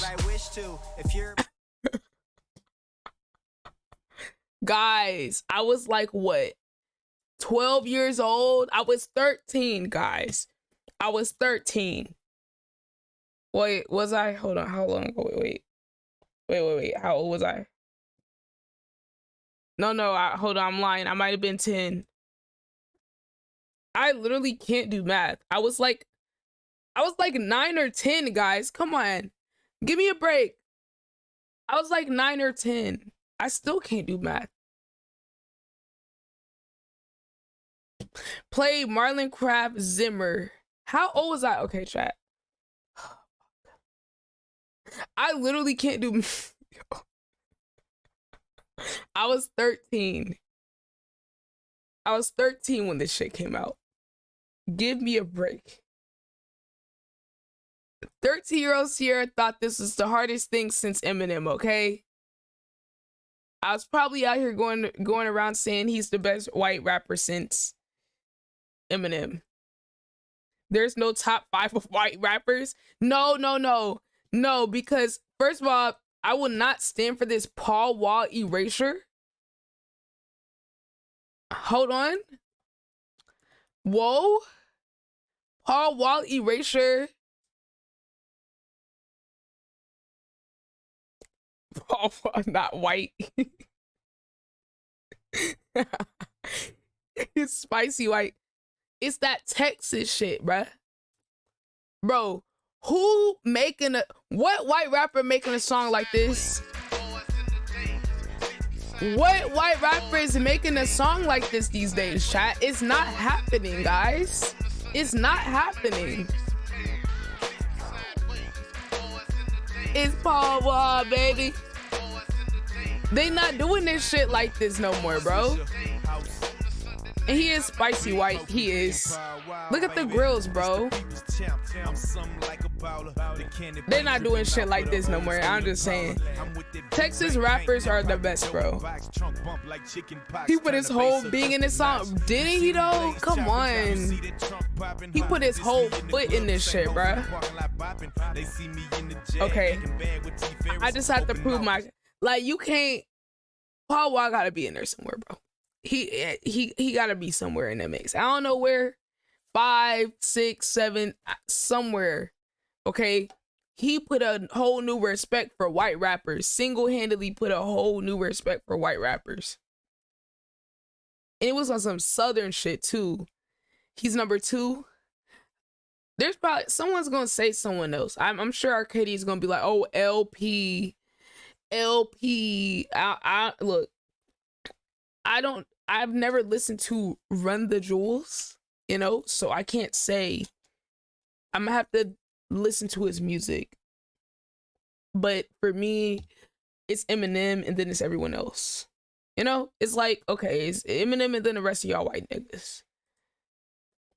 You can put him in whatever order. As long as Eminem's at the top, like, I'm good.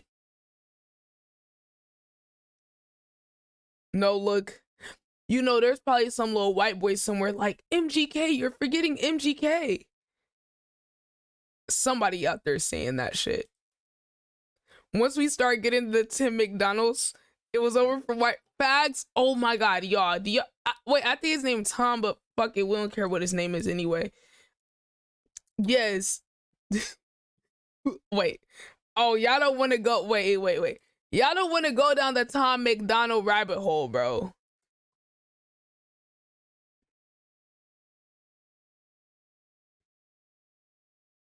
All his songs are hard. Arcadia, please. Please. Please stop. This whole archetype of white rappers single-handedly erasing Eminem's legacy.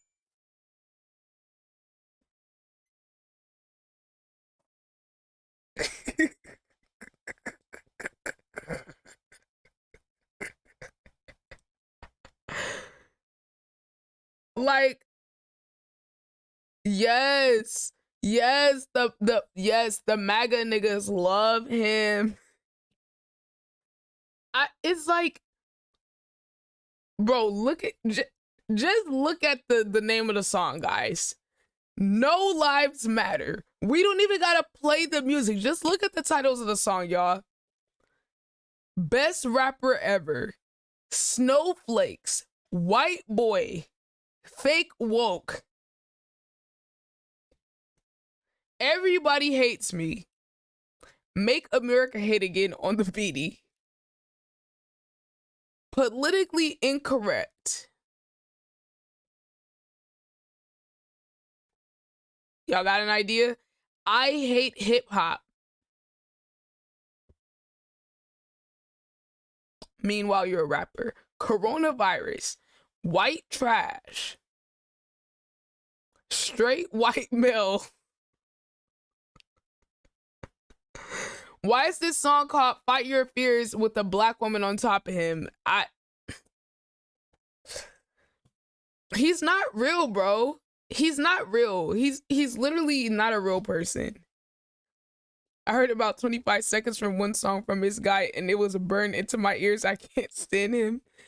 Like, if I learned of you on Facebook, it's over. Exactly. Like, dude, he's not a real human, bro. I swear to God, y'all, he's not. I swear to God, y'all, he's not a real person. So if I flame his ass, it doesn't count. He's not real. Who the fuck even said this? Why are y'all trolling? Hey, like, it was to make the point that white rappers are falling off. MAGA people like, see, this is real rap. Exactly. Like, that's the point. Petty was just making the point that, like, this is what the white delegation has as their representation in rap right now. That is their Lord and Savior. He is their, like, people hear, oh my God, this is real music. Vanilla Ice, top 5 white rapper at this point. What was his name? What was his actual name? Wilkowski or some shit?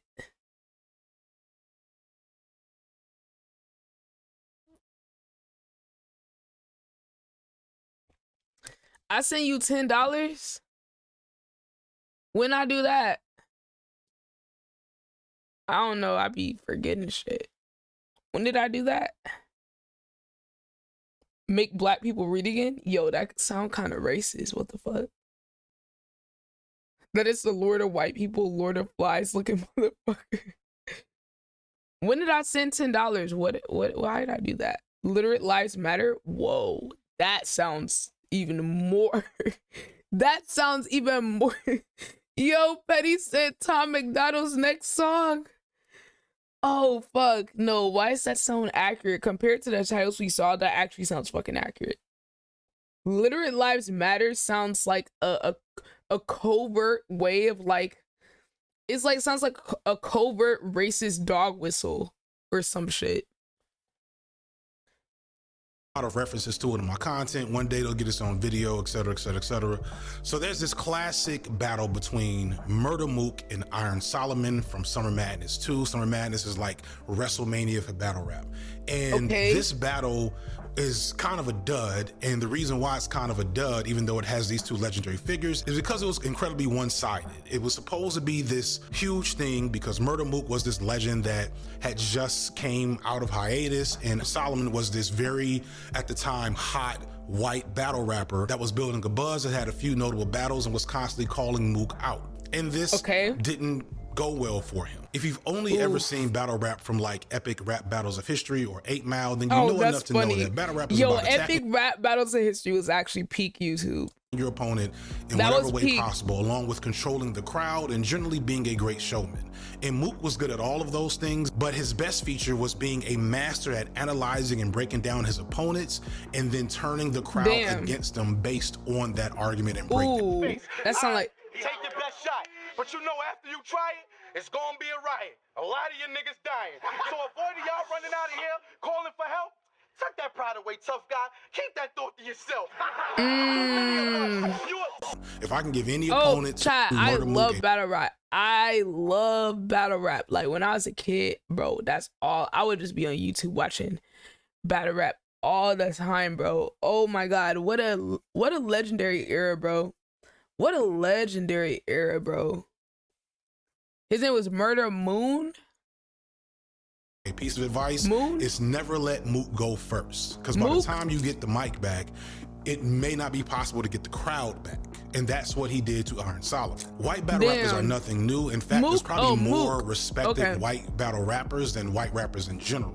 But a lot of them very much play into the fact that they're white in kind of the most cringe way possible. Exactly. But not Iron Solomon. Iron Solomon had just enough charisma and gravitas that he could be taken seriously and not have to play into the LOL, I'm so white bars. And he did that. He rapped with conviction and bravado like every other black rapper. And that was relatively rare in battle rap. I'ma make smack wanna smack you literally. You got garbage punchlines and plastic similes. I recycled your rhymes to trash you lyrically. Cause back in high school, I smashed this chickadee. To cut, she cut science class to visit me. We had the chemistry, attracted physically, taught her sex ed and woodshop. Now math is history. And it usually worked well for him, but not against Mook. Yo, he cooked them, bro. He cooked them. Bro, I love battle rap, bro. Oh my God, battle rap is so fucking goated. Yo, we might go down like a battle rap rabbit hole one of these days, because literally, like, that's battle rap is what made me actually love rap and hip hop so much. Like, it wasn't a particular artist, it was battle rap for me. So I went from battle rap to discovering other like artists and shit. And that's kind of what I like 8 Mile so much, because it had the battle rap in there.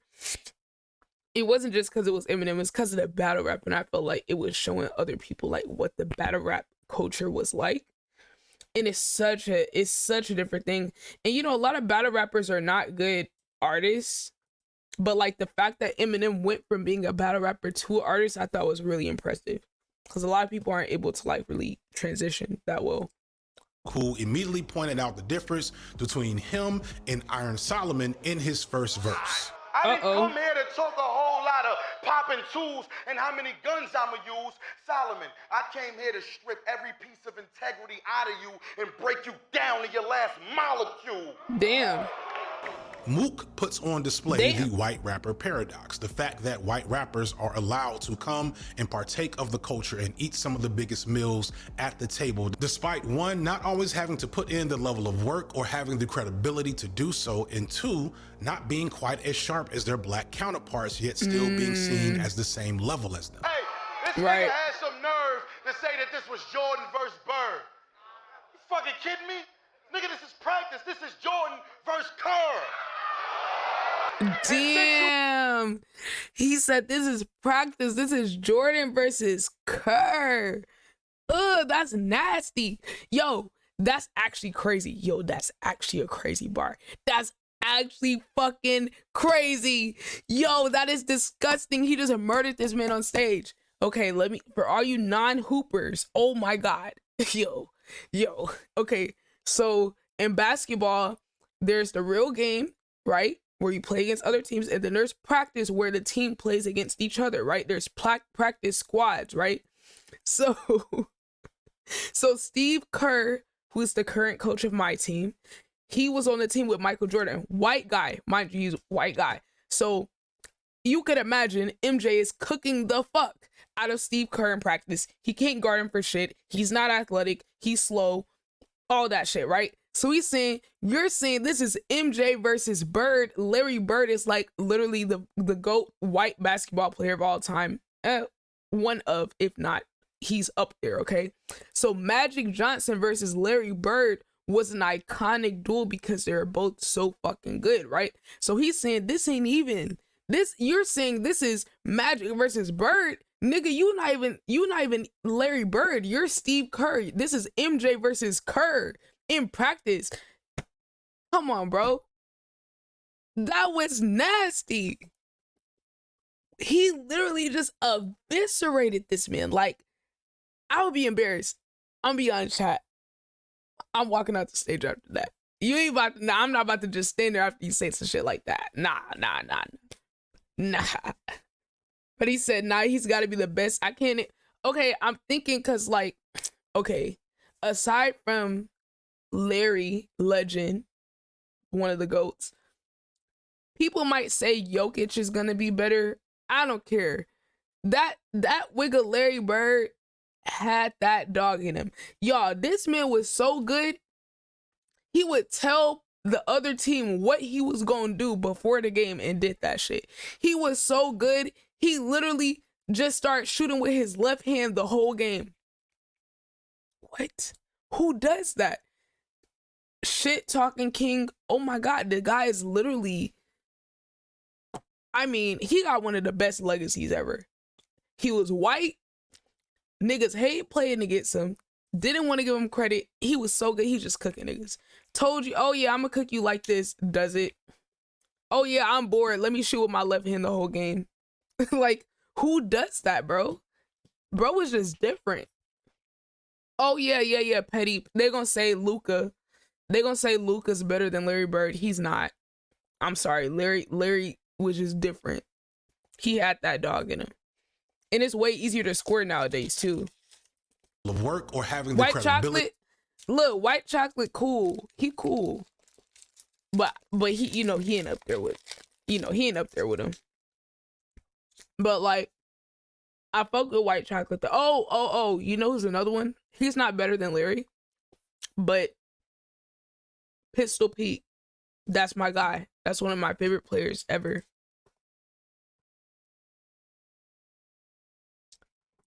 I would say Pistol Pete gotta be up there. Like, if Larry's gonna be above Pistol Pete, but Pistol Pete gotta be right there. Like, he gotta be right there. In terms of like talent, oh my God, this guy is one of the best guys ever. I mean, he was Steph Curry and Kyrie before Steph Curry and Kyrie. We're talking about he was shooting from the three in like the 60s before there was even a 3-point line. Bro was just doing it just because he could. The handles, nasty. This guy right here, bro, like, he's probably one of the most underrated players ever. Easily. To do so, and two, not being quite as sharp as their black counterparts, yet still being seen as the same level as them. Hey, this nigga had some nerve to say that this was Jordan versus Bird. I have to hear it again. Nigga, this is practice. This is Jordan versus Kerr. I'm sorry. And since you on my That team, shit is funny. here's how I'ma have to do you. Spot your ass up in the corner and wait till I pass it to you. Mook returned. Fuck. Oh, he continued the bar. Damn, bro.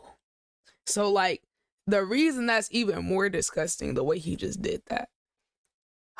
He says, oh, fuck. He just eviscerated that man. He said, go sit in the corner till I pass it to you. Steve Kerr, he said it's Jordan versus this is practice. This is Jordan versus Kerr.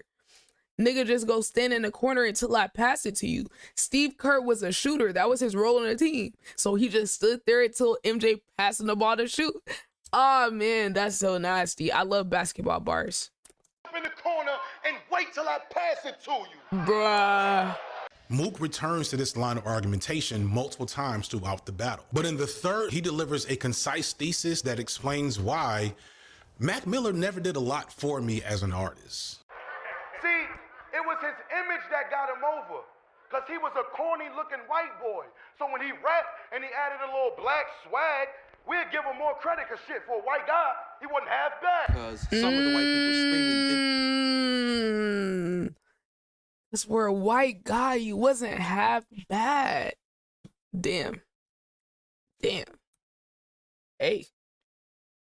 That's the essence of it, right? You're not being judged by what your pure skill is. You're being judged by, oh, for a white guy, hey, he pretty good. That's the case with most of them, right? Objectively, I think Eminem is the pretty much the only guy where it's like his skill was just so far superior to like so many people that it wasn't no, oh, for a white guy, you're good. It was like, no, you're good. But for a lot of the other ones, that really is what the criteria is. Like, oh, for a white guy, it's like Jack Harlow. Oh, for a white guy, he ain't too bad. It's not, oh, Jack Harlow is like super skilled and talented. Mind you, there are white rappers out there who are actually just straight up good. Not good for a white guy, but it's the ones that are good for a white guy that get marketed the most. The corny-looking white boy. So when he rapped and he added a little black swag, we'd give him more credit, because shit, for a white guy, he wasn't half bad. Because some of the white people screaming didn't buy rap until you did it, until they saw a vanilla face on the cover of an album. That probably makes them angry. Abby. Because if it makes them angry, you're angry. It's not my fault. Did I have anything to do with that? So no. But it's like the white guy that just get on the court. Immediately, what you do? You write him off like, shit, damn. Fuck, ain't nobody else sitting up in them stands? Well, fuck it, we gotta pick him. We only got 9. He the 10th man. I mean, damn. What more can I say to that than a lot of white people don't got it, and a few do. I mean. So after like, what, 40 possessions, they finally passed it to him like, let's see how he do. Niggas ain't expecting much. They like, all right, at best, he probably could shoot. What your nigga do? He start guarding him, taunting him, like, hey, white boy, show me how you hoop. He fake a show, do the give and go, catch the alley-oop. We like, ooh, white boy got game. I am white. I'm sure. I mean, yeah, it probably could have helped. Maybe it did. You know, I was just talking to somebody on Twitter today who told me that was the reason that I was here. See, it's a shame. Let me explain how this story and his story are one and the same. And how the color of his skin could dictate the amount of credit he get. Because the very next play, a black nigga caught that same alley-oop, but it was just regular shit. Damn. Oh, that was perfect. Can we give it up for the storytelling? I really like how the editors did that.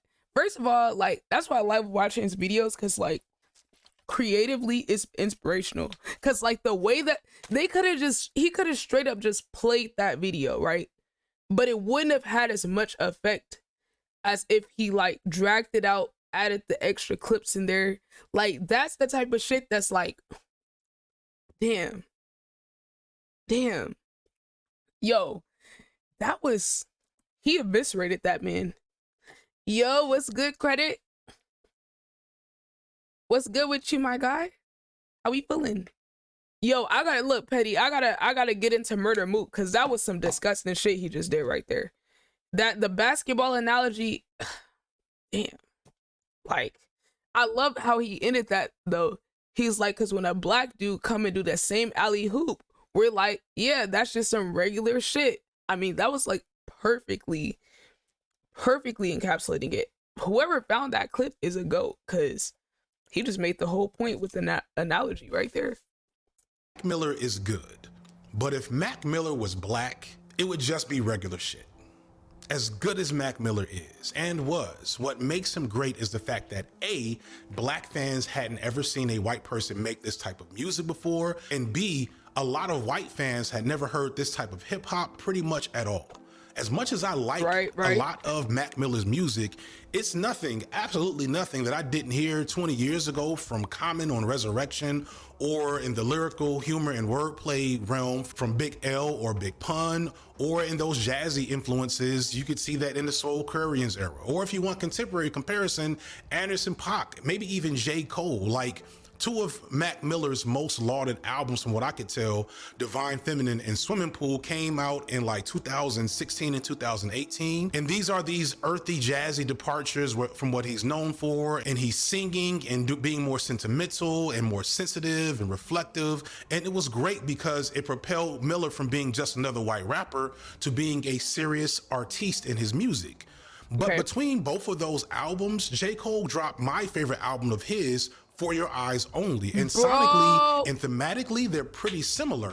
But for Cole, this album is considered a low point. Yes, niggas swear this is his worst album. It's literally one of his best albums. Like, I know only the real ass J. Cole fans are gonna know what this album was about. But oh my God, this is literally one of his best albums because, for one, the storytelling, incredible. First of all, he's giving the album from the perspective of someone else that he knows and from his own perspective. So it's a mixture between a nigga in the hood, right, and him. I mean, oh my God, like, people said this album was a flop. This album was a piece of art that people could not appreciate. Same thing with KOD. I would argue KOD was received better, but people still didn't give it the respect it deserved because he was on some real conscious shit like, hey guys, let's go to therapy. Hey guys, let's start meditating. People weren't trying to hear that. They just listened to the songs that sounded cool, but they really missed the message of what he was trying to get across with the music. Like, they're like, oh yeah, this sounds nice. Like, yeah, count it up, count it up, count it up. Like, they're like, oh, okay, cool. But dude, that album is literally so good. And I think as time goes on, it's gonna age better. But like, I was shocked at the way people responded to that album. Like, they were not fucking with it. Like, but it's all good though. Like, all music to me isn't meant to be like commercially successful. And that to me it seemed like an album that was very personal to him. He was talking about his kids. He was talking about having his first child, like his wife. You know, I know niggas don't want to hear a guy singing a song about folding clothes for his wife. They want to hear about how you got the hoes lined up in the crib from wall to wall and passing them off to your niggas. Like, that's what people want to hear. So it's just unfortunate. Phyllis said, I don't really listen to J. Cole, but the storytelling aspect was fire. Yeah, like, it's a piece of art. Like, is For Your Eyes Only something I'm gonna be listening to all the time? Fuck no. But like, to act like it was ass is insane, which some people do act like it was ass. Point for him, even though he's doing pretty much the same thing as Miller, and I would argue doing it better. It's an album that nobody ever talks about as something special from J. Cole. And this is because when J. Cole did it, we were comparing it to other versions of the same shit by other black artists. But when Mac Miller did it, it was the first time anything like that had ever happened. You kind of see the uncomfortable thing I'm pointing out here. Mac Miller was a really good rapper, a great one by white standards, but that's the thing. A great rapper by white standards paradoxically becomes an all-time great by industry and cultural standards, because whiteness is like a special buff for everything they do. I want to be clear, I don't say this to disrespect such a beloved figure or to take away from the quality of his catalog or the people he left they want to hear about Perks and Lean, who were inspired and affected by his art. He did make a song about that shit though, right? He did. He was the great white hope. No, that's so funny you said that, Dab, because he literally said that earlier. But like, J. Cole had a song. It was on KOD.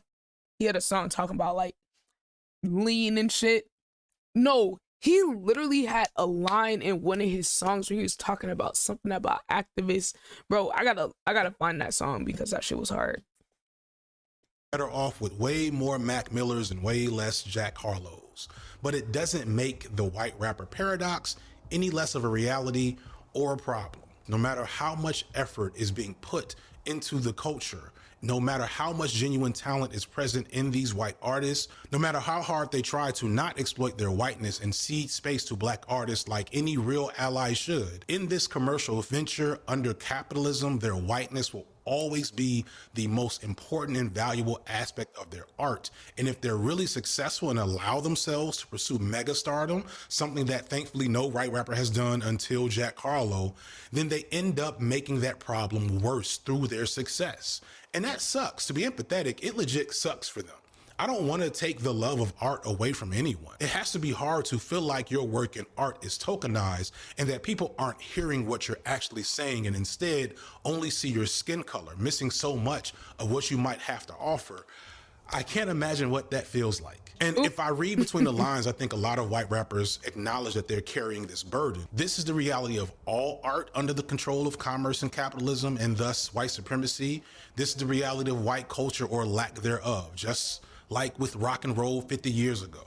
There is an unyielding, homogenous thirst of whiteness to drain other vibrant cultural and artistic movements into their own void, to fill that vacuous space that was created just to make white what it has to be in this country for this country to function. European or Caucasian or whatever people are trapped and caged by whiteness, yet they can't even see it, but they feel it. And I know that they feel it because that's the feeling that they're trying to escape when they listen to hip hop. They're trying to fill that void. So I don't blame any white person deluded by the flavorless and banal art that comes out of white supremacy, wanting to find something better. It makes perfect sense to me, though maybe dismantling white supremacy might be a, better overall option. You'd be doing both of us a favor, just putting that out there. But I'm gonna be honest, all that said, I don't care. I don't care much either way because hip hop as we know it, at least as the commercial juggernaut that I grew up with, is dying anyway. All over music news, we hear the most popular rap artists are failing to get streams and sell records or selling tickets to their shows.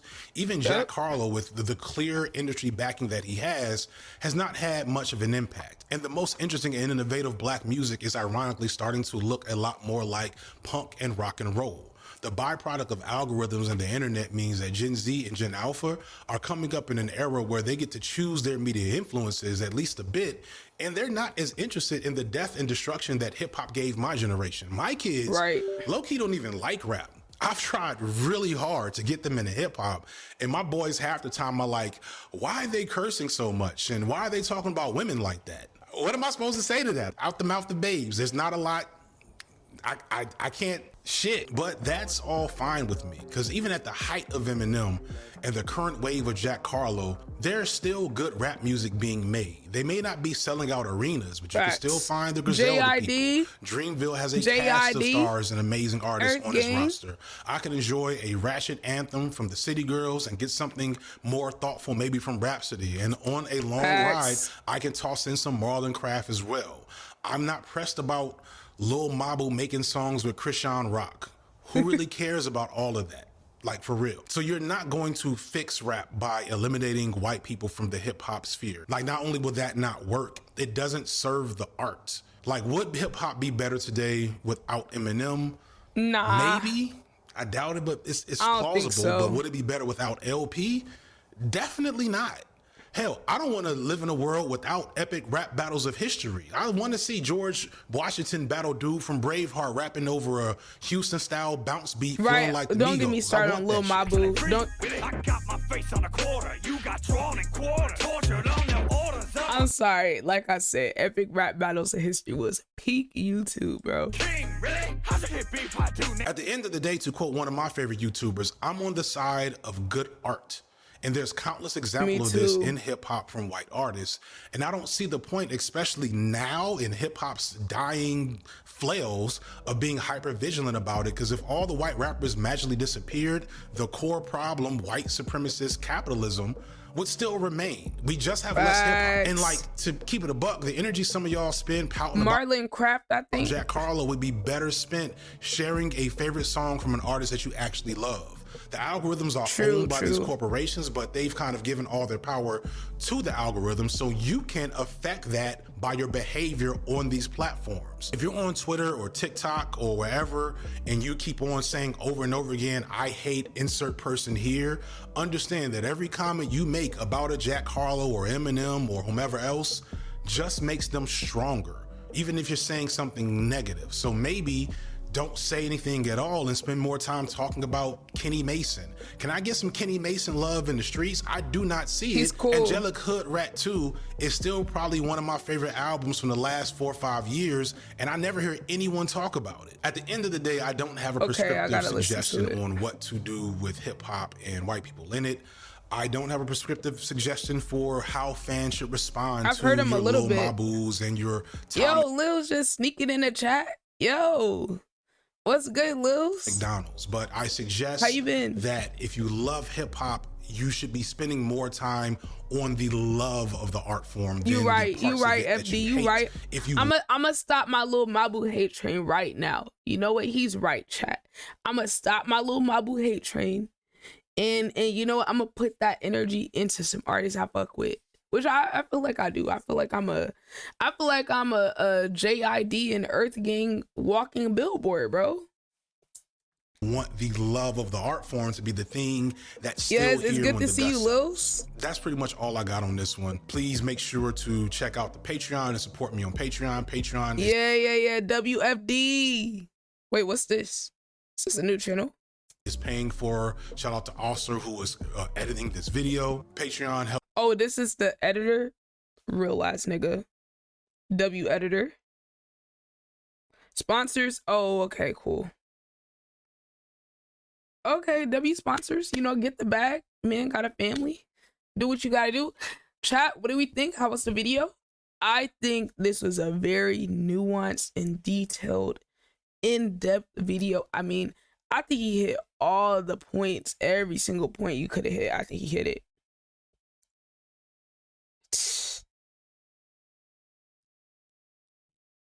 Hey. He did great. And I think we can't blame Eminem for this. If anything, we gotta be thankful that it was Eminem that got the torch rather than somebody worse than him that did even less for the culture and even less for the community. I feel like Eminem's really the best we could have got. Hey.